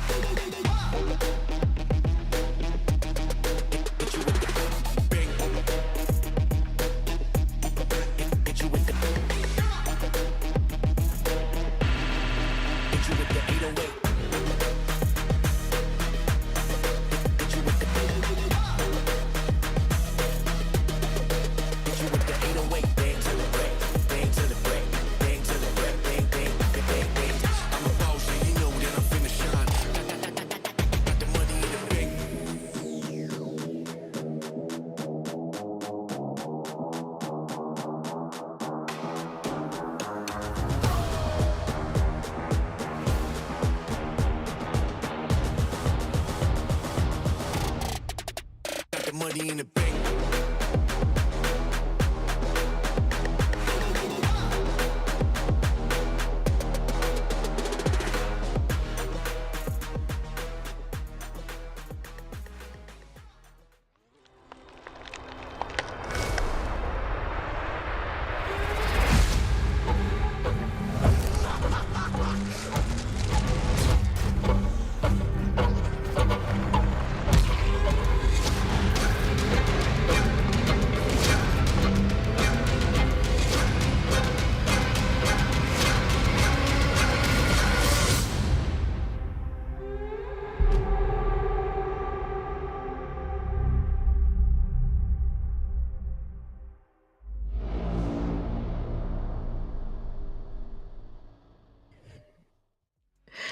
Welcome back to Valorant Game Changers EMEA, and yes, I have locked up my daughters as we head into this all-important final best-of-3 series of the day. And before we actually get into this one, we have to say congratulations to Falcons, because we can confirm they will be heading to Berlin alongside G2 to represent EMEA at the Game Changers Championships tournament, and we're very excited to see them do us proud. But of course, what's going to be on their brain right now is the fact that they have to take on Giant X to try and save their place in the tournament and make it through to that lower bracket final against NASA Ignite tomorrow. And now, if you would like to see whoever does make it through against G2 at our final for stage 3, then you can see them live in Istanbul. Now, scan that QR code if you'd like to pick yourself up some tickets. We have 600 up for grabs. At the release, we did have 600 up for grabs because I imagine a few of you have grabbed them already. You could actually meet Mr. Thomas Business because you will be present in Istanbul. Is that an exclusive? Was I allowed to say that? Am I going to be fired? I don't think that was an exclusive. I'm pretty sure Sue said it last time I was on the show. So. I mean, they can't fire me. I'm only anyway. hired for today, Yeah. Tom, anyway. Will you be signing autographs? If someone wants one, then sure. If not, then probably not, no. And we can guarantee in Turkey, we will have some Turkish players because as we've already seen, Vanya and Rescue are going to be performing, but who else is going to be joining them? I have a feeling it's going to be a pretty fierce competition, whoever makes the cut, Inami. Yeah, it's fierce. Everyone wants to play in the first LAN or GC, of course, because it's a first. As I said, we've never had LANs before. Everyone wanted LANs, and now that it's happening, everyone would want to make it to the finals. So it's very important, and also it's extra important for teams like NASA and GX who want still to make it to the champs. Yes, there's only one more spot in EMEA, and it is between Giant X and NASA. Now, Thomas, you can talk us through the permutations as to how they can make it. I think for the most part, it's not too complicated for NASA. I think making the final now is a must. They're gonna have to get there. And if GX are eliminated in this match, then getting to the final will do the trick. They'll get through on points. If GX win this match, then NASA has to win the final to be and take that qualification spot away from whoever. Well, I guess it would be G2 in this case. So, yeah, basically, they're hoping that GX lose, and maybe the Falcons do them a favor. You know, the MENA sisters coming through and helping them out a little bit would be nice, give them a better chance. They don't have to beat G2 if that's the case, but either way, it's going to be a tough road, I think, for NASA, nonetheless. Well, it's going to be a very tough road tonight for Giant X, because if we take a look back at the past 4 matchups against their opponents tonight, Falcons, Vega, they have lost. It's a 4-series loss streak, Inami. So it's not necessarily in your favor when we put this matchup on paper. Yeah, it has always went to Falcon's side, and GX now have a very tough opponent to go against, and also it will be tough because you need to win. It's under extra pressure because if you want, some of these players really want to make it back to champ. So if you want to make it happen, and if you want to play in your country, you want to play this land, then you have to make it through, and you have to win against an opponent that has been winning against you for so long. Yeah, I think also the thing that makes it a bit more interesting is normally if you're just fighting for champs, maybe Falcons take their foot off the gas a little bit and go, okay, it doesn't necessarily matter as much. But also this time they're fighting to go to another EMEA land. So they're not going to just take this one easy. The pressure will have been reduced because of the fact that they're already qualified. And everything is now going to be mounting on that GX roster. The thing I will say, though, is they do have a lot of players that seem to thrive in those moments. Players like Smurfette, Ness, who've been around for a long time, experienced players. You could throw Sarah into the mix as well, who've been to those sort of championships. So I don't think that just because the record against them isn't great, that's the end. I will say, though, Falcons have eliminated them from tournaments multiple times. So it is a bit of a scary scenario for them to be in. Well, let's take a look at Toki, who has had quite the year so far because she was brought into Falcons to be the duelist, and then Mary became available and she had to flex over. But actually, she has thrived in this position, Tom. These are the last couple of games. So when they faced off against NASA, obviously in that upper bracket matchup, it didn't go too well for her. She had a bit of a rough time. And it seems like, again, like talking about players thriving under pressure, when she went into that lower bracket, faced off against Valiant, she was a demon. Like, absolutely destroyed anybody in her path. That was one of the fastest matches I think we've ever had in Game Changers history, with only 3 rounds, I think, lost across a couple of maps. So she really has stepped up when they needed her most. And yeah, if you're a GX fan, that's probably not what you want to hear. Yeah, and it all started once again with an ace on the pistol round that just gave them the confidence and the boost that they needed. And this team has just been phenomenal yesterday, honestly. And it's something that Sandra mentioned on the interview as well. She said that that's how they usually play, and that they needed this wake-up call against Nasser for them to realize that, wait, we can actually miss on the chance, and this is our last chance to make it happen. And this is our chance also to show how we usually play. Interesting. NASA are a team who seem to be waking up their opponents because Falcons needed a wake-up call after their loss to NASA, and they definitely pulled off a huge victory yesterday. So we'll talk about Falcons in this particular matchup in a bit, but right now we need to check in with Jelena from the side of Giant X because I spoke to her earlier today. Jelena, thank you so much for joining me today. Now, this is a bit of a do or die situation for you because I know Giant X wants to make it to championships in Berlin. Is that weighing heavily on the team's mind today? No, I think most of us, when we talked yesterday, were more focused on the match that's coming out of us tomorrow. We really want to prove that we can beat Falcons and G2 before thinking about going to champs. But for you, what would it be like to go to champs or even to Istanbul, Jelena? Because I know that you did play at the Instalock tournament, but this would be such fantastic LAN experience for you in particular. Yeah, I mean, obviously it means a lot. It's one of my big dreams to play on a stage in front of people. So it would mean a lot to me, obviously. But also, we want to obviously win also if we go there. Yeah, of course. And obviously, I know you're thinking about things as a team, but can I just say to all the Jelena and Giant X fans out there, if Giant X makes it to LAN, please prepare your signs for Jelena. I want to see all the love in the audience from you guys, because what a treat that would be. What is it like for your teammates who have been to a championships before? Because obviously, Ness, Smurfette, Sarah, they have competed at the highest level of Game Changers. Does that add an extra level of pressure, do you think, for them? I don't know, actually, that much about how they feel about going. I think they still want to go again, just like the rest of us. So they're not really sort of putting that on you and Miori then. That's obviously thinking as a true team. But Falcons, it's a tough opponent for Giant X historically. This year they've beaten you 4 times. They've sent you home in both lower bracket finals of stage 1 and stage 2. How do you stop them from doing it today in the 3rd lower bracket match you've got in the playoffs against them this year? We've had a lot more struggles this split, I would say, like in groups and even going lower bracket instantly. But I think it's given us a lot of opportunities to grow as a team. And I think we showed that yesterday by playing the team we lost to in groups and showing what we actually can do as a team and individually as players. Given that is a team that you'd lost to before, do you think that's the reason that Comms got messy in that matchup against Heroic? I mean, I think comms can get messy, obviously, when it's gonna happen when it's elimination match, you know, and it's like the tournament is off if we lose. So I think that's just bound to happen when it's a lot on the line.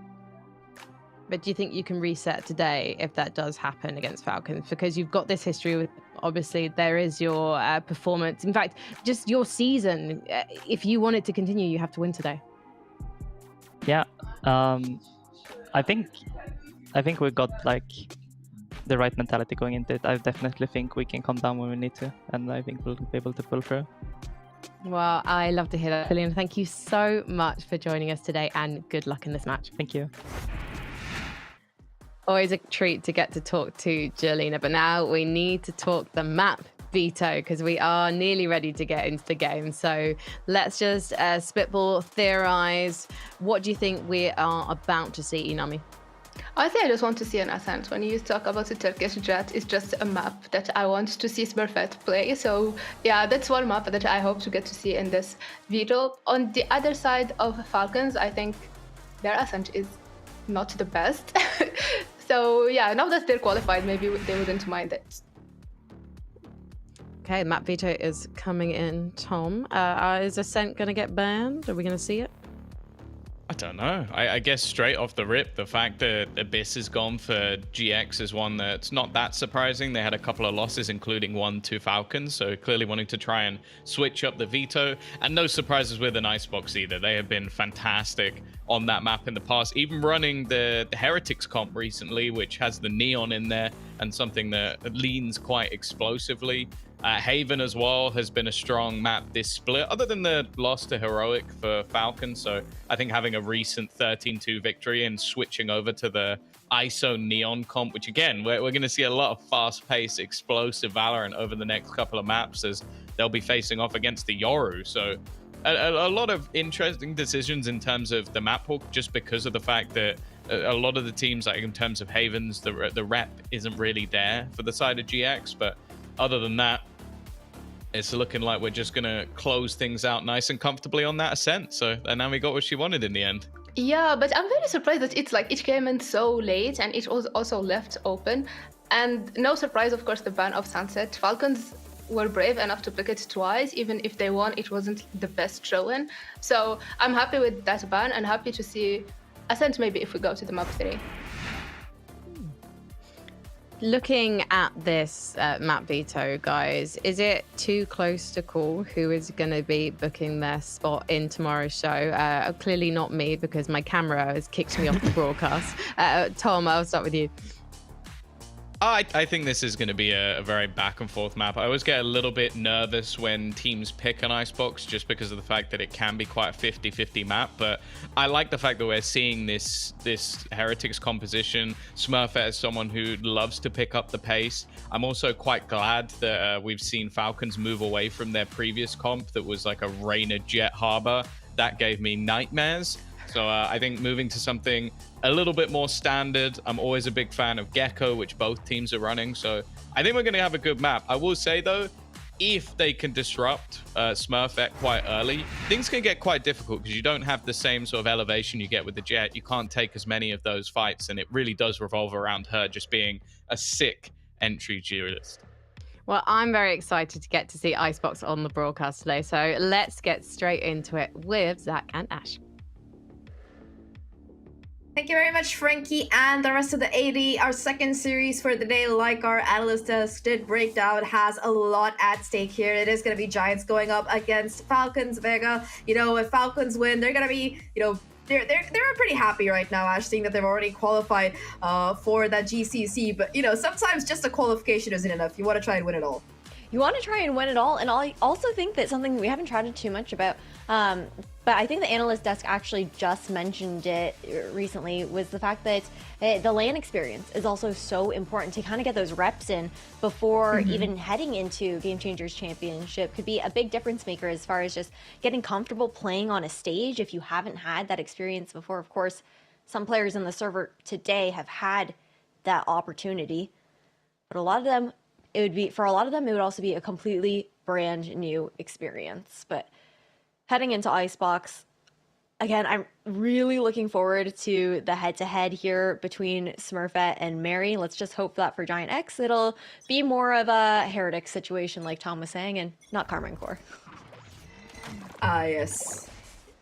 Heretics, to be fair, I mean, I think that they would want to go a little bit further, like no shit on Heretics, but yeah, just making 2 consecutive grand finals. They've already done that. They want to go a step further here by being able to hopefully win a trophy, but it starts with them being able to win this matchup here. Falcons now starting on the attacking side. They've got that wall towards B, and they pushed him quite a bit with it, but now worried about this mid push. It is going to be Toki holding the angle, a human turret here, joined by the rest of her teammates now, and you know, you've got Smurfette who's pushed out quite aggressively here, watching that mid, but in the rest of the time here, with that wall going down on B, it does look like they want to, you know, maybe create a fake ploy with the help of the Sova, who's still been stuck there, but the problem is that they want to go forward on A, and Miori gets all of this info.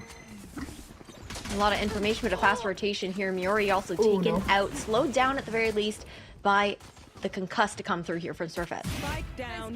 And you know, Miori might have gone down, but the rest of Giant X are here to play. Smurfette as well as her teammate on site, just holding down the fort. Sarah and Smurfette between them do shut out Falcons out of this A site here, and the 3 remaining players are looking to make that pivot back towards B, where you still have Jolina, who's been playing anchor this entire time. She hasn't moved a muscle at all. I mean, she was at yellow. I guess she's moved a muscle by going over towards the backside instead, but now all 3 players looking quite low here, that one way as well, buying time, and all Jolita has to do is, you know, buy enough time, maybe deny that plant here. She showed her presence, and now they know they're gonna have to be careful. Molly broken as well, and between them, they get all of these kills. I mean, commiserations to Giant X. Sorry, Falcons, they're able to get the plant at least, but Giant X, fairly convincing round pistol to come out of them. No, a great immediate pressure on the pivot towards that B site, just to get that defuse down and deny any possibility of looking for a post plant there for Falcons. One enemy remaining. Spike planted. Elena shows her presence, knowing that the clock is low, runs down the timer a little bit more, and by that time, the information is there, the backup is there, and I think in general that entire round, right, it was just really quick, nice rotations coming in from Giant X. You know, Miori, she spots players immediately, Smurfette and Sarah are there on site, and same on the B side as well. Jolina knows that they're coming, falls back a little bit, buys a bit of time, and then continues forward. Now Falcons, they might have lost the round, but with that plant money, gotta be able to at least get a Marshall onto Mary here. Once again, it's Jolina who's playing a little bit more of an aggressive anchor position, looking to take that first contact. Spots at least a couple of players, so opting to fall back, doesn't really want to give the Bulldog away to these players from Falcons who are approaching slowly but surely. It does seem like safety in numbers is the best call here, and both teams have adopted that strat. Jolina, of course, has been there since the beginning, but now 2 more players as well ready to swing. They might be ready to swing, but will they be ready for the outlaw waiting for them? Hasn't made that connection, and actually it's gonna be Toki to find that first blood. That's a Bulldog that could possibly be retrieved here. All right, 20 HP and a dream, not much you can really do there as Toki gets shut down, but there is that reaction with that Marshall to find a bit more damage, and now the spike has gone down here. You're talking about the Outlash, and it's finally gonna claim its first victim. Mary with the Marshall, not gonna be able to find that requisite damage. The unfortunate thing is that the pistol hasn't been able to get picked up either, and the neither does the Bulldog. It's just gonna be pistols against these rifles, and Sarah is able to go forward pretty quickly and finish up the round here. Little more for the defuse, and Giants, they convert the second round as well with very minimal losses. Minimal losses, feeling relatively comfortable going into their bonus round. And for Falcons, I mean, this is where they look to try and turn the tide a little bit here as well. Not really being able to find any of the value out of that Marshall force up that Mary pulls out, but we'll see how Falcons look to adapt into this next round. Giant X are doing really well in the way that they're looking to play together. guaranteeing those refrags. And Falcons, of course, is a team where you can expect them to find those openings, isolate these duels here too. I think that's something that our analyst desk was also bringing up, like how these two teams, they've been looking a bit different in their playstyles during this playoffs. Like Falcons kind of emphasizing that individual performance more. I feel like, yeah, they really depend on somebody popping off on one side or the other, and on the opposite side, right?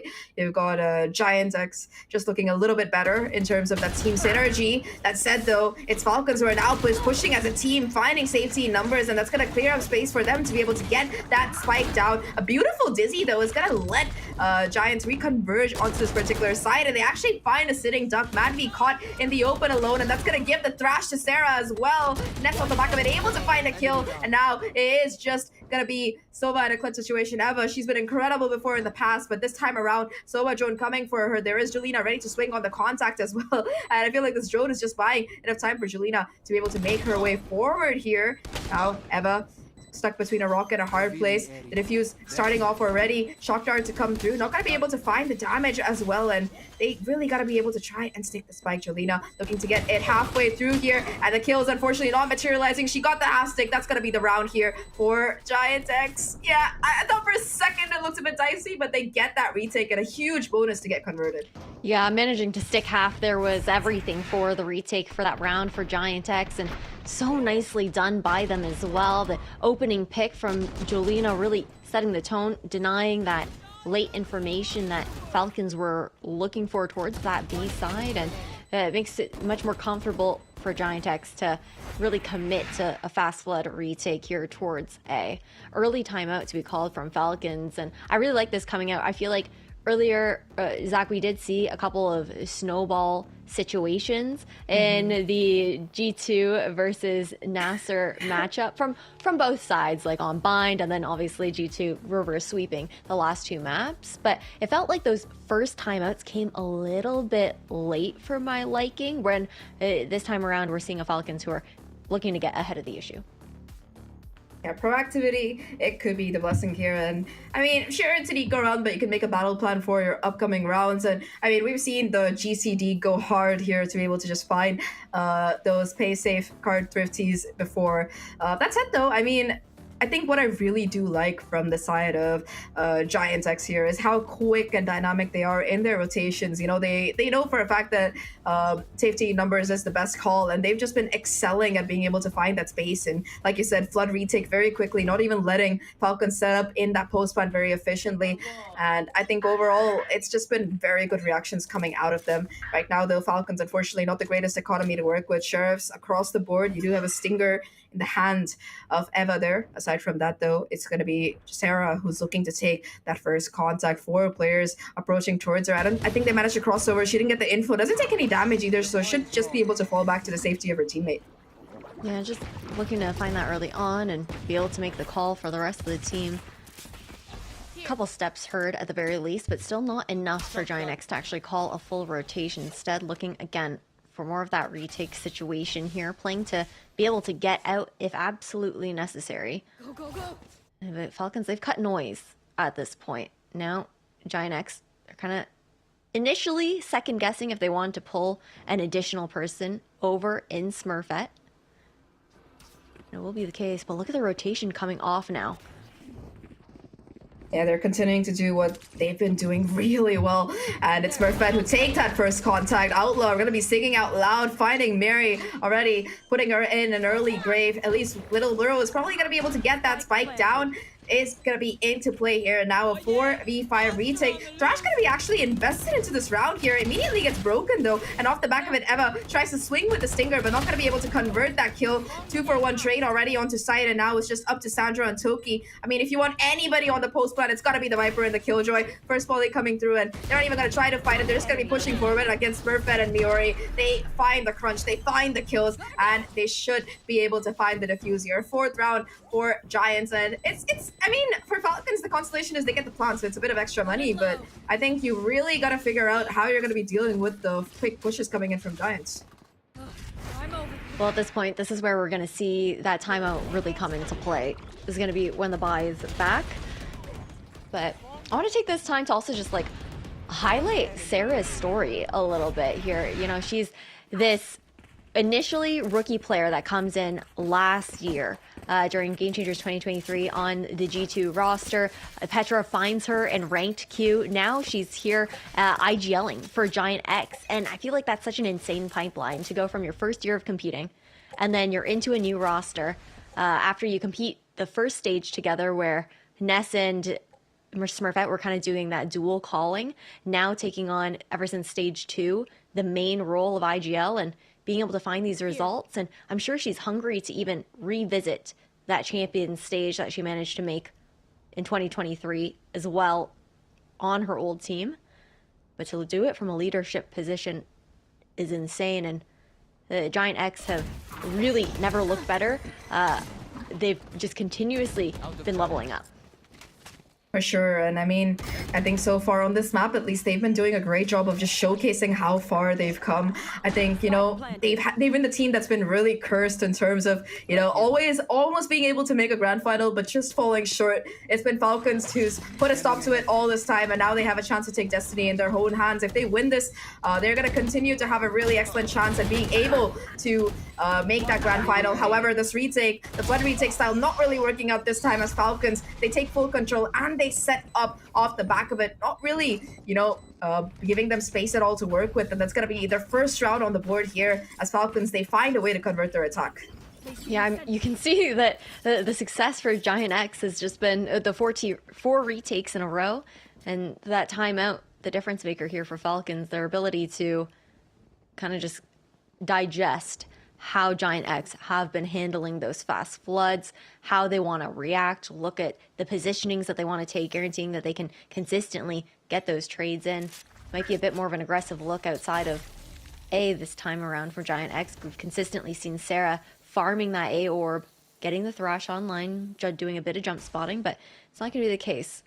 Smurfette going to be called to make the rotation over since she does have that op, needs to be dynamic to find the value early on before Falcons find themselves in a post plant. Yeah, exactly. It's not really that weapon you want to have in a retake session. I mean, it still could be useful, of course, but it's just easier with the rifle. And yep, there comes the Dizzy. It's going to be able to push Jolina at least a little bit further back here. And Sandra, in the meantime, could be the one to try and find a kill on the lurk. But here comes the rotation. Operator spotted as well. And it is going to be Wingman to try and get the spike down. Jolina goes for the peek. Muri, though, finds a counter, and that is going to give her that lockdown. Could be a pivotal ult in this particular retake, especially with Smurfette also having the overdrive in hand. Could be enough to crunch onto the Falcons players on site. So far, though, post plants, it's looking a little bit iffy here. They're gonna have to push forward and try to break the lockdown. That is gonna be the call. Mary dodges the stun, and when the swiper wall goes down, could find the value to try and break it here, but only one kill to come in for her, as that lockdown is actually gonna be able to detain one player. Wingman now on the defuse here. Ness watching the angles, just has to deny it from coming through. I don't know if there's time though for Sarah to be able to get on the retake. It's gonna be really she's close got it. here. She's got it? Yeah, never mind. She's got it.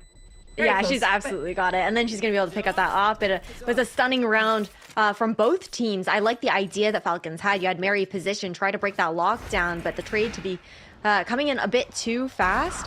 I would have expected maybe a bit of a faster speed up on Toki, who is flanking around, but just not able to really get that angle comfortably to take that lockdown out. And Sarah just wraps back around to finish off the last 2. So great retake situation there. The late flank just not really having the value that they were looking for on the side of Falcons. But as we head into the next round, still able to muster up a bye thanks to the round that they won during the 5th. And there's going to be a Hunter's Fury and that Viper's Pit available for the post plant, but their entry taken out early. First blood, again, it's just going to Giants. They've been so good at being able to find that first kill. And I mean, Falcons, like you said, losing Mary so early, it can be rough, but they do have a decent amount of post-buy utility available. They just have to be able to get that spike down. Sandra also just one away from her ult, so that lockdown could be even more pivotal. In fact, they've got 2 ults confirmed, and the other 2 ults are only a little bit away. Smurfette actually going to be taking a lot of damage there, as I think it was just her arm that's gonna be spotted out. Still gonna be able to find the kills. That said though, Eva, the one to strike back fine. A double of her own here. Suddenly bring the round back to a manageable situation here for this Giant X roster. But now though, it is a 2v3. It is also gonna be one player really low here. They've got the lockdown, they've got the Hunter's Fury, and they are both playing inside the pit, it seems like. Last player standing. Seems like not going to be the case though, unfortunately there, but it's going to be a 1v2 here, and if anyone can do it, it's Ava. Yeah, she's already gotten 3 on the round. An ace clutch incoming, possibly. But yeah, the double peek as that wall goes down. She gets 1, but the refrag there from Jelena around that is a little bit too close for comforts if you are a Giant X fan here. But Falcons, nice try to Eva, but it will be another one converted. And once again, that operator retrieved, which I mean, Smurf is going to be very happy about. 2 incredible kills to start the round off. I saw the vision. I saw a world where Ava actually hits the flick over on Jolena, but those are 2 players head to head, and those clutch situations where either one can truly come out on top. And now Falcons finding themselves on the back foot. Eyes are going to be on Mary for this round. She's got the Blade Store up and available, and will be the one looking for the first engagements as always. And we've got a different setup this time around. Smurfette actually walking down tube with a rifle in hand. I think they saw the jet as well, so this could be so valuable. They just crunch through the tube here, and they're able to get the first kill already. Looking for a little bit more, and it's just a slaughter down mid. Nothing that can really be done here, and it's just Eva once again left. This time around in a 1v4. Smurfette is looking a bit low, so that could be a possible kill that she could at least finish the job on. But yeah, no, it's gonna be very difficult here. Spike dropped as well. She has to go back, and Sarah more than ready with the operator in her hands to confirm that final frag. 7-1 right now, and I mean, Giants X, this is their map pick. Already was questioning how it was gonna go, and so far at least they look in complete control. That they do. They're just really struggling on the side of Falcons, and something that is uncharacteristic from them as well, right? But we also look at this head-to-head here and the history between both of these teams that the analyst desk had been talking about, a consistent winning streak up against Giants X in these head-to-heads. And this time around, or for Falcons, and this time around, Giant X, they want to bite back, and this round, Smurfette's just going to get up close and personal with the op once again. Another time, another kill coming through here to start things off. And look at this, there's still 3 players on the site here for Giants X. So yeah, I feel like Falcons, they kind of make the right decision, at least in cutting the noise and falling a little bit short. That said though, I think it might be enough for this drone to be forced out to try and re-clear. I don't know if it actually spotted Sandra, so there still is this lockdown and thrash available to try and take the space onto site. That there is. Falling back, seeing the space that Toki's been able to find towards B, but more than happy to play this retake here, right? Nest does have that Hunter's Fury as well. Just deny that post plant. There's also a nano to try and buy a little bit of time. Jelena making the call that toxic screen has been popped up towards the B side. The rotation, of course, to be called over here as well, but with the lack of sound, the 30 seconds left, you can see Giant X are actually still banking on a stack towards A, and even Miori is walking back over because previously Falcons had cut noise and re-hit on the other side of the map.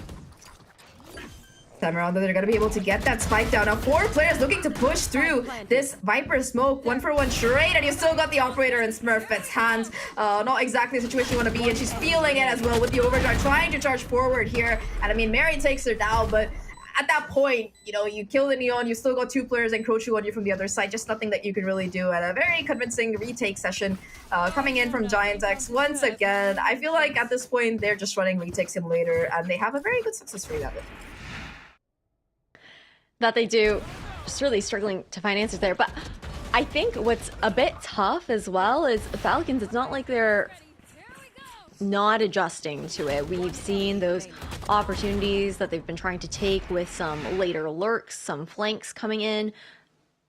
But when it comes down to the actual post plant, the way that Giant X are positioning themselves, it doesn't even really give Falcons a chance to even push a lane more aggressively after that spike gets planted. They've been so diligent on the side of Giant X and their positioning here for the defense. And Smurfette now postured top site. Operator in hand. Nobody's taking the angle quite yet. Aware that it is likely she's posted up here.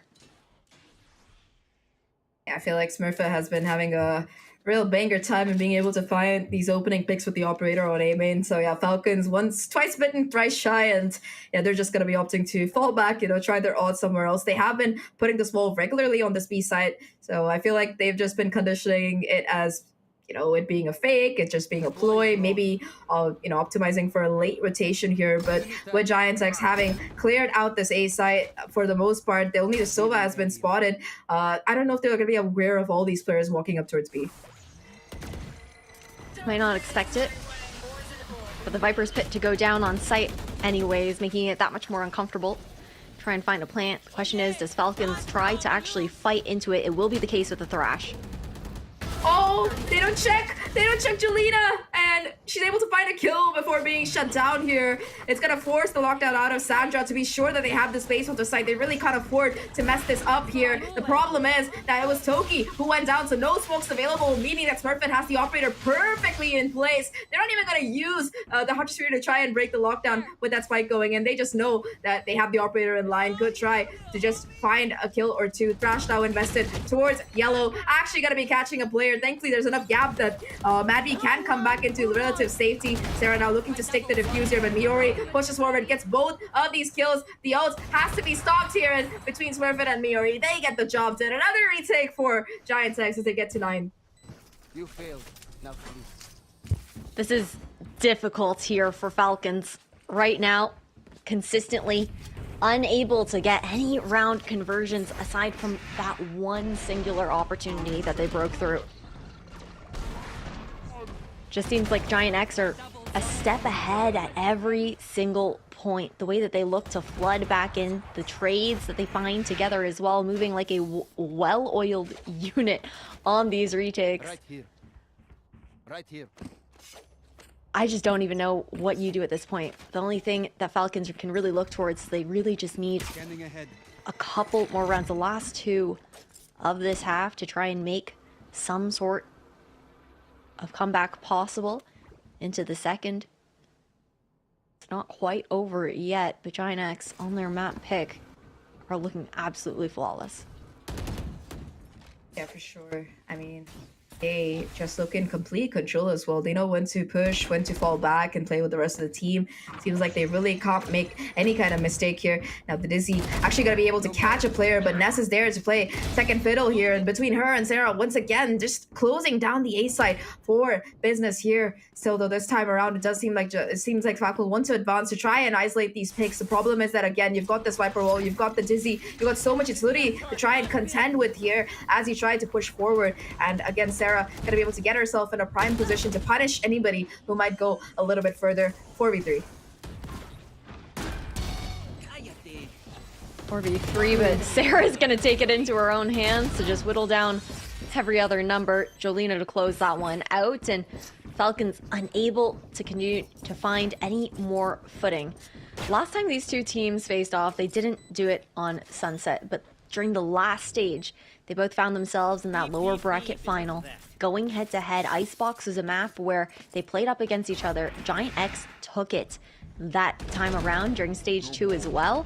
And I'm a little bit scared, Zach, because they were very dominant on the attacking side that time. They actually started down during the first half, and I think finished like 5-7 in Falcons' favor, then got, and that was on defense, then got to the attacking side, and it was just steamroll. 8 rounds in a row, I believe. So I'm terrified right now if I'm Falcons. Oh yeah, for sure. It seems like, yeah, we're good at attacking, but, let's try to be better on defense, and they are looking to do exactly that. Double Outlaws ready to just take some shots and switch to a rifle when necessary. They've got all the money in the world after the kind of half that they've been having right now, knowing that there's going to be half armor in this final round at play. Smurfette just opting to capitalize and finding that kill. Now they're going to be expecting the Outlaw, but it is a Vandal in hand instead, and once again, Jolina gets another Mandy at least able to trade back, but they still haven't cleared out Smurfette. Smurfette, who along with Miori is just hunkering down and holding the fort again. These Outlaws just shredding these players completely. It's all up to Sandra here, 51 HP in a dream. Does have a teammate to try and work with who's coming in a little bit late, but here comes the flank from Sarah. A 1v2, not going to be able to do much, and between both of them, it is done here. A beautiful round to come out, and what a half here, Ash. An 11-1 half is disgusting. You have to win your pistol round there, but we are going to head to a quick break to see if Giant X are going to make this close, or a quick one.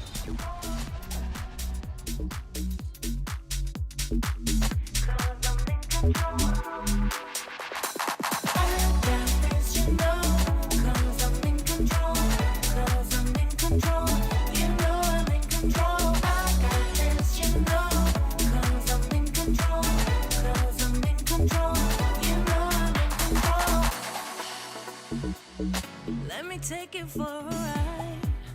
Close your eyes, come with me. It's a heaven in disguise, just for you. Just for you.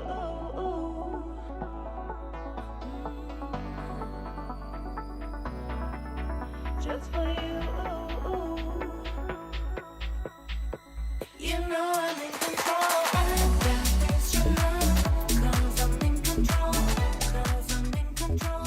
You know I'm in control.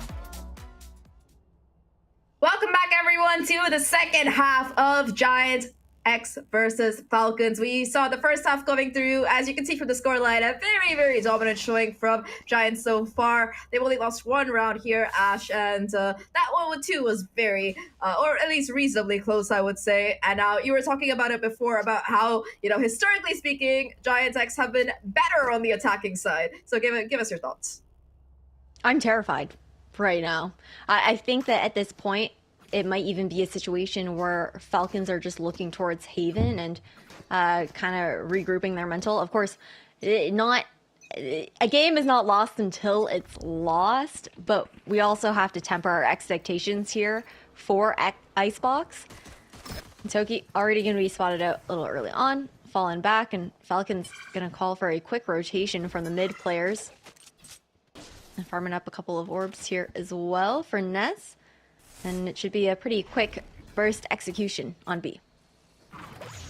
Here they go, starting things off explosively here. And I mean, to see both of these connect, but Sarah and Smurfette still able to win out their fights despite that blind hitting. And already you lose two of your players, one of them being the Gecko. That can make things incredibly difficult. At least Mary is able to push up a little bit aggressively, deny that plant from coming through, forcing Giant X to perhaps get themselves onto site instead. Mary now looking to go forward, retrieve the spike, maybe be able to get it down here. And there are two remaining Falcon players towards this backside. The Viper will gonna cycle back up here, and hopefully it's gonna give them enough time to get that plant. Unfortunately, though, it is Miori who is able to tap it, and they just push forward here, looking to find the kills themselves. Mary left alone by herself, being rushed, and it is just Sandra now in a 1v4. 30 seconds left. 1v4, able to get one at the very least, but trying to take it down 1v3 is just not gonna happen according to Sarah.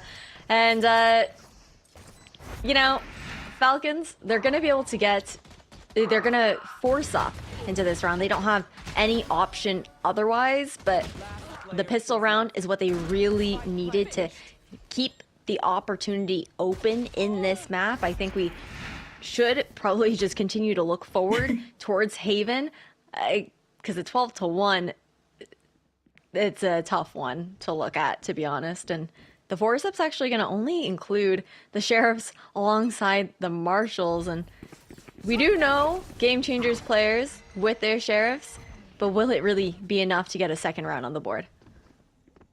Yeah, I don't know about that. I'm a bit dubious about that between you and me, I'll be honest. But yeah, I mean, you can't do that. You can't do that. Smurfette is not gonna let that slide. As she slides in and gets a kill here. Eva at least Ava? to find What? both three already. All right, suddenly this looks a little bit more doable here. That huge hero play from Eva actually gonna be able to give Falcons a fighting chance here, but now Toki, a 1v2, Sheriff in hand. One of these players is low, yes, but it's gonna have to be perfect like shooting and they don't know where she's coming from. Timing might be there in her favor. A 1v1 Viper versus Viper. Jolina knows where she is. Toki has it the shot. She gets it. An incredible round coming in for Falcons to keep their chances on this map alive. And well, you know, Ash, it might be very close to coming into play, but Giants X, they're not going to be able to push us to Haven quite yet.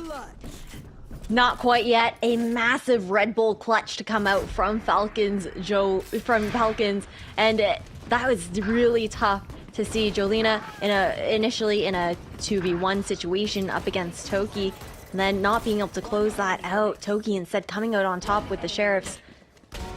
Sarah being the other person who had unfortunately fallen. They had the right idea there on the side of Giant X. Sticking together between Jolina and Sarah, making sure that they could double up, but Toki did well to take the angle and catch Sarah off guard in the initial fight. But at the end of the day, that round also comes down massively to Ava, getting the 3 on site, rescuing that round to even give Toki the chance to clean things up. Mary taken out early. It's by Miori, I think had walked up towards 2, maybe caught her off guard through that window. A very deep owl drone found here by Ava. The thing is, sure, they may have initially evacuated, but okay, I thought we're seeing some re-clear space, but they're just gonna actually take the rotation back over towards that B site, and Toki's gonna look for a bit more info towards mid, maybe even just break the alarm bot to put that extra pressure down, which I'm surprised did not trigger there. Yeah, it felt too close. But either way, like you said, Ash, it's going to be Falcons trying to hold on to this B site here. You've got Eva as well as Sandra kind of lying in wait to try and deny the plan for coming through. That Molly going to do the job here, forcing Sarah to manually be able to get that spike down. At least Giants, they're going to be able to get that plant and that Viper wall coming back up just in time to let them fall back into those post-plant positions for B5 now. They've got the numbers, if not the weaponry here, and it's going to come down to some pretty nifty shots being hit right now. Wingman already on the defuse, looking to do the job here. However, it's going to be the push through that actually confirms the kills. Falcons, they find 2 already, looking for the 3rd, but Miori actually going to be able to find the kill. It's going to be that's all going to be that, though. It's up to Miori. A 1v2 on Miori! Not like this, the ace for the clutch, and Giant X, they're going to take it 13-2. Miori says, all right, man, if you guys don't want to do it, I'll do it myself. And what the heck was that? What a way to clap back after Falcons managed to find their 2nd round, and it was off of those Sheriff picks there as well. Miori just answering in return, but a heartbreaking loss for Falcons. Sure, it's going to be heartbreaking when it's a 13-2, but when you go out in style like that from Miori on Giant X, your jaw's got to be on the floor. I mean, I don't know, man. I think after that, we all need a bit of a break to recover. So stay tuned before we come back for map number 2, because I don't know about that. Miori's probably fine, but I need a break after that. So see you guys.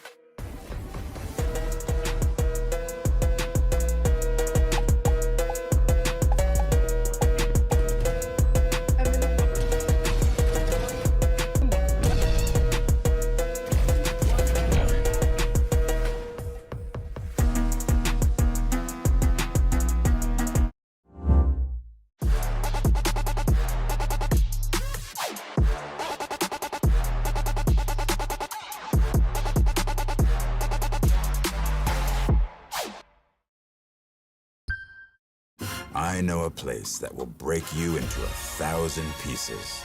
Stay away from them. Stay away from Lorca, Paco, and Picasso. Don't ask about Lola. Ay, Caballo Grande. Ay, Dolor de Nieve. But in spite of everything, it occurs to you to visit Andalusia. Don't say I didn't warn you. Be careful of the Andalusian crush.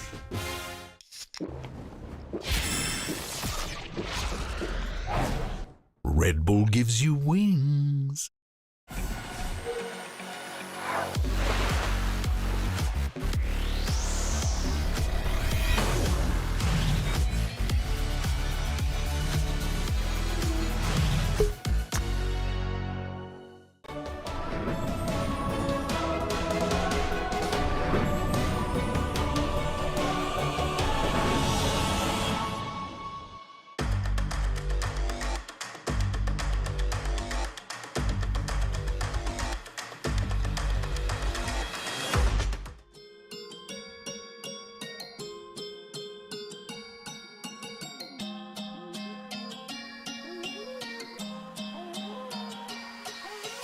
Got a chateau in the mountains that change. Jet set through the islands that change. Zip codes like it is nothing. Top 10K first class on my side thing. Shorty went verbal on a TikTok. Got 'em doing moves in a big mouth. Rocking their head doing pop lock. 20 million streams so she won't stop. Can't stop. 911, it's an emergency. Call your friends. Everybody follow me one by one. Moving to the melody. Light up the night. Oh, we light up the night light. We go into daylight. As long as it feels right. Light it up, yeah. We light up the night light. We go into daylight. As long as it feels right. Light it up, yeah.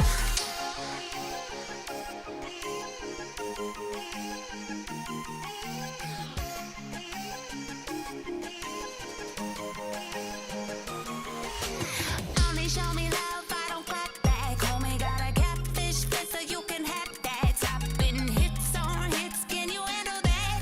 Lose it all on a high stakes blackjack. Bet big trip, even in a lockdown. Big tips, only with the fans now.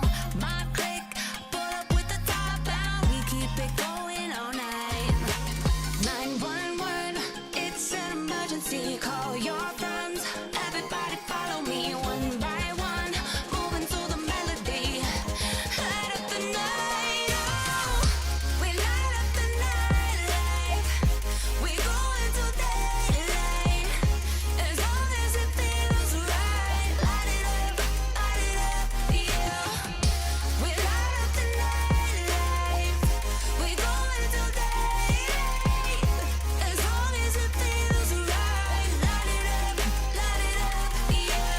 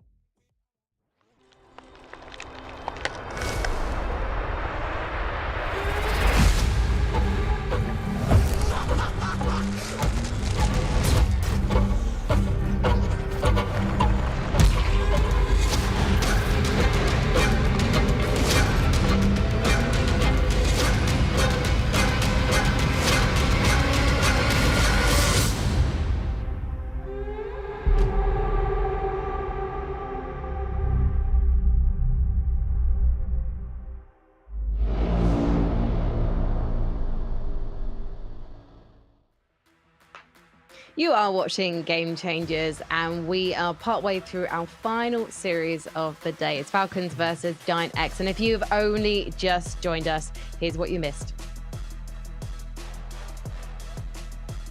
hopefully, we're going to show you what you were missing if you just joined. You missed us. What did we miss? What did we miss? You missed Miori, Tom. Yeah, this was utterly insane. Like, I don't know how she's managed to pull this off, especially after losing around to Pistols in a similar manner. It was just a ludicrous display from Miori, so super impressive. Yeah, I love the reactions also from the casters there, but that's just a GC Sheriff moment, right? We've been having a lot of those through the whole tournament, and Miori has just been insane this map, and what a way to finish it. It's a shame that we didn't get to see more of Falcons, but I imagine we're going to see them reset for Haven. It's going to be a bit more competitive, because when you look at the numbers on the board here, I mean, Smurfette, she was truly shutting people down, and Falcons, it just felt like we didn't really see them all come online, Inami. Yeah, it all came to those also first kills coming from Smurfette and her entire game, like honestly her entire performance overall, because the way to win against them is in a way shut down Smurfette, but this is something they weren't able to do, and we've seen even her aggressiveness coming in and out with the operator, and she was able to save this operator through 3-4 rounds as well, getting kills and every single time making it turn into a GX side. So insane performance overall by the entire team, but Smurfette has been shining even more. But if you take a look at the round breakdown, Tom, like Not this great, is it? This is ridiculous, because Falcons, if you get that many plants, then surely you should be able to pull off more round wins. Yeah, I think a lot of them were plants that were almost allowed. Like, it was their opponents taking battles on one side of the map, giving it up, and then happy to play retake. They came in with so many advantages. You can see first duels, they absolutely dominated. And yeah, when you plant 3 times and then have more post-plant victories than a team that planted 10 times, I think that pretty much tells you everything you need to know. And a sign for GX is fantastic, because in the last 3 times they played, they've always lost map number 1, no matter how the series has gone. They've always started rough. So the fact that they've utterly dominated this first map, and I would say of any of the teams that we currently have within the whole of GC, I would say Giant X are the ones that are the most momentum based. Like, if they get going, this team is terrifying. Like, if Smurfette has a great map, and I know that we have a bunch of highlights of her going into this one, I think that it could be tough to stop her going into Haven, which again will give her a lot of opportunities to take these opening battles, which she's so good at. Yeah, what was that shot? Honestly, that was so nasty. She just came in, got a shot with an operator, and then she was able to like run back to safety. And it feels like this agent also fits her playstyle so well. She's not afraid to take those aggressive angles, and she knows she will win those duels. She knows she can get those first kills, and just like she runs back to safety, and her team is there to back her up every single time. It was honestly like an amazing Smurfette show. It must be very frustrating if you are Mary on the side of Falcons as well, and you're not able to get any opening kills yourself because you're just being picked off from a distance constantly, Tom. We will be going over to Haven next. We're expecting to see Mary on the Neon there, I'm guessing. Yeah, well, that's the interesting thing, is I think the Battle of the Duelists is one where you see Smurfette do fantastic on the Neon. You maybe expect her to keep it, but she moves over to the Yoru. And I think it gives her a lot of the same sort of chances. And that's what scares me, is we've just seen a map where she's dominated opening duels. Now she gets an opportunity to further dominate opening duels. And you've completely shut down a lot of players that I don't think were used to be being dominated as they just have. Like, they've got to have that mental reset. They've got to try and come back from things. And yeah, you're going in with a composition that, as you said, Neon and Icebox, it is almost purely based around fight. Like, if you're not winning those opening duels on when you have an ISO and a Neon, you have lost the game. You don't have anything else to really fall back on. So they need to reset, and almost immediately. And they start on the defense, where a lot of the Haven defense revolves around being really proactive, because of the fact that, again, you've got a double duelist, but also there's 3 sides. So you have to go pushing somewhere. You can't cover absolutely everything. And it's going to put a reliance on Mary and MavV, but also on Sandra, because Sandra's going to have to lock down another portion of the map. Yeah, it will be so hard for Sandra to do whatever she wants to do against a Yoru, because this is like what Smurfette also said in her last interview. She hates Cypher, so she's picking Yoru and she's coming to your side and going after you. So, yeah. Is there a risk, Nami, that on this map we see Falcons fall into some of the bad habits they've shown in stage 3? I know they had a fantastic performance yesterday, but there's definitely been some very individual moments that haven't served the team that well. Yeah, I mean, how much hopium or more like copium do I need to have to be like, oh, we will see Ascent, we will see them coming back strong, and hopefully we'll see another map 3. Well, they are already qualified for championships in Berlin. So whatever happens today, it's not the end of the season for Falcons. However, they will be wanting to pick up their first ever Game Changers title, but they can't do that if they end up losing Haven tonight. So let's head over to Zach and Ash and see if Giant X will seal the deal or if Falcons will fly again. Thank you for that. After that map number 1, a blistering map number 1 ending on a really, traumatizing note if you are a Falcons fan. I feel like, yeah, you're heading into Falcons map, Giant X, they've been looking pretty good. Ash, fun fact about both of these teams, right? They've been running this comp for 2 maps in a row each time, and both of them at least are undefeated with this comp so far. So I'm kind of excited to see how it plays out on Haven right now. Yeah, I'm looking forward to it, especially, I don't know, seeing Mad V on the ISO is always going to be a breath of fresh air. She's an aimer gamer at heart and also the brains of the operation there on the side of Falcons. And I'm always looking forward to when she gets the opportunity to kind of enable herself to take a lot of these fights. And the way that Falcons are set up right now, we're looking for very early mid pressure and control from them. Curious to see if it'll be more of a contact play or if they'll be a bit loud and proud about it. And it will be just the walk down for now, not looking to give out any information too early on, aside from, I think that was the turret that spotted out the peak from Garage. And then you've also got an alarm bot just lying on the other side of window, so not going to be able to freely take the space as much as they would have wanted. And the thing is, you do have Miori waiting for this flank to come through, but I don't know if she expects 4. Ooh, and I mean, first hurdle goes down already. Eva being able to find that huge kill, which opens up the flank possibility. Now, everybody got to be regrouping, looking to find safety in numbers. And you do have Sarah looking to watch the flank here, the wall, letting her kind of creep up, but she has to be able to find this kill. And unfortunately, Sandra is going to be the one to come out on top. Sure, it's only 10 HP left. And now you got Giant X trying to flip the map here. 3v5 situation. It's going to be very rough for them to try and win it out, especially as Jolina only able to get that first kill. The second one as well, though, so suddenly numbers looking a little bit more even, but the spike isn't exactly planted for these players. Aftershock gonna be able to at least try to deny half the defuse, but it's not gonna connect with Toki at all, and she's just able to stick it, while it is gonna be the 2 players from Falcons to find those kills. And I mean, as you were talking about Mad V on the ISO, I personally really enjoy it. I've missed watching her on the duelist, going from that race to more of that flex player for the team. I'm happy that she's back on the duelist. Oh, for sure. Again, any opportunity for her to open up and take fights for herself and really just let her aim shine, her mechanical skill. But it's a nice start here for Falcons. And this is a team that, again, they're not going to let that 13-2 get to them too much. I believe we've heard Mad V talk about it in interviews as well. They seem pretty good when it comes down to their mental ability to bring things back and stay calm and not get too overwhelmed by it. Jump spot, though, from Sandra. Not going to quite spot Miori, who has managed to sneak in to Cubby there.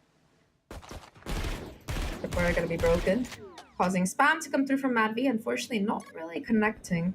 So it does seem like they want to go in for that split through Garage. Short C site already, though, is going to be the cage on site to try and play off of for Sandra to try and anchor here. The stun coming in as well. You've got the ISO for some backup towards the backside, and already first kill coming through to Sandra for free. Her and Mad V between them are just able to try and farm these kills here. It's just going to be the 4K for Mad V, who goes absolutely ballistic. Or my bad, the 3K. Toki took the last one, but a great round to come in and be sure to convert this anti-eco here. And I mean, Sandra buys so much time for the rotation to come in. That she does, and then the nice pinch that comes through and the adjustment here from Mad V as well. This goes here. Now this is where we look to see Giant X break in to this first half.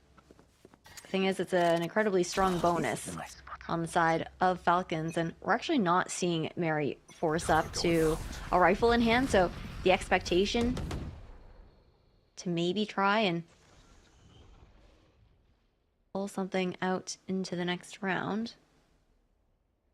Have a little bit more cash in hand for it.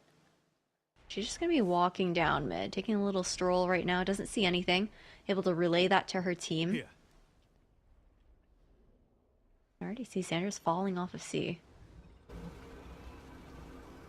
There's gonna be the counter push. The mid control's been taken. Falcons want to get aggressive towards A lobby. Recon spotting out a player already, but oh god, Toki, that's not a whiff that you really want to make Smurfette happy to confirm the kill. And immediately you can see Falcons falling back a little bit. They've already lost one player. They want to be sure that they don't lose more. Thing is, Mary has taken so much space. Gotta hear the reload towards window, pinging it on the map already, and now noise being made on the rotation as well. Mary is gonna probably hear all this information convey that, all right, a C invasion is imminent on the side of the map. You do have the Cypher coming back here to at least make sure they don't push too far. In fact, Sandra actually gonna try to anchor down the site here, already sneaking her way forward, is able to get that first kill, and it's gonna be Sandra who's just going ballistic here, gets the neural theft off the back of that kill, and it's her to just put 3, maybe 4 as well, but Miori, we've seen her clutch it out before. Now a 1v1, 50 seconds left, has to get the spike onto site, but look at this reposition from Mary. She has the cross. Miori, to be able to win out this fight is going to be huge. Both players just have no HP to work with, and she doesn't check the corner. Mary wins the round out, but bad. If Miori had another clutch there, I would have screamed so hard. Yeah, Mary's not going to let that happen, and it's a great reposition from her as well, just knowing that with the amount of time on the clock, Miori did not have the comfort to be able to clear out such a close angle like that. Instead would have to prioritize watching towards back sight, and there's a great hold from Sandra like you were talking about here, Zach. And this is the Falcons that we're used to seeing. We didn't see them light up in that Icebox map that we just finished up on. If you missed it earlier, that was a 13-2 in favor of Giant X. But now timeout to be called early on. Same look as how Icebox kind of started panning out, right? 3-0 start for Giant X. It was Falcons calling their timeout, and now Falcons are the ones who are paying the favor. Yeah, well, eye for an eye, it seems to be the call here, and I mean, that's a great start for Falcons. I think it's a similar timeout as well that we saw in one of our previous games, right after the 3rd round instead of after losing the eco here. Hopefully they can put together a battle plan to try and figure out a way to break this blockade that Falcons do have on their defensive side. I think that their proactivity is really paying off here. And in general, like individual, we were talking about this before, about how Falcons on an individual level, everybody is capable of stepping up huge when things become necessary. And I think last round was a perfect example of that for sure. Oh, it definitely was. Then the other thing to keep into consideration as well is the fact that they've faced off against each other on this map most recently, right? During that group stage, 13-7 for Falcons. I think they can go into this one feeling a little bit more confident, a bit more comfortable. Oh, timing almost in Jolina's favor there. Sandra caught watching the cam. Instead, that was just going to be Sandra running a farming session in Garage. One by one, they walk in, and one by one, she just decides to tap them in the head and get these kills. Miori, though, she's been on fire today, able to get the first kill already, but Sandra gonna say Sentinel diff and find that kill. 3 kills for her on the round once again. But look at this, Smurfette already having TP'd forward, taking the space. Expected, though. I feel like that was pinged out on the map by Sandra, so might be able to comfortably get that kill, and it's just gonna be Ness in a 1v4. Spike not in her control. I feel like this round is pretty much done, unless there's some really horrendous mistakes being made here by that Falcon side. So Major as well for some information. They're just really not taking any chances, and Madvi gonna be able to confirm that final kill. 4-0 for Falcons. 4 rifles carried forward. I wish I had a bank balance like Falcons for real. Yeah, they're more than comfortable at the moment, that's for sure. But still possibility of having that slip away, but it doesn't look like that'll happen anytime soon. At the very least, Giant X, they do have the opportunity to snowball into this round here as well. 1 away from that lockdown, and 2 away from both the Dimensional Drift and the Rolling Thunder. So there are possibilities to bring out some alt plays. See if Giant X look to do any prioritization when it comes down to the alt orb collecting right now. It doesn't seem to quite be the case. Ready though, this time around Smurfette able to find that first blood, takes care of Mad V, so that's going to be a huge opening pick to start off with here. And now off the back of that, they're once again looking to just swoop into Garage. The one-way comes in, and off the back, and despite that paranoia, Toki is able to peek through and find the timing on the kill here. Sandra now, though, she's been the final boss on the seaside, absolutely been a menace to deal with. And now again, gotta be able to find the damage before she gets shut down. Only 1 kill this time, but that might be enough to get the advantage here for the defensive side. 2 versus 3 situation. Mary and Eva gonna have to try and take this down here as Giants X. They fake the tap. They don't have the information as to where these players are, so just gonna opt to go in for that safe plant here. My ult's ready. Ult up here for Ness. Feeling the need to use it early on, actually. Managing to catch one in Mary. Now they're trying to push forward, making this as uncomfortable as possible. Giant X want to secure their first round of this map. Rolling Thunder gonna buy a lot of time and space here, and now the recon as well to come through. Actually gonna be able to spot a player, but the spam they try to spam based off of the recon, but it's the counter spam that actually finds both of the kills here. And Giants X, they win their first round on the board here. Started off with this kill from Smurfette, continued with Sandro not being able to find anything towards his backside, and ended with that Rolling Thunder actually doing enough to be able to confirm the round. Buying enough time, making it as uncomfortable as possible. Now again, side of Falcons though, do have the kill contract up here for MadV. So looking at the possibility of even trying to shut down a plant that might go through. The early scouting here from Smurfette just to garner a bit of extra informational in that dimensional drift. Spotted 2 towards the seaside. Oh, beautiful execute here. The stun and the exit from the ult off the back of that to actually be able to find a kill. And here comes that ult that you were talking about. MadV actually going to be able to win out that kill contract. So that's one less player to worry about it. You know, they try to push her body here. But, you know, there's Mary for the backup. There's Mary for the kills. A 3K for her. And another convincing round for Falcons here. Really, really nicely played. I mean, good effort by Giants X for sure. But the reaction from Falcons was just chef's kiss. Yeah, it was a really cool play off the back of Smurfette's ultimate ability, but again, like you said, the response, Mary especially being able to take out Smurfette backside is what really opens up that retake for Falcons. On top of also MadV like throwing out that kill contract, winning that out, just really denying as many numbers as possible to Giant X, who now on the Zico are going to be leaning towards this A side quite heavily. It's actually going to be window that they're trying to contest. Falcons aren't going to look to give anything early on, instead playing a crossfire here on B. Molly not gonna really find anything, unfortunately. So here comes the dark cover. It's a crossfire, like you said, Ash, and there's that Viper Orb as well to make things, at least for them to try and pop through here. The problem is they haven't checked either corner, and between them, it is gonna be MadV and Mary just completely turning this into a slaughterhouse. At least Sarah's gonna be able to find one, but an almost flawless round here once again for Falcons. I mean, sure, it was against an eco, but this just reminds me of that previous map, except, you know, the teams are flipped. Oh, we're in for, you know, this might be the 2-2-1 day. I can't even speak. That was too many twos. The 2-2-1 day. Yeah. The first time we get a 2-1, and then we've got to wrap it up with the second one afterwards. But it is pretty insane. It does leave me to wonder how Ascent is going to be. I'm really hoping that it'll be a closer endeavor for both of these teams, just to keep it a bit more interesting. But it's amazing that Falcons can bounce back like this. This team just looks so clean right now. Like, Eva really does want to head to Istanbul, hometown country, hometown land. Now, though, Miori gotta be the one to find the opening. That said, though, playing anti-flash, it will be Smurfette shut down. But again, like Giants X, they've been so good at these trades.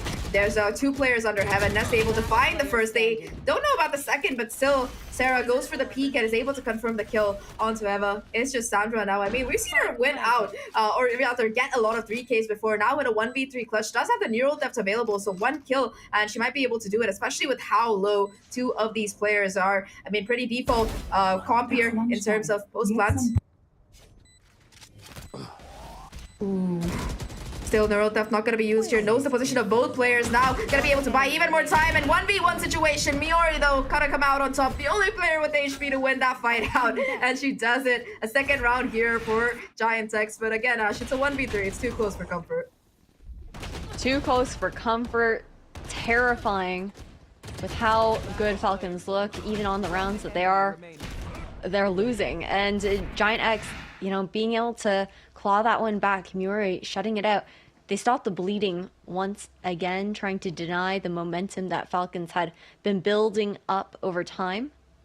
And now, especially with that round win, you can see maybe the expectation to invest some of these ultimates into the next one to keep this flowing.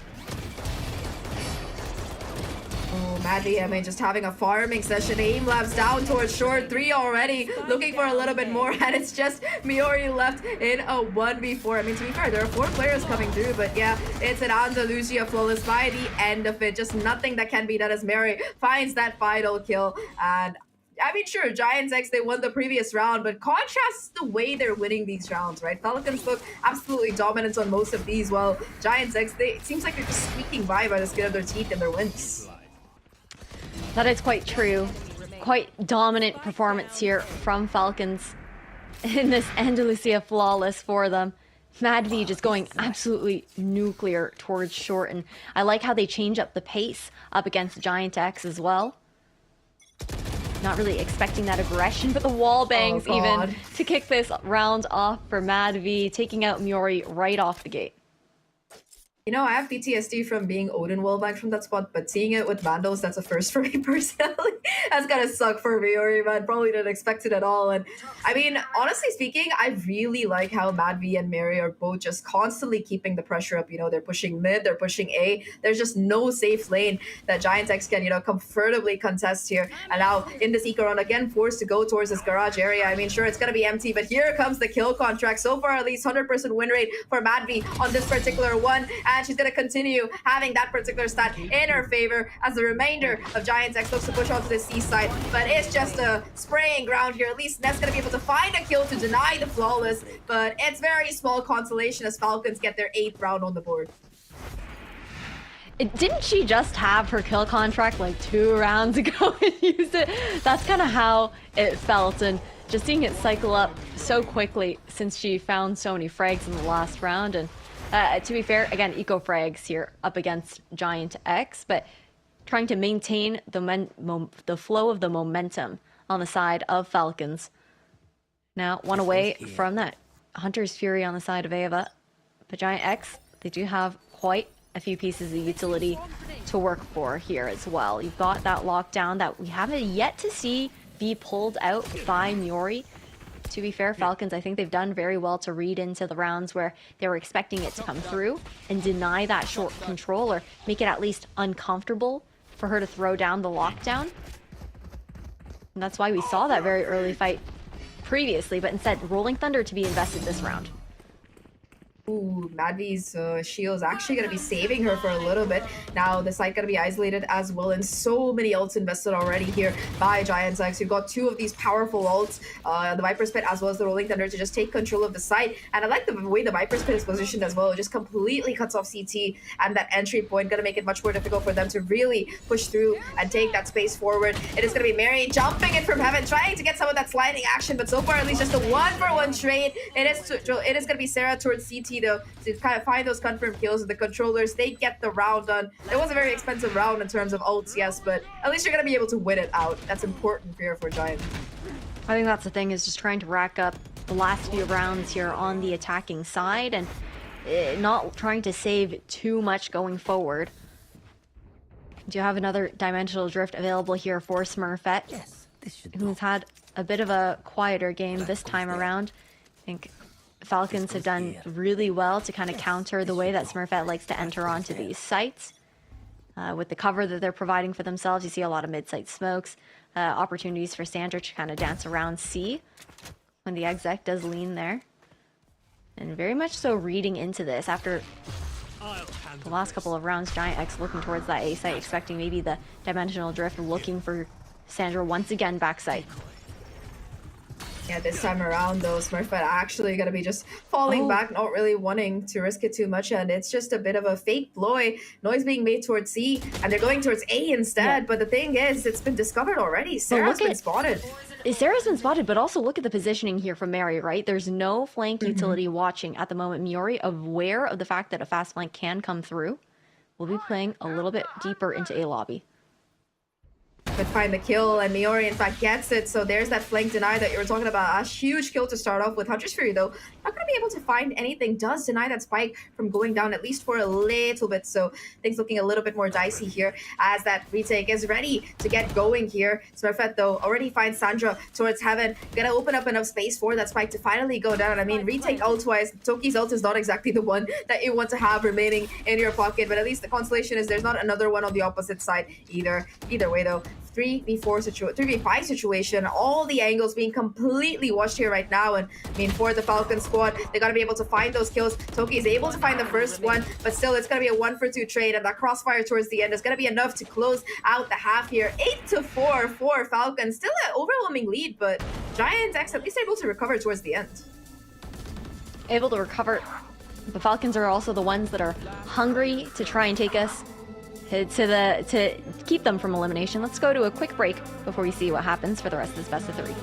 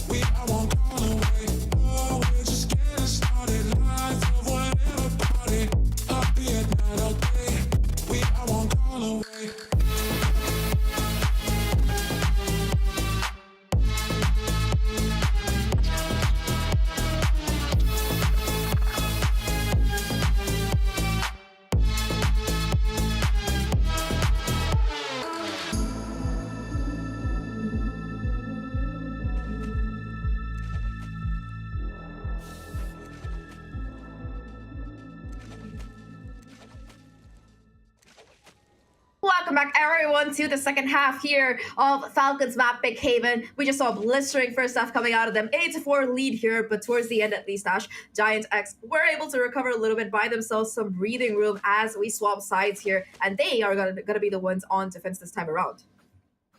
That they will be, and their composition leans comfortably into it as well, right? When you're running that double controller, the ability to cycle those smokes between Sarah and Jolina, and also the respect that can also be given up against that toxic screen. I find that most teams are a bit more diligent when trying to push past it because of the decay that gets applied to you.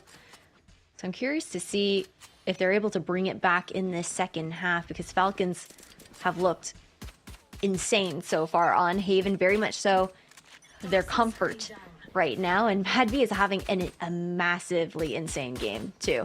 She's like, what, 15-5 at the moment on the IGL, absolutely fragging out.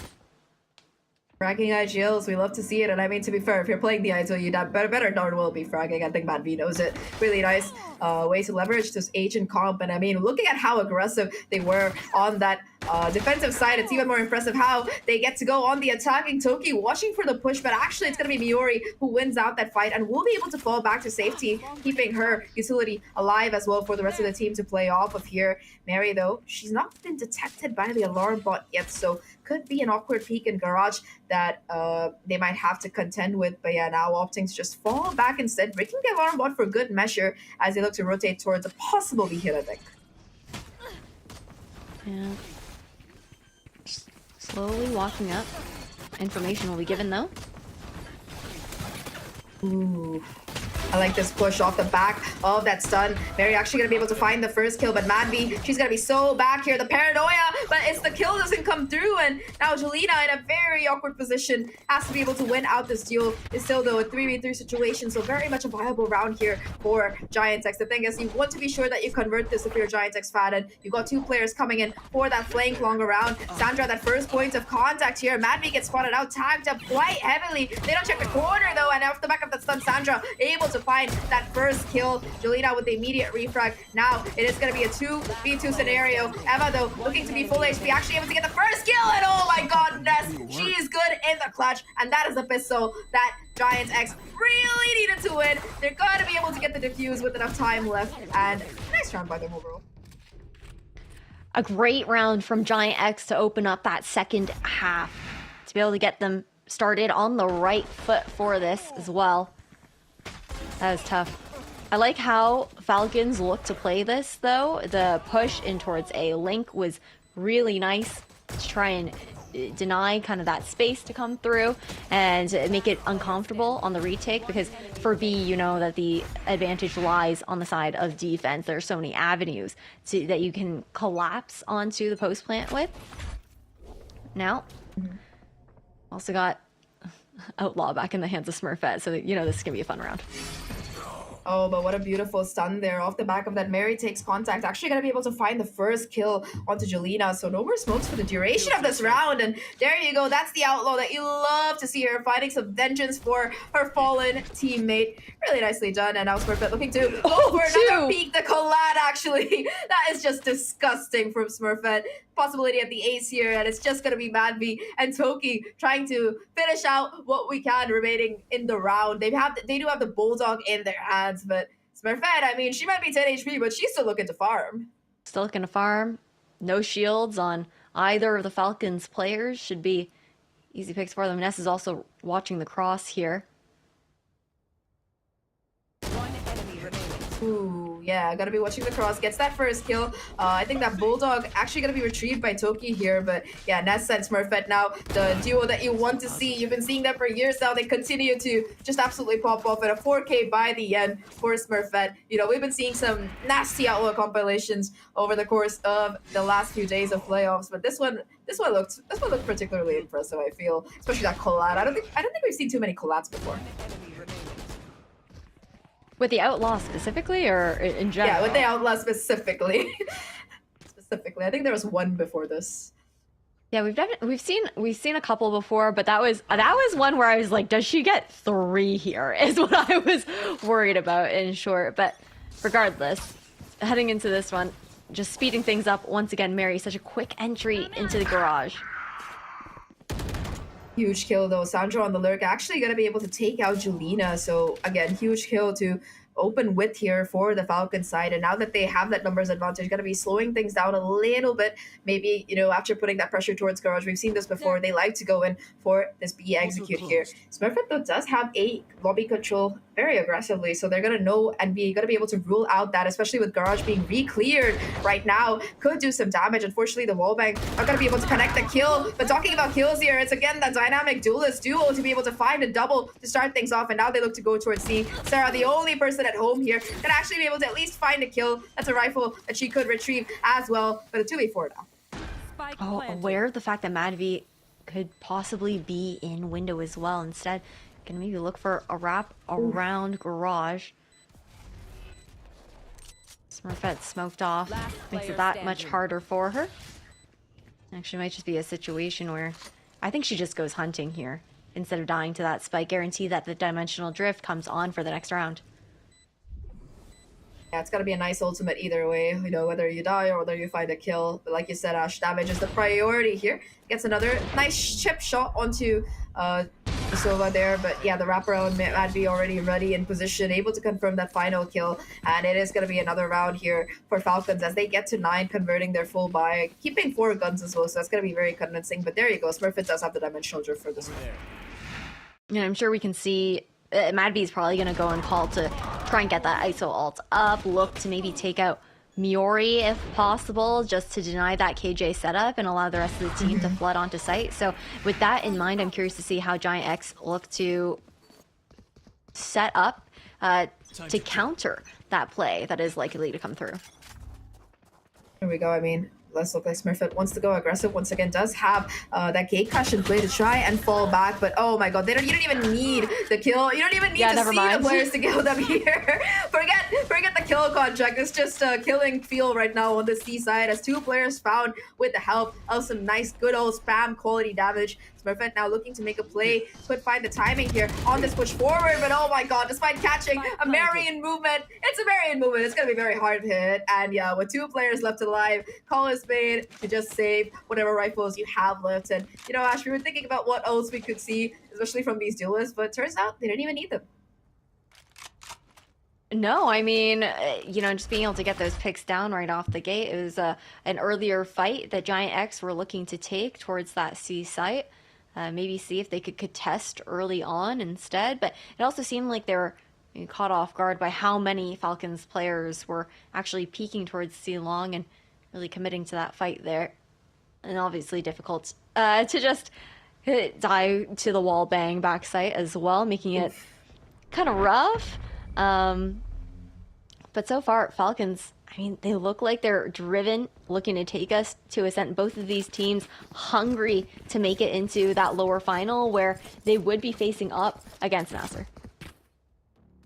I mean, Falcons, at least, credit to them, they have the slot confirmed here. You know, they know that they're going to be making GCC no matter what here. But like you said, for Giant X, the stakes are looking so much more higher. You know, if they win today, they keep destiny in their own hands. They have a chance to fight Nasser tomorrow in that lower final and be sure that they can confirm that third slot as theirs. But if they lose today, right, Nasser has a chance to be able to make it instead by being in that grand final. All they got to do is get through to tomorrow, and we'll see if they can convert it. But yeah, this timeout, I mean, 10-6, it's not like insurmountable odds quite yet. You know, it's only 4 rounds that's stopping them. Problem is that, unfortunately, their economy looking to be a bit in a broken situation here, and I'm kind of curious to see what kind of buy they're actually going to be opting for. We'll have to see what they look towards. It'll probably be just like a hero rifle and maybe a pistol buy situation, just to see if they can get anything done with the dimensional drift coming through. If there ends up being an opportunity to use that, but just playing things a little bit safer, ensuring that they can have the economy going forward for the remainder of this half, all things considered. And heavy lean towards the C side here for Falcons, knowing that they should have some sort of weapons advantage. And the setup has been swapped this time by Giant X. We're seeing that trio stack that's typically on A, this time on C.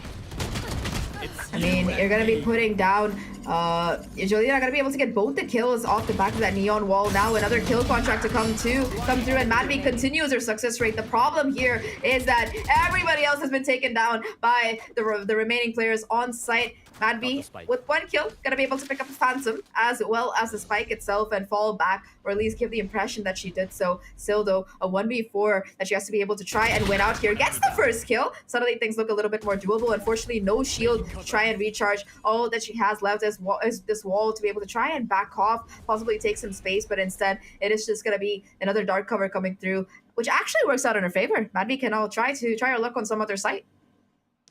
In her favor in one way, like, yeah, she's able to back off and try and plant somewhere else if she really wants to, but Giant X, unless they make a mistake, which is not looking to be the case right now, it's unlikely that we're going to see Madby win this round, unless it would take absolute heroics to have it actually happen, as Giant X look to continuously kind of move as this little death ball trio, guaranteeing that if they do come down and into a fight, they'll be doing it together. Exactly. Teamwork makes the dream work here. And I mean, Madby actually going to be able to get the spike down, so a bit more money for the team. That said, though, 1v3. Here comes the first. That's a ding. All right. Suddenly, this looks much more doable. But yeah, Miori says, all right, man, you got 2, almost killed 3, but you ain't getting much more. I feel like you're going to look back at that round and really think about why you got that Phantom instead. I don't know if there was an accident or intentional in an attempt to pick up the spike, but if she had a Vandal there, I'm telling you, that's a kill.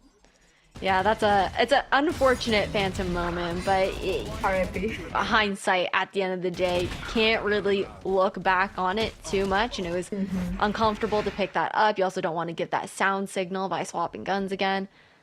What's the little guy doing up there? Vibing. Meditation moment, you know, you're like towards Tibet, you got like this beautiful monastery, people shooting below you, away from the action, a moment of peace, tranquility. I like it. Okay, if he's feeling tranquil, he's definitely not afraid of heights. There for Tac to Bear, but as we head back into this round, Mary's already, again, quick pressure in towards Garage. And Smurfette walking down mid alone for the first time, TPing out, actually finds that pick on Ava. Now Dimensional Drift to be used to just do that additional scouting spots too in Garage, and actually forcing Falcons to back off.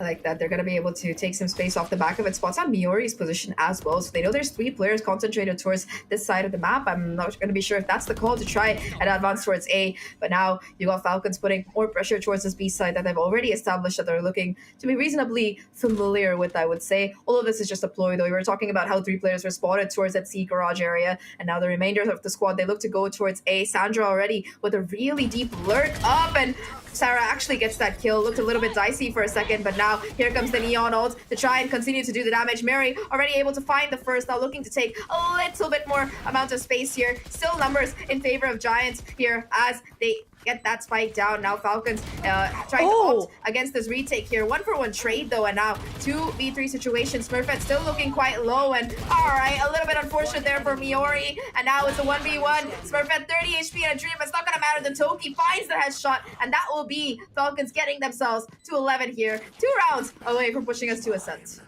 Such a pivotal round for Falcons to be able to find as well, just to maintain this lead, maintain this gap that they had found. And when Smurfette originally opened this round up for Giant X, on top of that, finding that early advantage, this fight was so funny to me, though, that we're seeing on the replay, because you see the Yoru drone, or the Yoru clone, sorry, come out, and Mary's full-on expecting just a Yoru flash to come through that smoke instead of Jolina just walking. That's why you see her flick to the side, because she's like pre-gaming the flash to guarantee that she doesn't get hit for too long. Just like a little cool thing that I wanted to mention there that I thought was funny, but Mad V taken out early, right off the gate. Oh my god. Giant, they just walked up everywhere and killed everybody. And they're like, you know, maybe we should, like, you know, do our own little cosplay of the attacker side. It actually works out here. It's just gonna be Mary now with a 1v4 basically, or just 1 player taken down. At least gonna be able to find the kill onto Miori, so suddenly things looking a little bit more doable. A 1v3 situation here. 2 players actually still don't have guns yet, and unless they're gonna be able to pick them up, which is why I think they're walking down towards that A side, Mary does have a chance at being able to try and at least get that plant down, maybe get herself in a clutch situation. But you know, when you're in a 1v3, you want to try to find early frags here, and I think realizing that it's once again gonna be, you know, we're gonna stick together as a team. 3 players holding hands, chilling, walking up towards their opponent spawn, and Mary in the meantime switching. It seems like a little bit of a side reversal. And I think that that's what Giant X are so good at, is when they are in that numbers advantage, they do very well to group together, maintain the fact that they're able to play for those trades and not give any opportunities to someone on the side of Falcons who's in a clutch to isolate those fights and bring the numbers down into closer standing.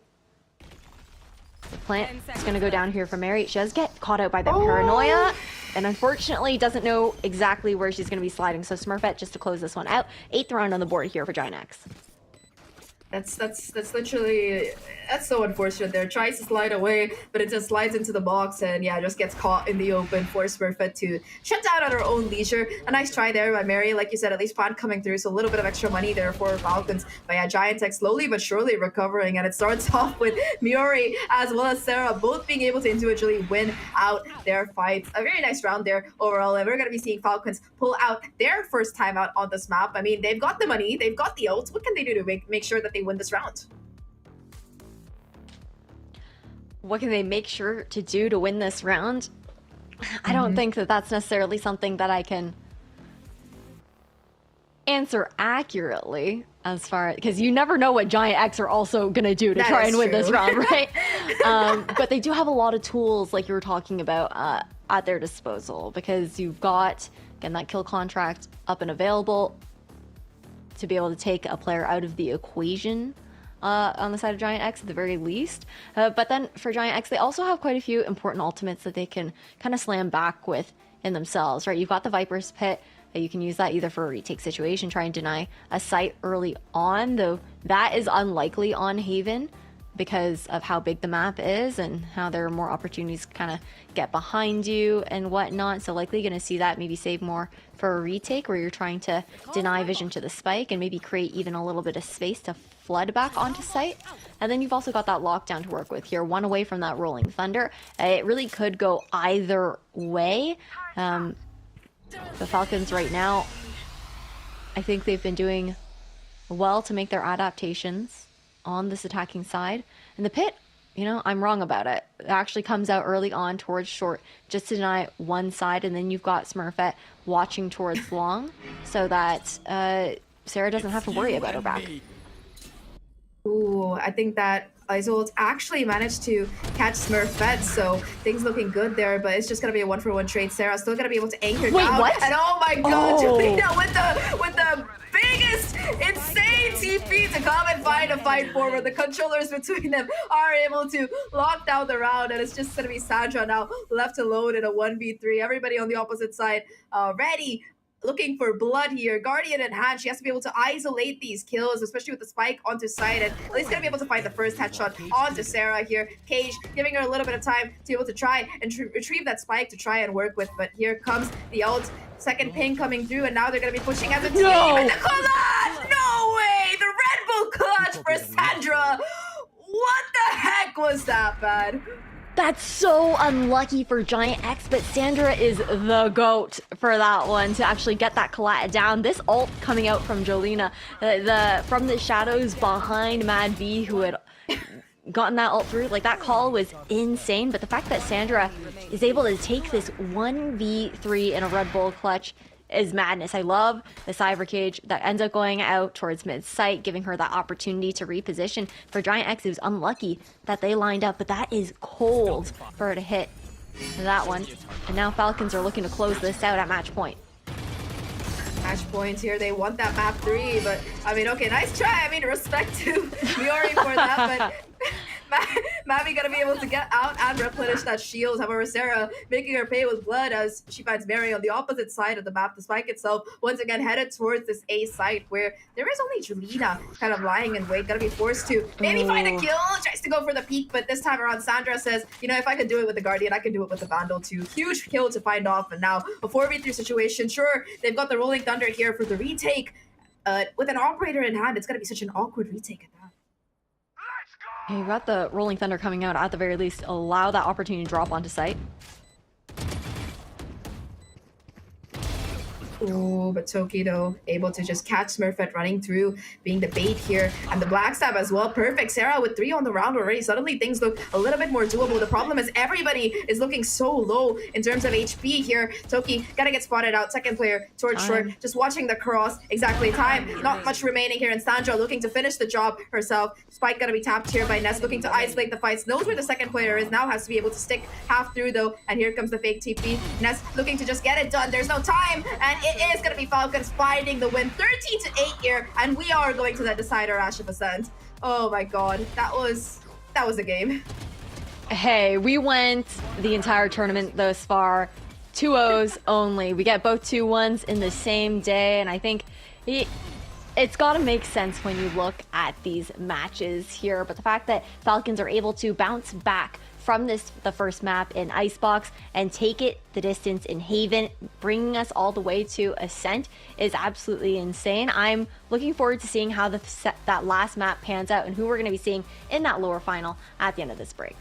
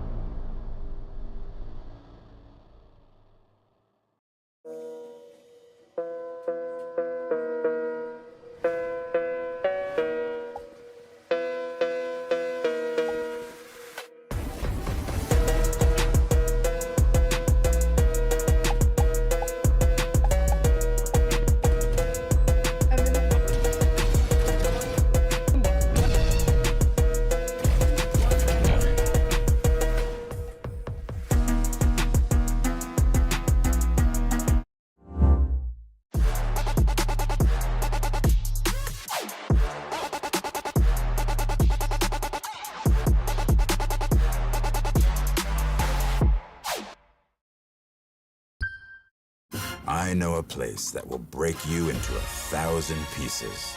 Stay away from them. Stay away from Lorca, Paco, and Picasso. Don't ask about Lola. Ay, Caballo Grande. Ay, Dolor de Nieve. But in spite of everything, it occurs to you to visit Andalusia. Don't say I didn't warn you. Be careful of the Andalusian crush.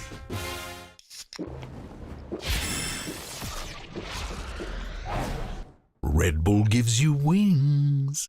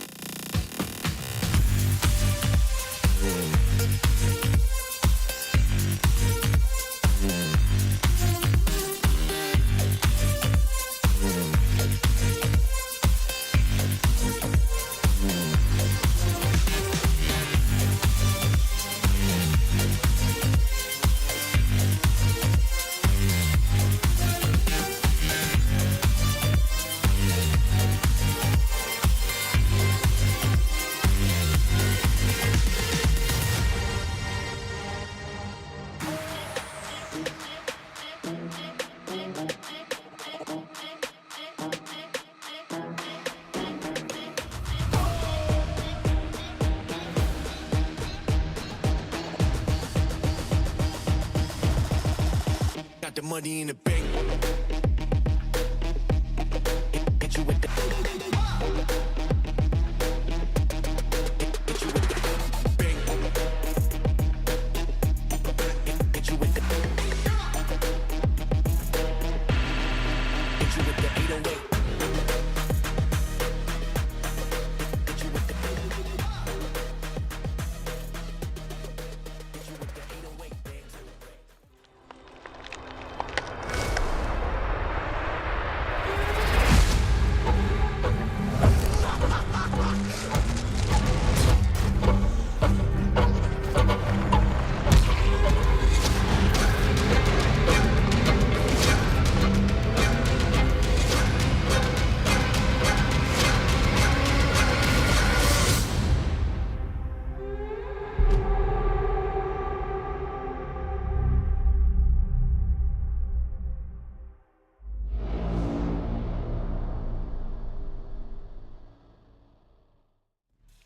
Welcome back to the final installment of tonight's Game Changers. Yes, I said the final installment because we've got one more map in this series between Falcons and Giant X. Only one of these teams will go through to tomorrow's best of 5 lower bracket final. However, Falcons have already booked their spot in championships in Berlin, but Giant X, they really do need to win this. They had the best shot of making it to championships. So everything's on the line, and actually Falcons, they really did step up and bring things back together in this map, Inami. Yeah, and this is something we expected. They don't need more than, or maybe they did actually. They got also another wake-up call in the last map, but they came in so strong. They knew what they had to do. We've seen them play this time off of each other and off of their utility as well, and it just showed in the results. We've seen Madvi coming in so strong, 5 first kills, but it's not only that. It's also her ability to play with Mary this map even more, and also the ability of Sandra to just be strong and defend each side. Yeah, I think it's always impressive when you have a set game plan that involves defensive aggression. You're going to push across points on the map, you're going to take control, and your opponent knows you're going to do it, and it's still massively successful. And I feel like a lot of that was revolved around map B. Like, she had an incredible map, especially in comparison to map number 1, which definitely, you're playing a different role, an initiator, a supportive one, but she's always someone who normally puts up numbers, and I think just putting her back on the duelist for a little bit for this map, it just showed the sheer individual force she has. Like 245 damage per round is insane. Like, it's well over a kill per round, and well, she was fragging all the way through. Well, that's what the team needed her to do. As you said, Tom, it was quite clear what this lineup was looking to do. And after we saw the agent select, and we've obviously seen them do it before. How well, though, did Mary and Mavi play together, Inami? It's just the utility usage as well, like, and the confidence. We've seen them like send in her wall and knowing she can take the space, and then her peeking out of the wall and being able to get those kills in A main or in A shots, but also the confidence coming from this Neon. Mary has been also so insane on this agent. I'm surprised it took them so long to pull it off, because up until playoffs they were the only team who never played this agent, but now they are coming in strong. They've come in with the confidence, and I thought from the last map that maybe we'd want to see a GX taking their own fate and deciding if they make it to the champs, but Falcons are here to make it also to the finals, and it is important for them to be in the line. Was it because Mary wasn't feeling confident on Neon? I think that's what she said earlier this week, Tom, in an interview. Did you see that?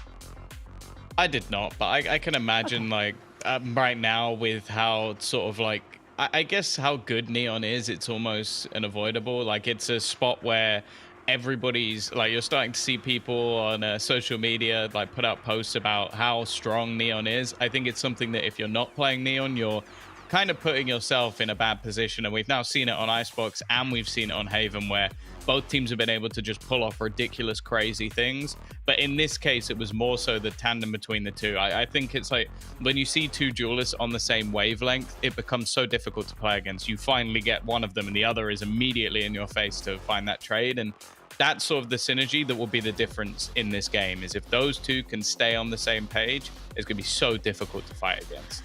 So, Inami, the double duelist, that makes a lot of sense for this team on Haven.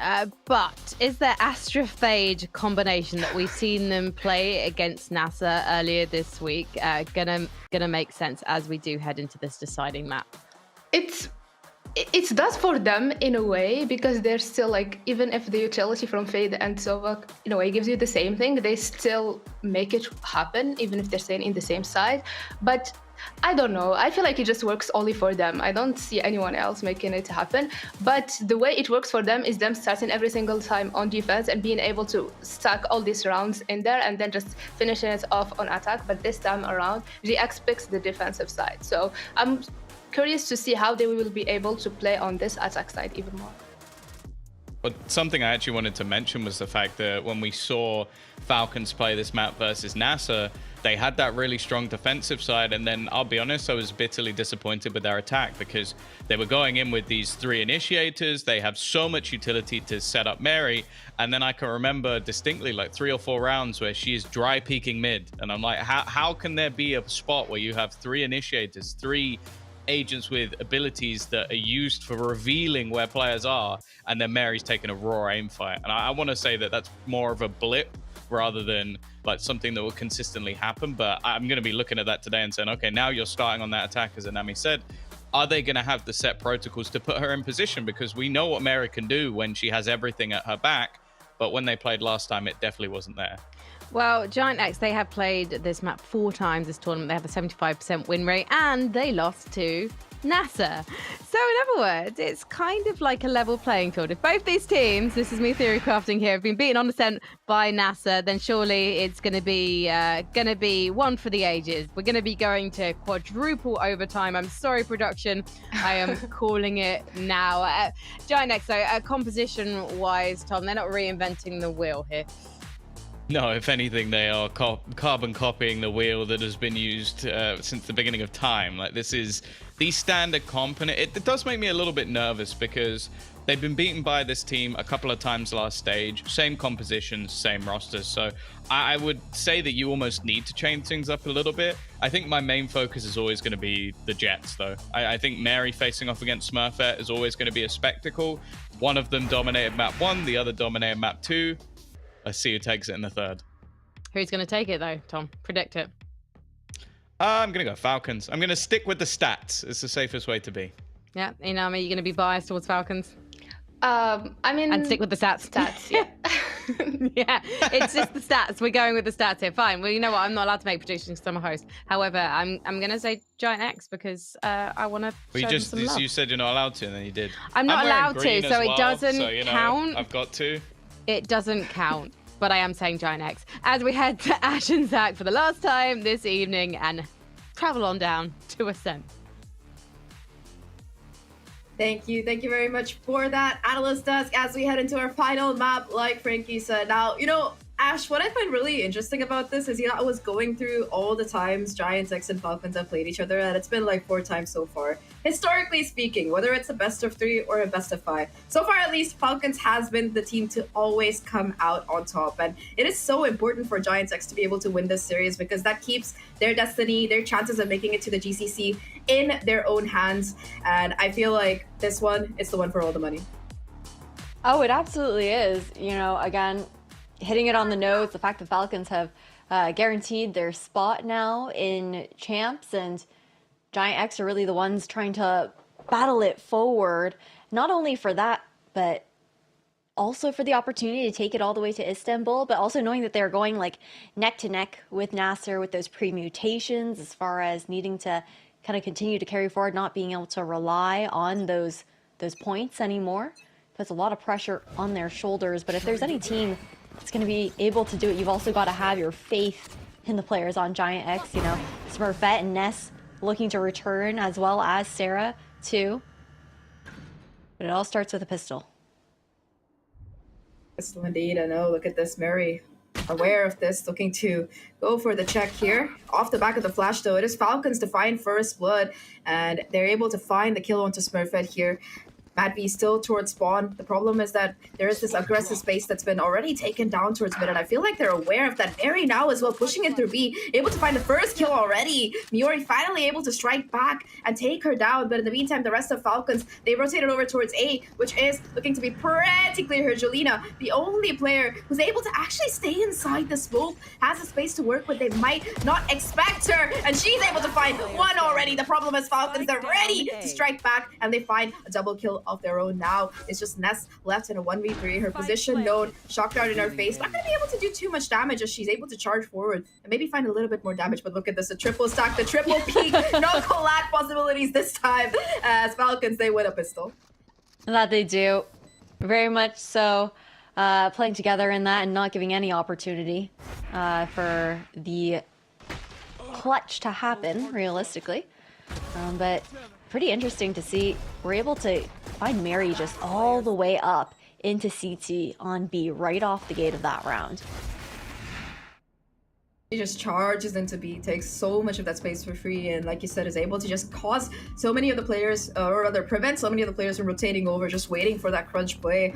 I feel like, yeah, looking at the Asian comps here, right? Giant X, running the conservative Asian comp, I would say. And it's also interesting to note that I think the last 2 times these 2 teams faced off on Ascent, they were both running like the mirror comp, I think. I don't think Falcons were running this iteration of it. So it's exciting to see that they are still looking to go forward with it. And I mean, like our analyst Dusk was saying, right? You got 3 initiators, Mary looking to darn well be set up, but seeing that they are on the attack this time, I'm kind of worried about what's going to happen when that side swap happens, because we've seen the power of the Killjoy on this particular map, the ults for the retakes, the anchoring potential, and without all of that, it kind of becomes a question of how Falcons are going to be playing that side.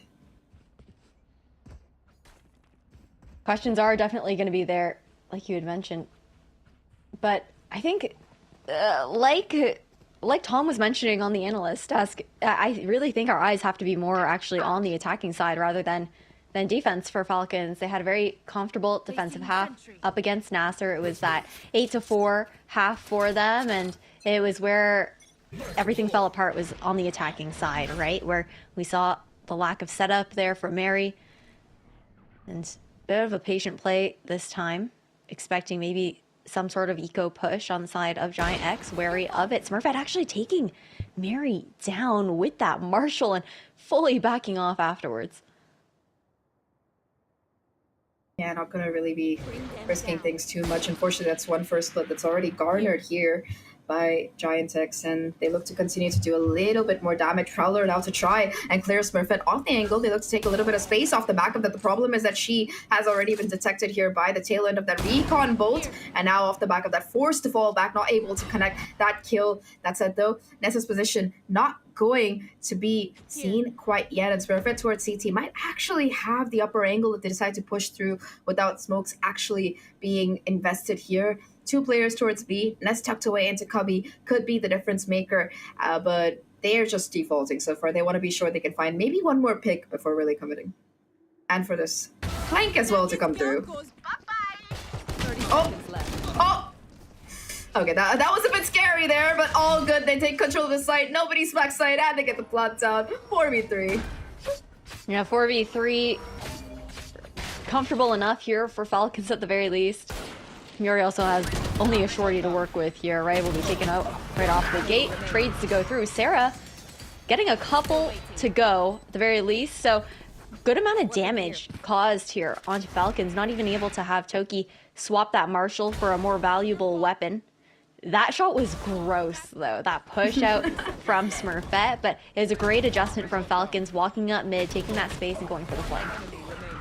Yeah, no fear at all from Smurfette, and I mean, like you said, great damage. This eco round, this bonus round, suddenly, Falcons, they got to make a decision whether they want to kind of force into it or just play as a proper bonus here. And it does seem like they have enough money to be able to invest in it, or at least consider investing in it. It means that this isn't really a bonus anymore with the amount of money that's being sunk into it now. 3 rifles, a Marshall, and a Sheriff, enough to make this look a little bit dangerous if you're not careful. And if you're a Giant X fan here, Mary got to be the one to lead the charge towards mid, as this time around it's drone. A lot of utility actually being invested to try and take this space here. That said though, Mary, first person to take contact is going to be the question, and they're not going to be able to find anything too much. Smurfette though, playing an aggressive angle, takes a duel, but nobody's really gone down yet. It's just shots being traded, a bit of chip damage being done at best, if anything, and the remaining players actually opting to fall back, so they lose all of that space that they just took.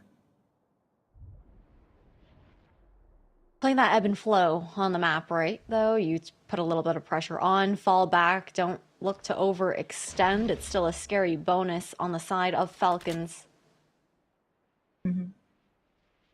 Got the push coming through on the C, on this B side though, and yeah, Miori happy to take that any day of the week. Sandra goes down. Paranoia to try and keep Jolina alive onto site here.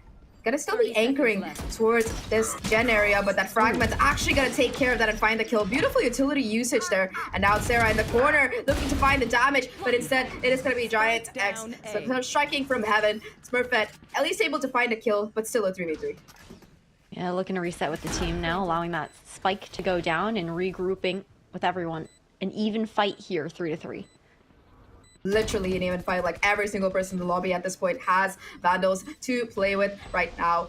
that Dart not going to actually do too much. The Smurfette is able to at least convert that kill onto Mary. Clock still ticking. Player spotted under Heaven, just the toes, and it is going to be up to Eva to try and convert this, but unfortunately not going to be happening. So that extra investment into this round not actually paying off here for Falcons as Giants X get on the board here with that retake. But I think them getting the plant might be enough for them to, you know, splurge a little bit and get another buy round in play. Oh, they'll definitely have enough for a buy round coming up for sure, especially getting that plant down like you had mentioned. Should have enough in the tank, and those who don't will just opt for light shields if need be. But there's a great retake here on the side of Giant X, especially the dynamic duo at that, just closing things out together in Ness and Smurfette. Just so comfortable the way that they work off of each other, the chemistry that they've built over the years with their camaraderie. But now Falcons, spy in hands, pivotal to maintain the lead. An opportunity for Giant X to tie things up though. The big pop flash to come through, pushing Giant X off the angle. A 3 detected with that 0 point here as well. Just farming some orbs to get that Cosmic Divide a little bit closer to being online. But look at the space Smurfette has found here towards mid. Ready with the angle. So Joe not gonna spot anybody, but does confirm that, all right, there's at least a couple of players hanging around here at the very least. You know, the usual default positions, yada yada. Got Smurfette just holding the angle with absolute silence, absolute stillness. Nobody really walking into it though, but it might be ready, you know, in time for them to make like this crunch play as the rest of the team moves towards B. There's no flank available, watching either available, and Miori in the corner looks to take that first contact, gets both of these kills, and that is absolutely huge on the back of the Haunt. Sandra actually gonna be able to get that second kill. Still though, you've got Smurfette coming back here to try and offer some assistance. Sandra with the Prowler hoping to push them back, but this time instead, it's going to be a 3v4. Sandra one off of the Nightfall. Toki as well could plant and have the Cosmic Divide, and they feel like, yeah, going to A is a better proposition, but look at the time. It's only 30 seconds left. Only 30 seconds left. Opportunity to get some stalling down. You've got the Paranoia, just nearly misses. Jolene actually drops onto site, and so does Sarah as well. But moving like a unit here for Falcons. Toki able to take both players down, all managed. Cosmic Divide goes up here as well. Ava forced a bit further back, not looking to fall prey to any wall bangs here. And hell, Ava actually getting a little bit of damage on her from Ness. And is back again on the back of this dynamic duo within Smurfette and Ness. Yeah, if anyone's going to be able to clutch it out, it's got to be Smurfette and Ness. But here comes the Nightfall. Already going to confirm Ness's position that she's still hanging around there. Of course, with her teammate not being tagged, they know that Smurfette is probably coming from under Heaven. A beautiful wallbang, though. All right. Still going to be a 2v2. Make that a 1v2. It's all up to Ness here. And unfortunately, there's just not much time left on the clock here. Should be a pretty convincing round here for the Falcons side. And Giants X, I mean, they're looking to do a bit of damage at the very least, but that's going to be all. They do take the guns out of Falcons' hands, but that's gotta be small consolation. I mean, you were in a 5v3 or a 4v3, you had the numbers advantage, and then, you know, this happens. Yeah, I mean, it comes down to Toki going huge on that pivot towards A, right? Moving together alongside Ava, finding those frags. But realistically as well, it was also a big investment there from Falcons. Giant X have to be relatively happy about the damage that they're able to do, because you said small consolation prize, but then you look at the money situation for both of these teams, right? They actually managed to even the playing ground by a smidgen by forcing Falcons to lose every single gun in that round, now only having maybe a hero rifle coming out here from Sandra, if that is going to be the buy that Falcons end up dedicating themselves to. And first time out of this map to be called here by Giant X as well. A lot of these retakes have come down to quite slim margins, and you can see that a lot of respect is being given by Falcons despite their lead. They even throw it was the Nightfall on top of that in that last round, leaving them with less tools to work with going into this one. Yeah, I mean, good for Falcons. They're able to use those ults to leverage like an unfavorable situation But yeah, like you said, Toki being able to find both of those kills, absolutely insane. But also, in my estimation, at least a little bit of a questionable play. You know, very risky. 4v3, you have the numbers. You try to stop it. I guess because the time was so low, they felt like it was a risk worth taking. But yeah, Toki just says, nope, not happening today. And now there is going to be a buy available for this Falcons side. A little bit awkward, multiple players on light armor. But hey, a buy is a buy here. And Mary happy to show exactly what that rifle investment can do. 2 opening kills already towards mid. And the remainder of Giants kind of left without a foot to stand on. A little bit of more chip damage being done. In the meantime, Sarah towards a main actually gonna be able to find a huge kill. 0 Point not connecting with her either, so she will have pop flashes to try and make a play off of here. But everybody else from Falcons, you know, 2 of them looking quite low. They're just opting to fall back, chill a little bit. Yeah, I mean, 2 of their players, like you mentioned, being extremely low. And that's also why you see Jolene having invested into the Marshall into this round. Or I think Smurfette was probably the one actually on that Marshall. She picks it up there to try and do a little bit of damage. Not able to find anything though outside of B. And Toki's just going to clean up this round. 4-1 here for Falcons. And they make the investment worthwhile with the light shields. I wasn't sure if it was actually going to be committed, considering the fact that there was a possibility that Giant X tried to go for somewhat of a similar buy, though they didn't have nearly as much to work with. Instead, they played a little bit safer. I think that might be because they're trying to get an operator out for this one, and that will be the case alongside the Odin here for Ness. So managing their expectations in that sense. And Ness is always, she's already been killing it with the wall bangs. Now she's got the LMG in hand. I would be scared you're not heading over towards that B side anytime soon. Yeah, I agree. I mean, we've seen the kind of spam you can do with the Vandals and Haven. I feel like Odin, in a sense, was the OG spam. So yeah, I really don't want to fight Ness without a little bit of an advantage. But you know, honestly, I feel bad for Jelena, man. Last round, 2 players, 1 shot away with the Sheriff. She spams it. You know, sometimes RNGs is in your favor. You hit 2 of them. Sometimes it's just not your day, and that was the case last round. Either way, though, like you said, Giant X, bit more of a substantial investment. Again, Jelena this time around going in for the shoulder peaks there, and Smurfette strikes with the op. Finally, first blood coming in here for the Giant X side. Quite early in the round as well. Jelena, though, my god, and almost a collab. Once again, the spray tans were impeccable, and Andalusia flawless, I believe, to take things in their favor off the back of that timeout. Very, very well done, I would say, by them on this defensive. That's what you love to see, the flawless round coming off the back of a timeout, and just the ability to refrag here towards this A main choke is so comfortable there for Giant X. Getting a little bit more ahead of the fight, if you will. Now going into a default here for Falcons, split across the map thus far, looking to pressure a bit more towards mid. And it looks like Smurfette's probably going to get ready to posture up alongside the turret outside of B main. But with no sound to be found, actually going to look to walk up with the Owl drone. So get a long line of sight outside of B. A lot of nice information here for Giant X to pivot their resources towards mid and A. Armba gonna be broken, so 2 players reacting. Gotta be watching towards the spawn just in case somebody decides to do a lurky lurk like they did in that first pistol round. PTSD from Toki just absolutely popping off today. But yeah, instead it's gonna be them reconvening towards this B side. Prowler actually gonna detect this player, and oh my god, somehow she's alive. I don't know for how long Mary gonna be able to get the kill and pick up the operator. A little bit awkward there, but in the end they make it work. And look at this, Jelena actually gonna simulate TPing over here. Sarah as well, wrapping around towards main, actually gonna find a kill, but immediately refragged out by Mary. And now that's the game given away that the rotation is coming through towards short. Beautiful kill by Jelena. Immediate paranoia to continue pushing them back, and the Huntress Fury as well to create some space, some zoning available. Unfortunately, Jelena not able to hit that second shot, so now we're gonna need a 2v3 as Falcons take A side. Yeah, a bit tough. Hunter's Fury was initially slightly too low to hit the mark, and by then it was a different positioning, but Miri to straight up just break that door and take out the planter and Sandra, leaving a 1v2 here for Ness. I mean, she's got an Odin. If anyone can do it, it's got to be Ness here. Could be quite some brutal spamming, especially seeing that they almost look lined up.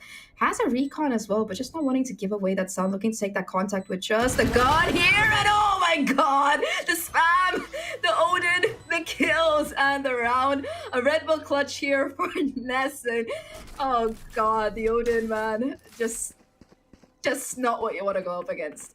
Yuck. Definitely not. You know, can I call Mitch real quick? Like, can he take my spot on this cast? He would be happy about that. He would be thrilled about it. I'm emo about it personally. Nothing against Ness, everything against the Odin. I love the Odin. I'm with Mitch on this one. It's such a disgusting gun, but you know, nothing like a good old spam, crouch spam, hold it down. Like, look at this. That's so easy. She makes it look so easy. I can't. I hate.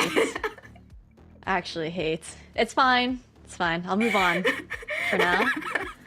But Outlaw purchase here for Smurfette. No need to invest in anything more expensive when Falcons aren't going to have a buy to contest with, so they know that they're not going to worry about any heavy shields, and everyone should be one shot.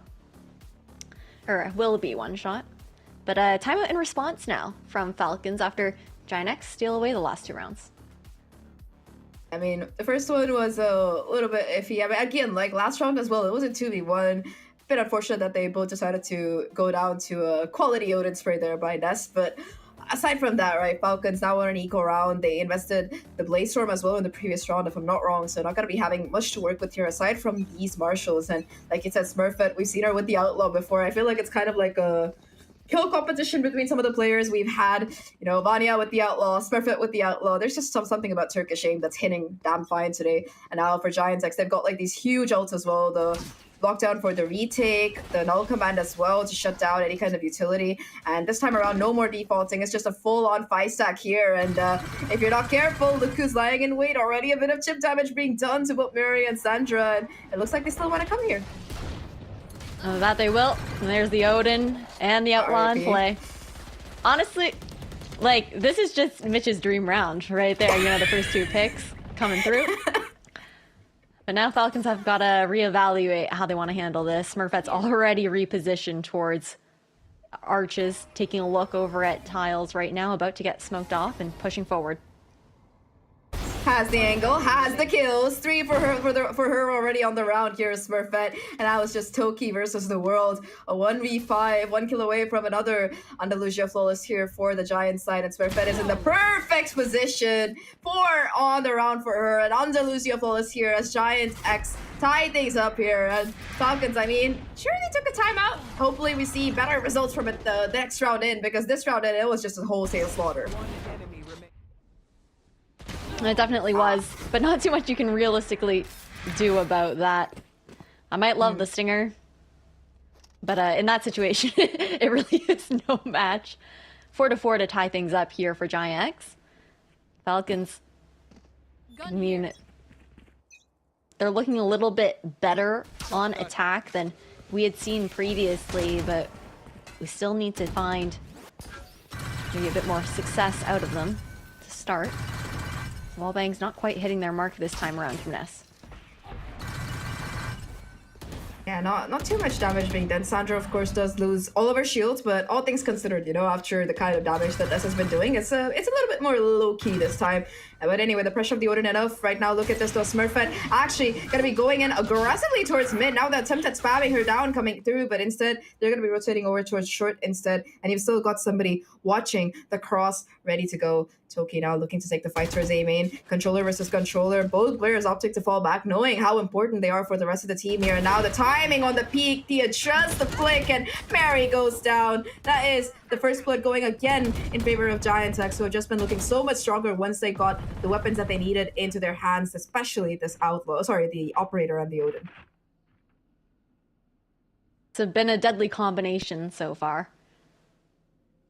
But I am surprised, to be honest, that we're seeing Falcons kind of struggling to deal with Smurfette's op so much. The only time we really saw that success off of it was when Mary had that Blade Storm, you had that pop into B main and the updraft to cause a lot of issues there. But with the amount of setup utility in the arsenal of Falcons, you expect a little bit more now. A late hit towards B. I would have honestly rather see a save come through from all 4 of those players, because there's no way you're breaking into this site you're not going to have the time to even get the plant down comfortably, even if you can. No.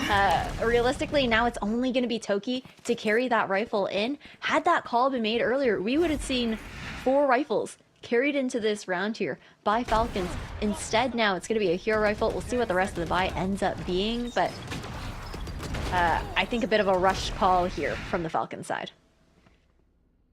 I completely agree with you there. Like, you got 15 seconds on the round. You know there's a bloody Odin there waiting for you, most likely. And I mean, sure, you know, you can test the waters with maybe one player, but ideally you would keep all of them, especially knowing what your economy looks like. So yeah, especially with Sandra going down as well towards the end there, a little bit unlucky. So yeah, not gonna have much to work with Falcons this time around. They started off 4-1, but now Giant, they're the ones in the lead here, and now they look to put even more pressure. A beautiful flash peek, and the double peek again will claim a victim. Mary, again being first.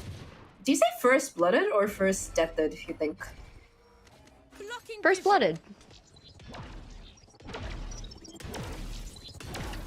Were you expecting more context out of me after I said that? No. I was just, I'm still thinking it true, you know? But yeah, well, Mary again being first blooded there, very unlucky. You know, usually you're just seeing her getting those first ones, but Smurfette insisting on going pound for pound higher, and the rest of the team as well. Giants X, they want to be sure that they can confirm their slot at the GCC and not depend on other teams winning or losing for that to be able to come through here. Either way though, Falcons now advancing onto this B side, going for a relatively straightforward execute here. Problem is there's still Miori and Ness on to side, exactly the duo you want to have, and you know, there's just nothing that can be done. At least Smurfette going down will deny the Andalusia flawless here, but I think they still should be able to retrieve that operator and keep the Odin. So unfortunately, economic damage not going to be too much. All good. Tempering expectations in that. But the Odin has been difficult to deal with, to say the least, especially the way that Ness looks to reposition. A seasoned Sova player. She's killing it right now. 10-3 on Ascent. Sova's Playground. Well, a lot in the arsenal now for Falcons in this round. Ooh, they don't even get a chance to use it though, as once again Mary goes down early on, and a beautiful paranoia from Jelena as well. Gonna be a 1-for-1 trade as she goes down, but still, you've got Smurfette on site with the operator. A rare miss coming for her. I'm wondering if you're gonna be seeing the Blade Storm coming in, but okay, a second miss as well as that Astra pull to cause even more chaos. The thing is, you already got Sarah and Ness waiting here for the backup, so could get a kill this time around though. That's 3 misses too many, and Sarah somehow holding her own. Is still alive? And oh my god, Ness saves her life. That's the kind of teammate that you want to have in the situation. Now though, it is Mad B in a 1v2. Does have the ultimate available. The problem here is that she knows the position of both of these players. As Spam once again doing a decent chunk of damage, and the Odin just whittling her down. Nothing to be done, and Ness, I mean, what a save, man. I thought Sarah was a goner there for sure, but the Odin coming in clutch. What the heck? That's my goat. That's my goat right there. How does Sarah even live? We're gonna see it on the replay in a second for sure. Shout out to our replay artists there. We love you guys. Our little replay ops. But this is just like, watch this. She gets one mid-reload. Just honestly strafing for her life right there. Just cover fire being provided by the LMG. Ness has been on one today too, on Ascent. Now last round before he swapped sides, and so many ults available for both. Finally though, we're gonna be seeing the combo, the Haunts fighting the value along with the Hunter's Fury, but ult for ult and pound for pound, it is gonna be Giants X to find a trade at least, at the very least. The Odin's still alive and kicking here. Ness, I mean, they're gonna be able to get the space with an ult command to be able to get the spike down, but look at this, you've still got Mary alive and kicking. Smurfette finally gonna be able to find the trade there. 3v2 situation. The problem is you've got that Hunter's Fury, used already by Falcons, so you only have the ultimate available. You have nothing to counter the lockdown basically, and it's going to be enough to push everybody off of site. No real space available either for them to try and re-push here. It's just going to be Mad B trying to make a play. Sense of timing going to be everything, and she succeeds getting the first one already. Mad B, I mean, you're going to go down, yes, but the sacrifice is worth it. It's just up to Smurfette right now to try and make this clutch somehow work out. You've got the Astra utility, you've got the tag, you've got the drone, and not even gonna allow to get half here. Beautiful round by Falcons to recover a little bit in the half. 7-5 is what we're looking at here. And honestly speaking, you know, it's a little bit dicey at times, but they're going to be able to recover in a bit. 6 rounds in a row for Giant X, though. That is absolutely huge, I would say. Massive momentum, but Falcons also look so good typically on defense. We're going to have to see who's going to take it to that lower final and who will be eliminated right after this quick break.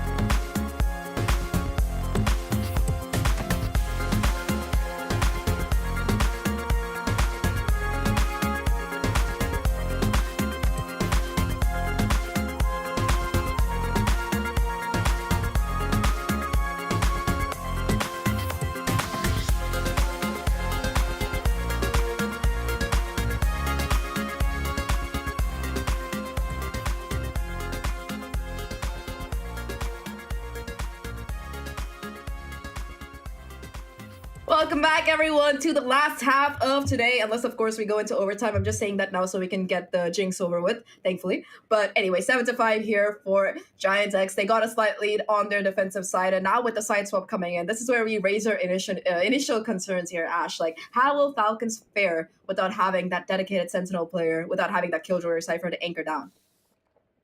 I don't think that this is where we were really worried, though, right? At 5 rounds on attack is perfectly acceptable on a map like Ascent, to some, maybe even better than you could hope for because of how comfortable defense is. And Falcons shine on this half. As I say that, though, Mary has been consistently shut down, I think, on these first engagements so far on the third map in this matchup. And it's made it a little bit more difficult for Falcons consistently starting on that back foot.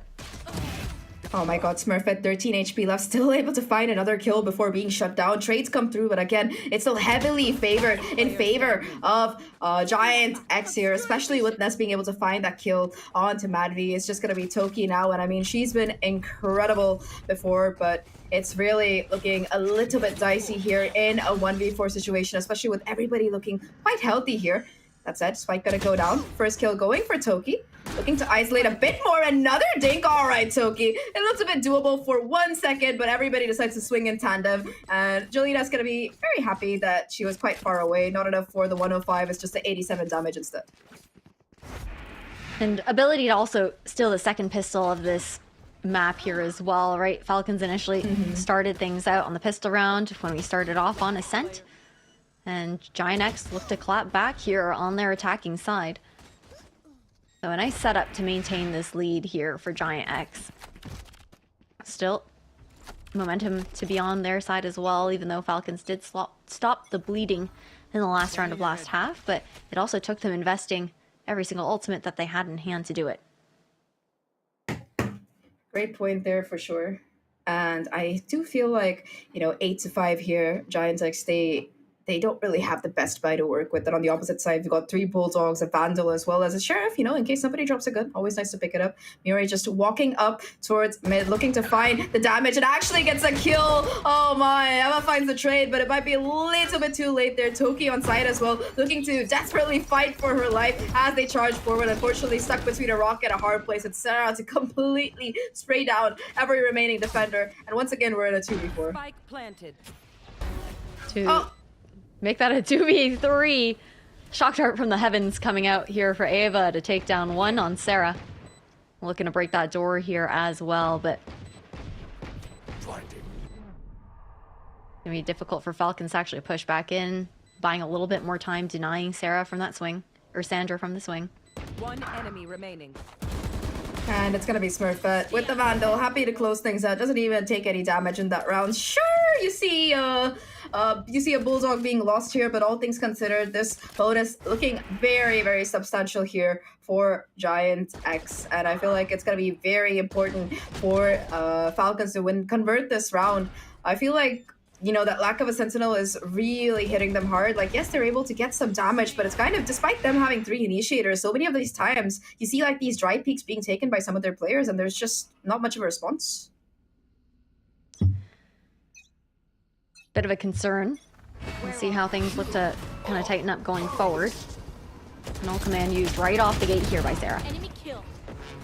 Huge kills by Farfet. At least Mary's again able to find a trade with the spam through there. But yeah, still a 4v4 situation. The Null command actually does shut down a couple of players onto site, but not going to be able to do too much here, as once again you see the rotation imminent here from the Giant X side. You do have, of course, Madvi kind of watching mid, does have the off angle here, but aside from that, right, everybody else, Giant X still making a little bit of noise towards B. That recon being instantly broken here. Impression given that they're rotating towards, they're not really rotating quite yet with that recon being broken, as they just book it towards A instead. I mean, you still got a couple of players outside of B main, including that Killjoy to watch for a push, but everybody else, they're like, all right, B doesn't look very nice, lots of spam, lots of smokes, let's try to look at A instead. Or unfortunately, there's been no rotation quite yet. Not quite yet.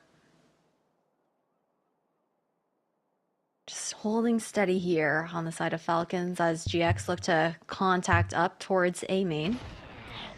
30 seconds left. 0 point to be thrown down. Not finding any information. And this is a great flank coming out from Miori, now looking to fall back. Alarm bot to check for the push as well.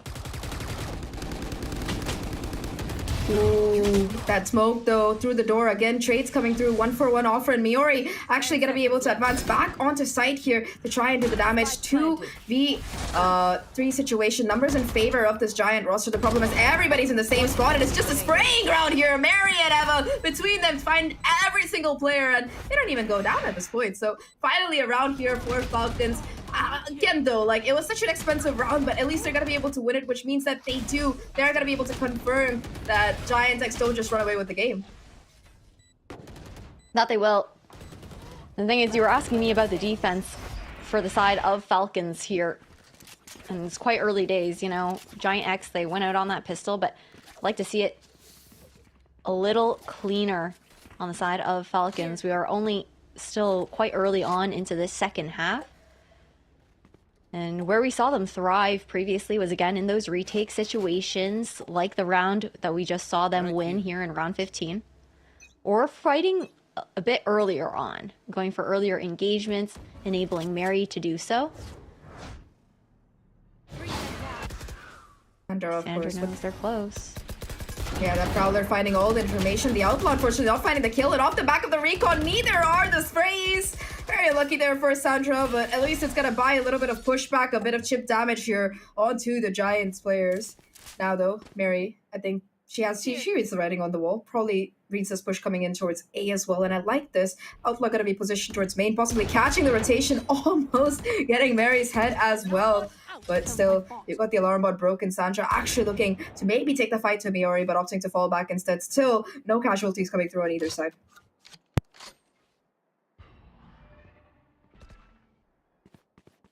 Contact up towards mid here for Giant X. The advantage that they're looking to take, knowing there's consistently not going to be an alarm bot to watch. It's just Mary looking to jump spot and taking quite a bit of damage for that trouble. Problem is, look at the timer, the clock really running down, and you have 3 players from Falcons waiting towards back site. Of course, it starts off with Smurfett being able to find this kill, and I mean, Eva caught in the open, actually going to be able to just catch all of these players as they run in. It's a full house slaughter here. Falcons, though, finally going to be able to find a kill, and it's looking really, really dicey right now. I mean, you've got 2v4, you got a 2v4 situation, not the greatest guns in hand, and side control completely in their favor. This is when you really wish you had a Killjoy lockdown to try it and push these players out of the site, but instead it's gonna have to be these contact plays. You can't really afford to save either, you know, with the scoreline being 9-6, you might as well go in for a try, and Falcons, they look to do it. 0 point, not gonna be broken, so they're gonna be able to at least find a couple of kills. Toki gets one, immediate refrag gonna be there though, and now with the Bulldog, it's all up to Mad V. We've seen her be insane before, but not this time, and Giant X, they confirm double digits. Honestly, I thought she had Jolina for a second there. I was like, ooh, a 1v1 here up against Miori, but at the end of the day, Falcon's going to be forced onto another eco, and Giant X have looked just so good so far on the attacking side. doing well to kind of break past the defense there for Falcons, knowing that if they stay quiet during that early portion of the round, Falcons are forced to use some of that utility early on, looking to clear out the extremities, while they have a more passive approach towards mid on defense. And the second timeout to be called by them here, as well as they look to kind of workshop going forward, knowing that they have a big snowball opportunity coming up, as well as they're cycling up to that null command, to the Cosmic Divide. Already have that Hunter's Fury available, but unlikely to see it in this round. But Giant X, I feel like they're pivoting well. They're reading into the utility of Falcons well, and drawing them out too by forcing them to expend util to re-clear, just gather a little bit of information, because they don't have that ability to hard lock down these sites.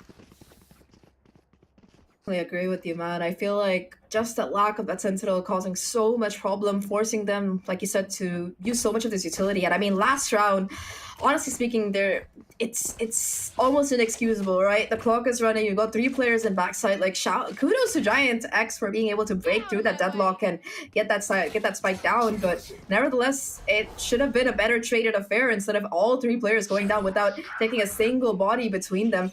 Either way, though, now, like you said, eco round on board. You got a Bucky in Sandra's hands. I feel like of all these weapons, that's the one that scares me the most here by far. I mean, sure, the GC Deke is there, but we've been seeing some pretty nasty Bucky plays. I mean, it's mostly been Miori, I think, in terms of the Bucky eco round clutch statistics here, but the rest of the team as well, they've been able to take up huge time. And I mean, Smurfette continuing to use this outlaw because of the damage it's being doing. I think also continuing to keep this is a good idea, but oh, what a shot from Madby. That is gorgeous. Nice way to open up the round here for Falcons, but they still need a lot more to get done to secure this. Playing pretty separate on the side of Giant X. Cover going out. Jolina about to go head to head. Just spotted Toki's elbow out as well.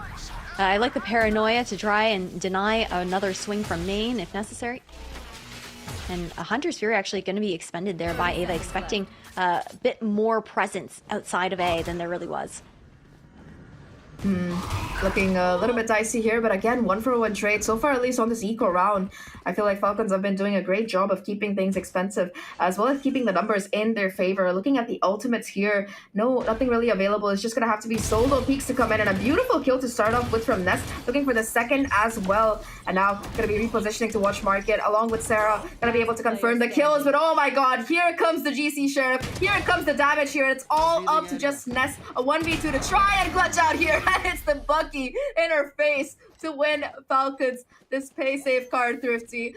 Oh, that was a bit of a scary round there, Ash, but I feel like Falcons, they had it towards the end. I mean, that's the round that they want to be winning here, right? In this pay save card, Thrifty. Sure, the timeout was to chat a bit more about the anti-ecos, the full buys that would be, not the anti-ecos, just the full buys that would be coming up. But when it comes down to being able to win this one out, I don't know if it was intentional or not. I'm pretty sure they just thought that market door was open before they hit the switch. It did low-key kind of force Falcons to look towards mid, expecting maybe a mid-lurk player trying to open up an opportunity there. But it also drew eyes away from CT that was originally being watched. Quick presence already shown here outside of B, though, and immediately throwing down this lockdown to push these players off site. Sandra wants to fight forward. Bit of a risky play, but high risk, high reward. You just gotta be sure you find those kills, and she's already gotten 2. It's made it look worth it here, and the ult as well. I mean, you know where the player is gonna be playing if you're trying not to get detained by that lockdown, but Falcons now pushing in for an early retake attempt, and they are able to just do the damage across the board. It's all down to just Jolina, and how much more can she really pull off here? A 1v4, and Toki says, bye-bye, not happening. We're catching up, and 10-8. The scoreline continuously narrowing here. You're slowly closing that gap. I like that play coming out from Falcons. You mentioned high risk, high reward in it. Panning out has got to put a thorn in the side of Giant X. You see the timeout being called as a result of that. But I am curious to see what the conversation was. I think heading into this round off the back of that timeout. I do wonder if it was just like a protocol that they were looking to throw up against the lockdown that they expected to come through as a set play from Giant X, or if it was more of a conversation of, let's see if we can just try and fight into Giant X a little bit more aggressively here and there, different parts of the map, and go for some more intentional engagements, which I think is where Falcons Vega have shined previously on their defensive side on Ascent. Oh yeah, I definitely agree with you. I mean, that phrase you just used, intentional engagements, I think that's where they've been really succeeding. I mean, so far, you know, you've seen Mary going in for these peaks, you see the recons coming through from Sandra and Eva, but they haven't really been able to capitalize off it because of the way that Giants X are playing. So Falcons say, all right, fine, if you don't want to fight with us, we'll bring the fight to you. And they do it in style these last couple of rounds, you know. These are plays that could equally, at least like if you go by what Sandra was doing, it could equally like not end up working out here. But I mean, it's been quite good so far. And now I feel like Falcons have Giant X where they want them, you know, no money, no ultimates really, aside from that null command to use. Really, if they can win this round, it's gonna be enough to narrow that gap even further and do a little bit more damage. Now though, Prowler actually not gonna catch Nest, so you're gonna be seeing the Sova drone being used. It's gonna catch a couple of players pushing forward, and a counter Prowler invested to try and catch your position right here. It's just a bit of trade of utility towards B main, while the rest of the team just focuses on trying to find some kind of gap. Mid seems to be the call as they try to push forward right now, but the problem is, again, you've got two players just holding the angle, and now a counter Sova drone as well to find this information. Smurfette gets tagged, Wobite gets up and comes through, but instead it's gonna be Nest to find first, but the game changer Sheriff strikes again. That it does. Smurfette sought out here towards Arches as well, not expecting Sheriff on Sarah with a Sheriff on the other side. Ava at least good for the trade, and Mad Beef looking to get a bit more aggressive, and a beautiful paranoia coming through here from Jolina. And it's numbers that they're looking to try and take her down, but Ava's going to come out on top. Sarah with the response though, and it's all left up to Mad V. I mean, if anyone can do it, it's gotta be Mad V. Only Sarah gonna be able to retrieve a rifle here. Mad V actually gonna know where the second player is, and now, you know, you gotta make a choice. Do you want to try and push Ness, get this 1v1 for free while you can, or go towards site instead? And it's gonna be a beautiful flash peek now. KO versus KO. You've got the ult as well on Sarah, but look at where she is gonna be playing all the way towards Market, quite far away from the spike, and she's going to be able to watch this cross as well. So this fight could very well be decided right here. No way to get the smokes down either, and Mad V has to be so methodical about the angle that she's clearing. It's not going to be happening though. It's another pay safe card, Thrifty. Counter for counter here, and Giant X off the back of that timeout just completely demolished their opposition. That round, man. That if Giant X win this map and Falcons lose it, that's the round they're going to be haunted by. It's just incredible the way that they look to steal this one away. And it's just crazy in that pay safe card, Thrifty, how Giant X are able to find those openings. Sarah being a massive player in that, leading the board here for her team as well, on top of being the leader herself. I'll drone out. Clearing close arches from Ness, not going to find anybody home, not being able to fully clear into Pizza, and that's a green light for Ava to actually walk back down. Space has been cleared, she's going to take it back. I mean, of course, Giant X are aware of the fact that someone could have crept past that space that they just looked through with the drone. And it's going to be a slow contact up towards this mid side here from Giant X. To wait at. I mean, Giant X, they'd only need 2 more rounds here to get even closer to locking in the 3rd spot for GCC. But for Falcons, right, this is a team that they have never lost to before. Mary finally having the money to get that operator in play as well, and I think they're hoping to kind of capitalize off the bake of that. Eva though, towards mid, actually holding down the position, almost gets the spray down onto Jolina as well. Somehow alive with the sliver of HP. I think, or the body of her teammate, keeping her, you know, walking at least for a little bit longer. Now though, with the help of the KO, there's at least going to be able to take that B side control here. And now you got 5 players ready for the retake. A Bladestorm available on Mary as well if necessary.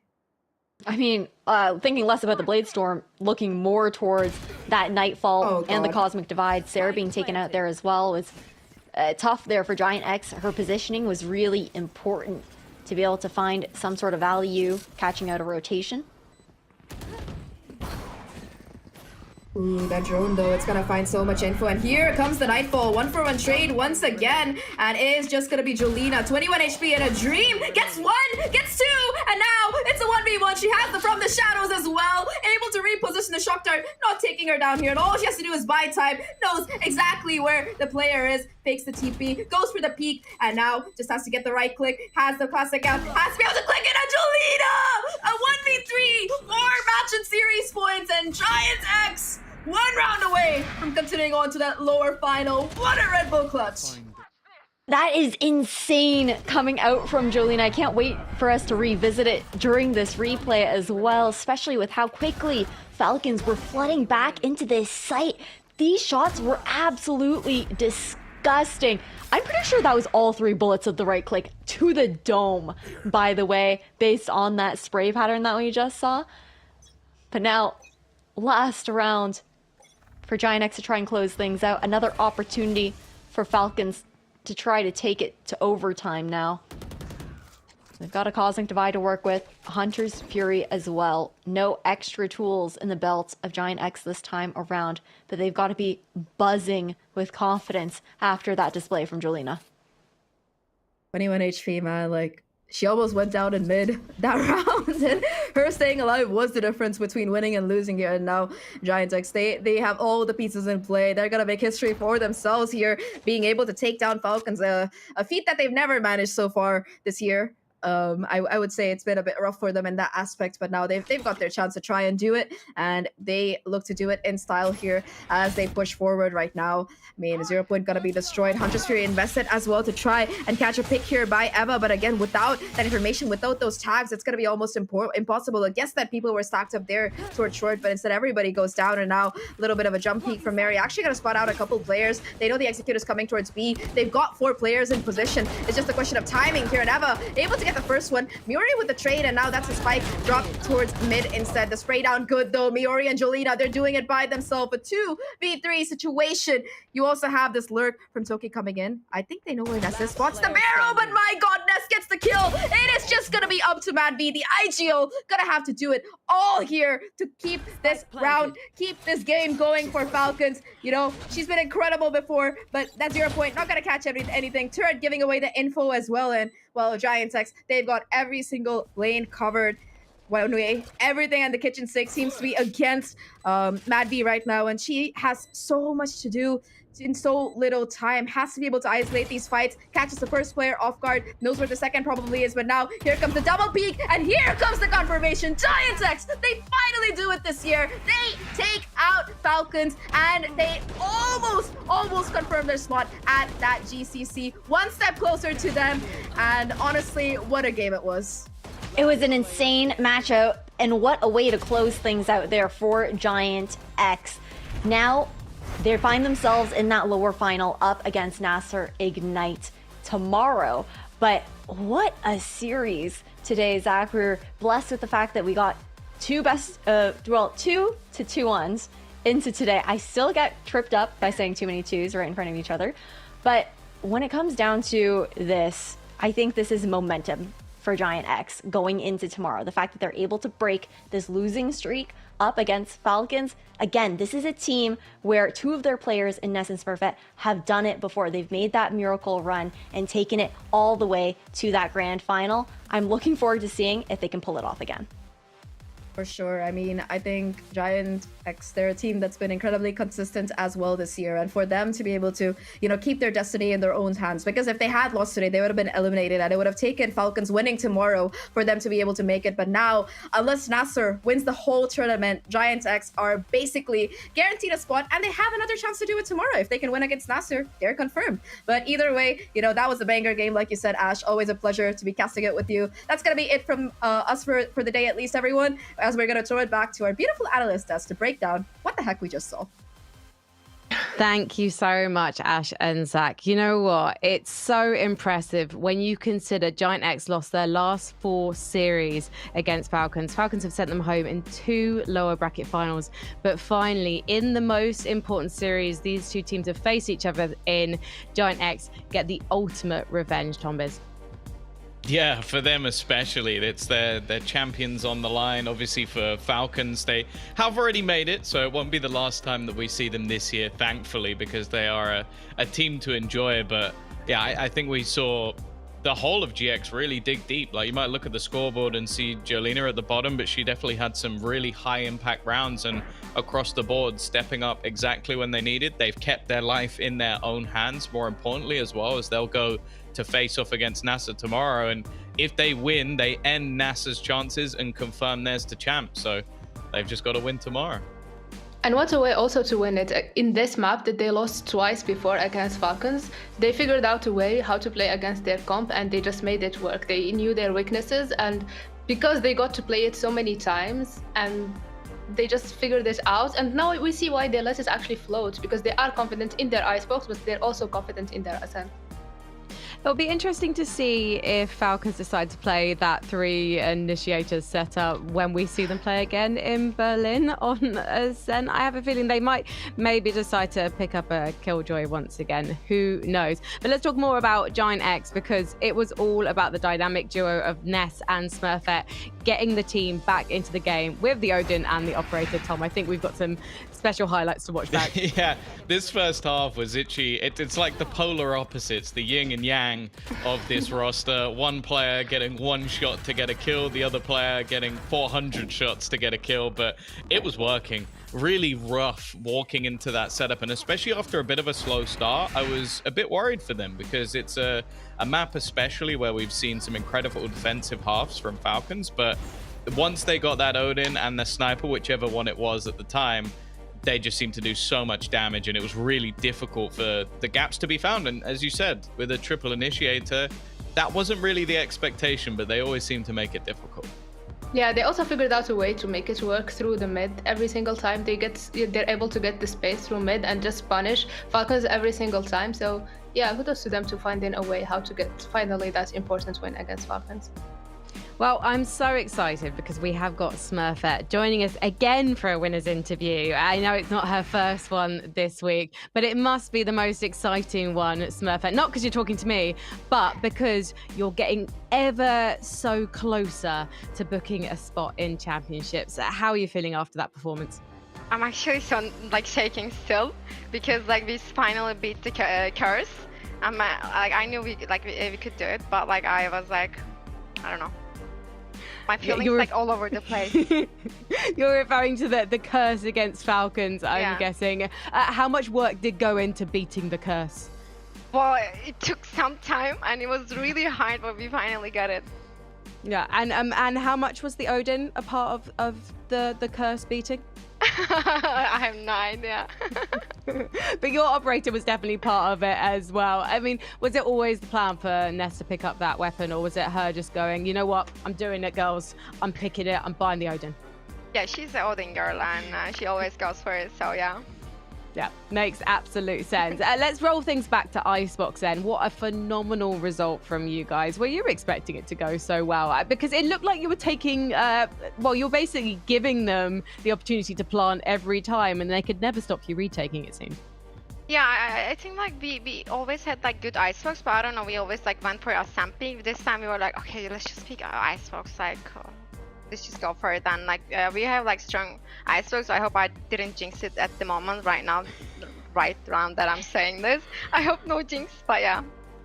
But if we do see you getting to go to Istanbul to that final against G2, are you going to let them plant every single round? I don't know, we'll see, I guess. Well, I know you've obviously got to play NASA again before tomorrow, but also we've got to talk about Haven as well. Now, that was definitely a more difficult map for you guys. What do you think was happening there? Do you think it was just a sense of Falcons maybe being a bit more confident on it? You guys sort of slightly losing to yourselves? Talk me through it. Yeah, I don't know, whatever we did just didn't go as we planned, and and after we lost that map, we just okay, let's just pretend this is BO1, and we just pretend that. And even though we started slow on Ascent, our mood and everything was really good, and yeah.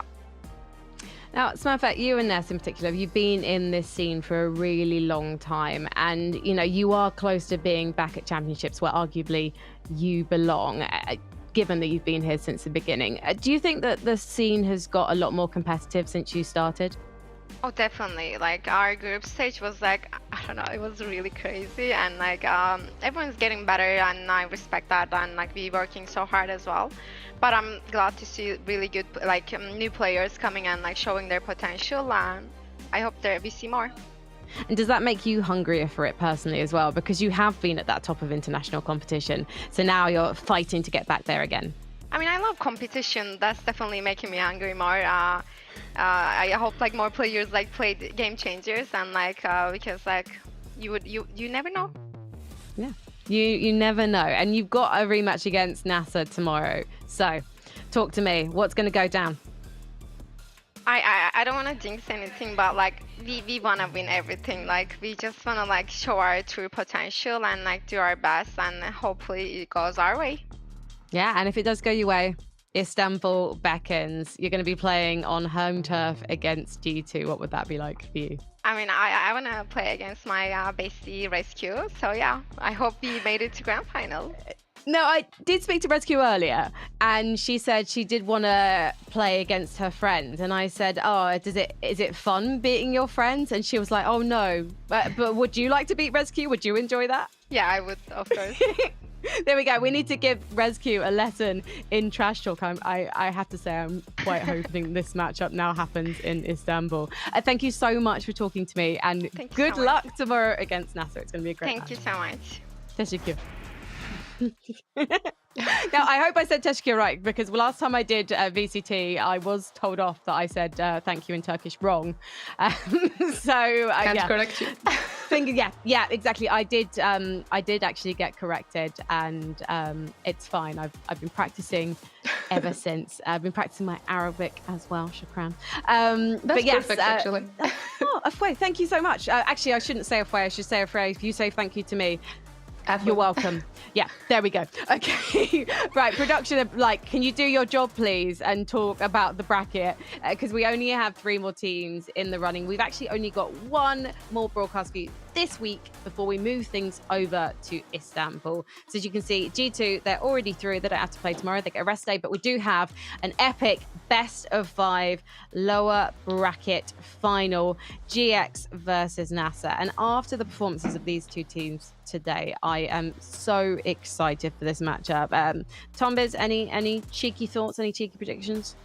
I think it's going to be a fantastic match, because it's one of the only opportunities we have for teams to play for themselves, because obviously a lot of other teams have qualified already, and as said, Falcons, they'd like to go to Turkey, I'm sure, but they would have been playing against an opponent who's trying to get to champs that they've already qualified for.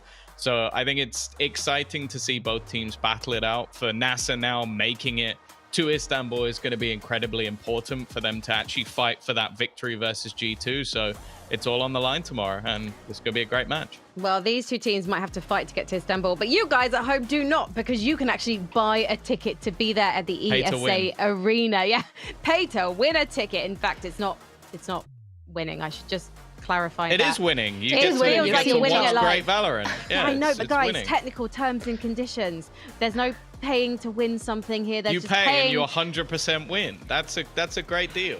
Yeah, you win potentially a meet and greet with Tombiz, because he's going to be there. That would be a Mitch. loss. That would be a.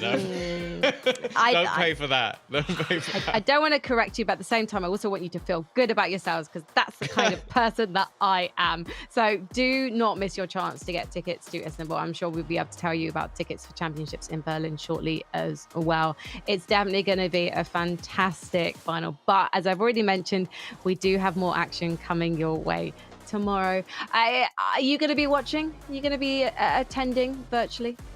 Attending virtually? Yes, of course. Yes, yeah, because we're not in Istanbul tomorrow, you know me.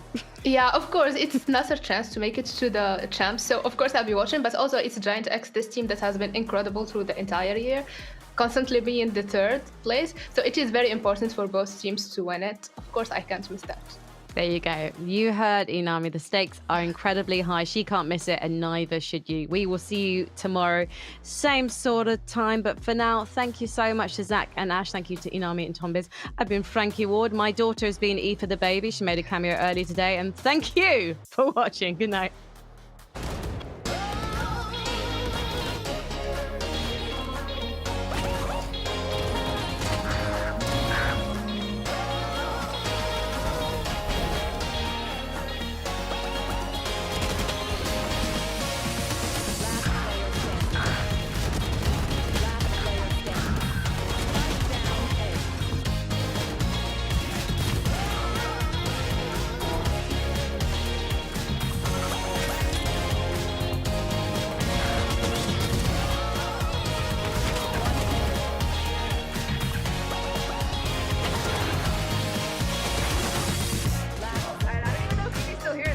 might have disconnected. It worked out, man. It worked out.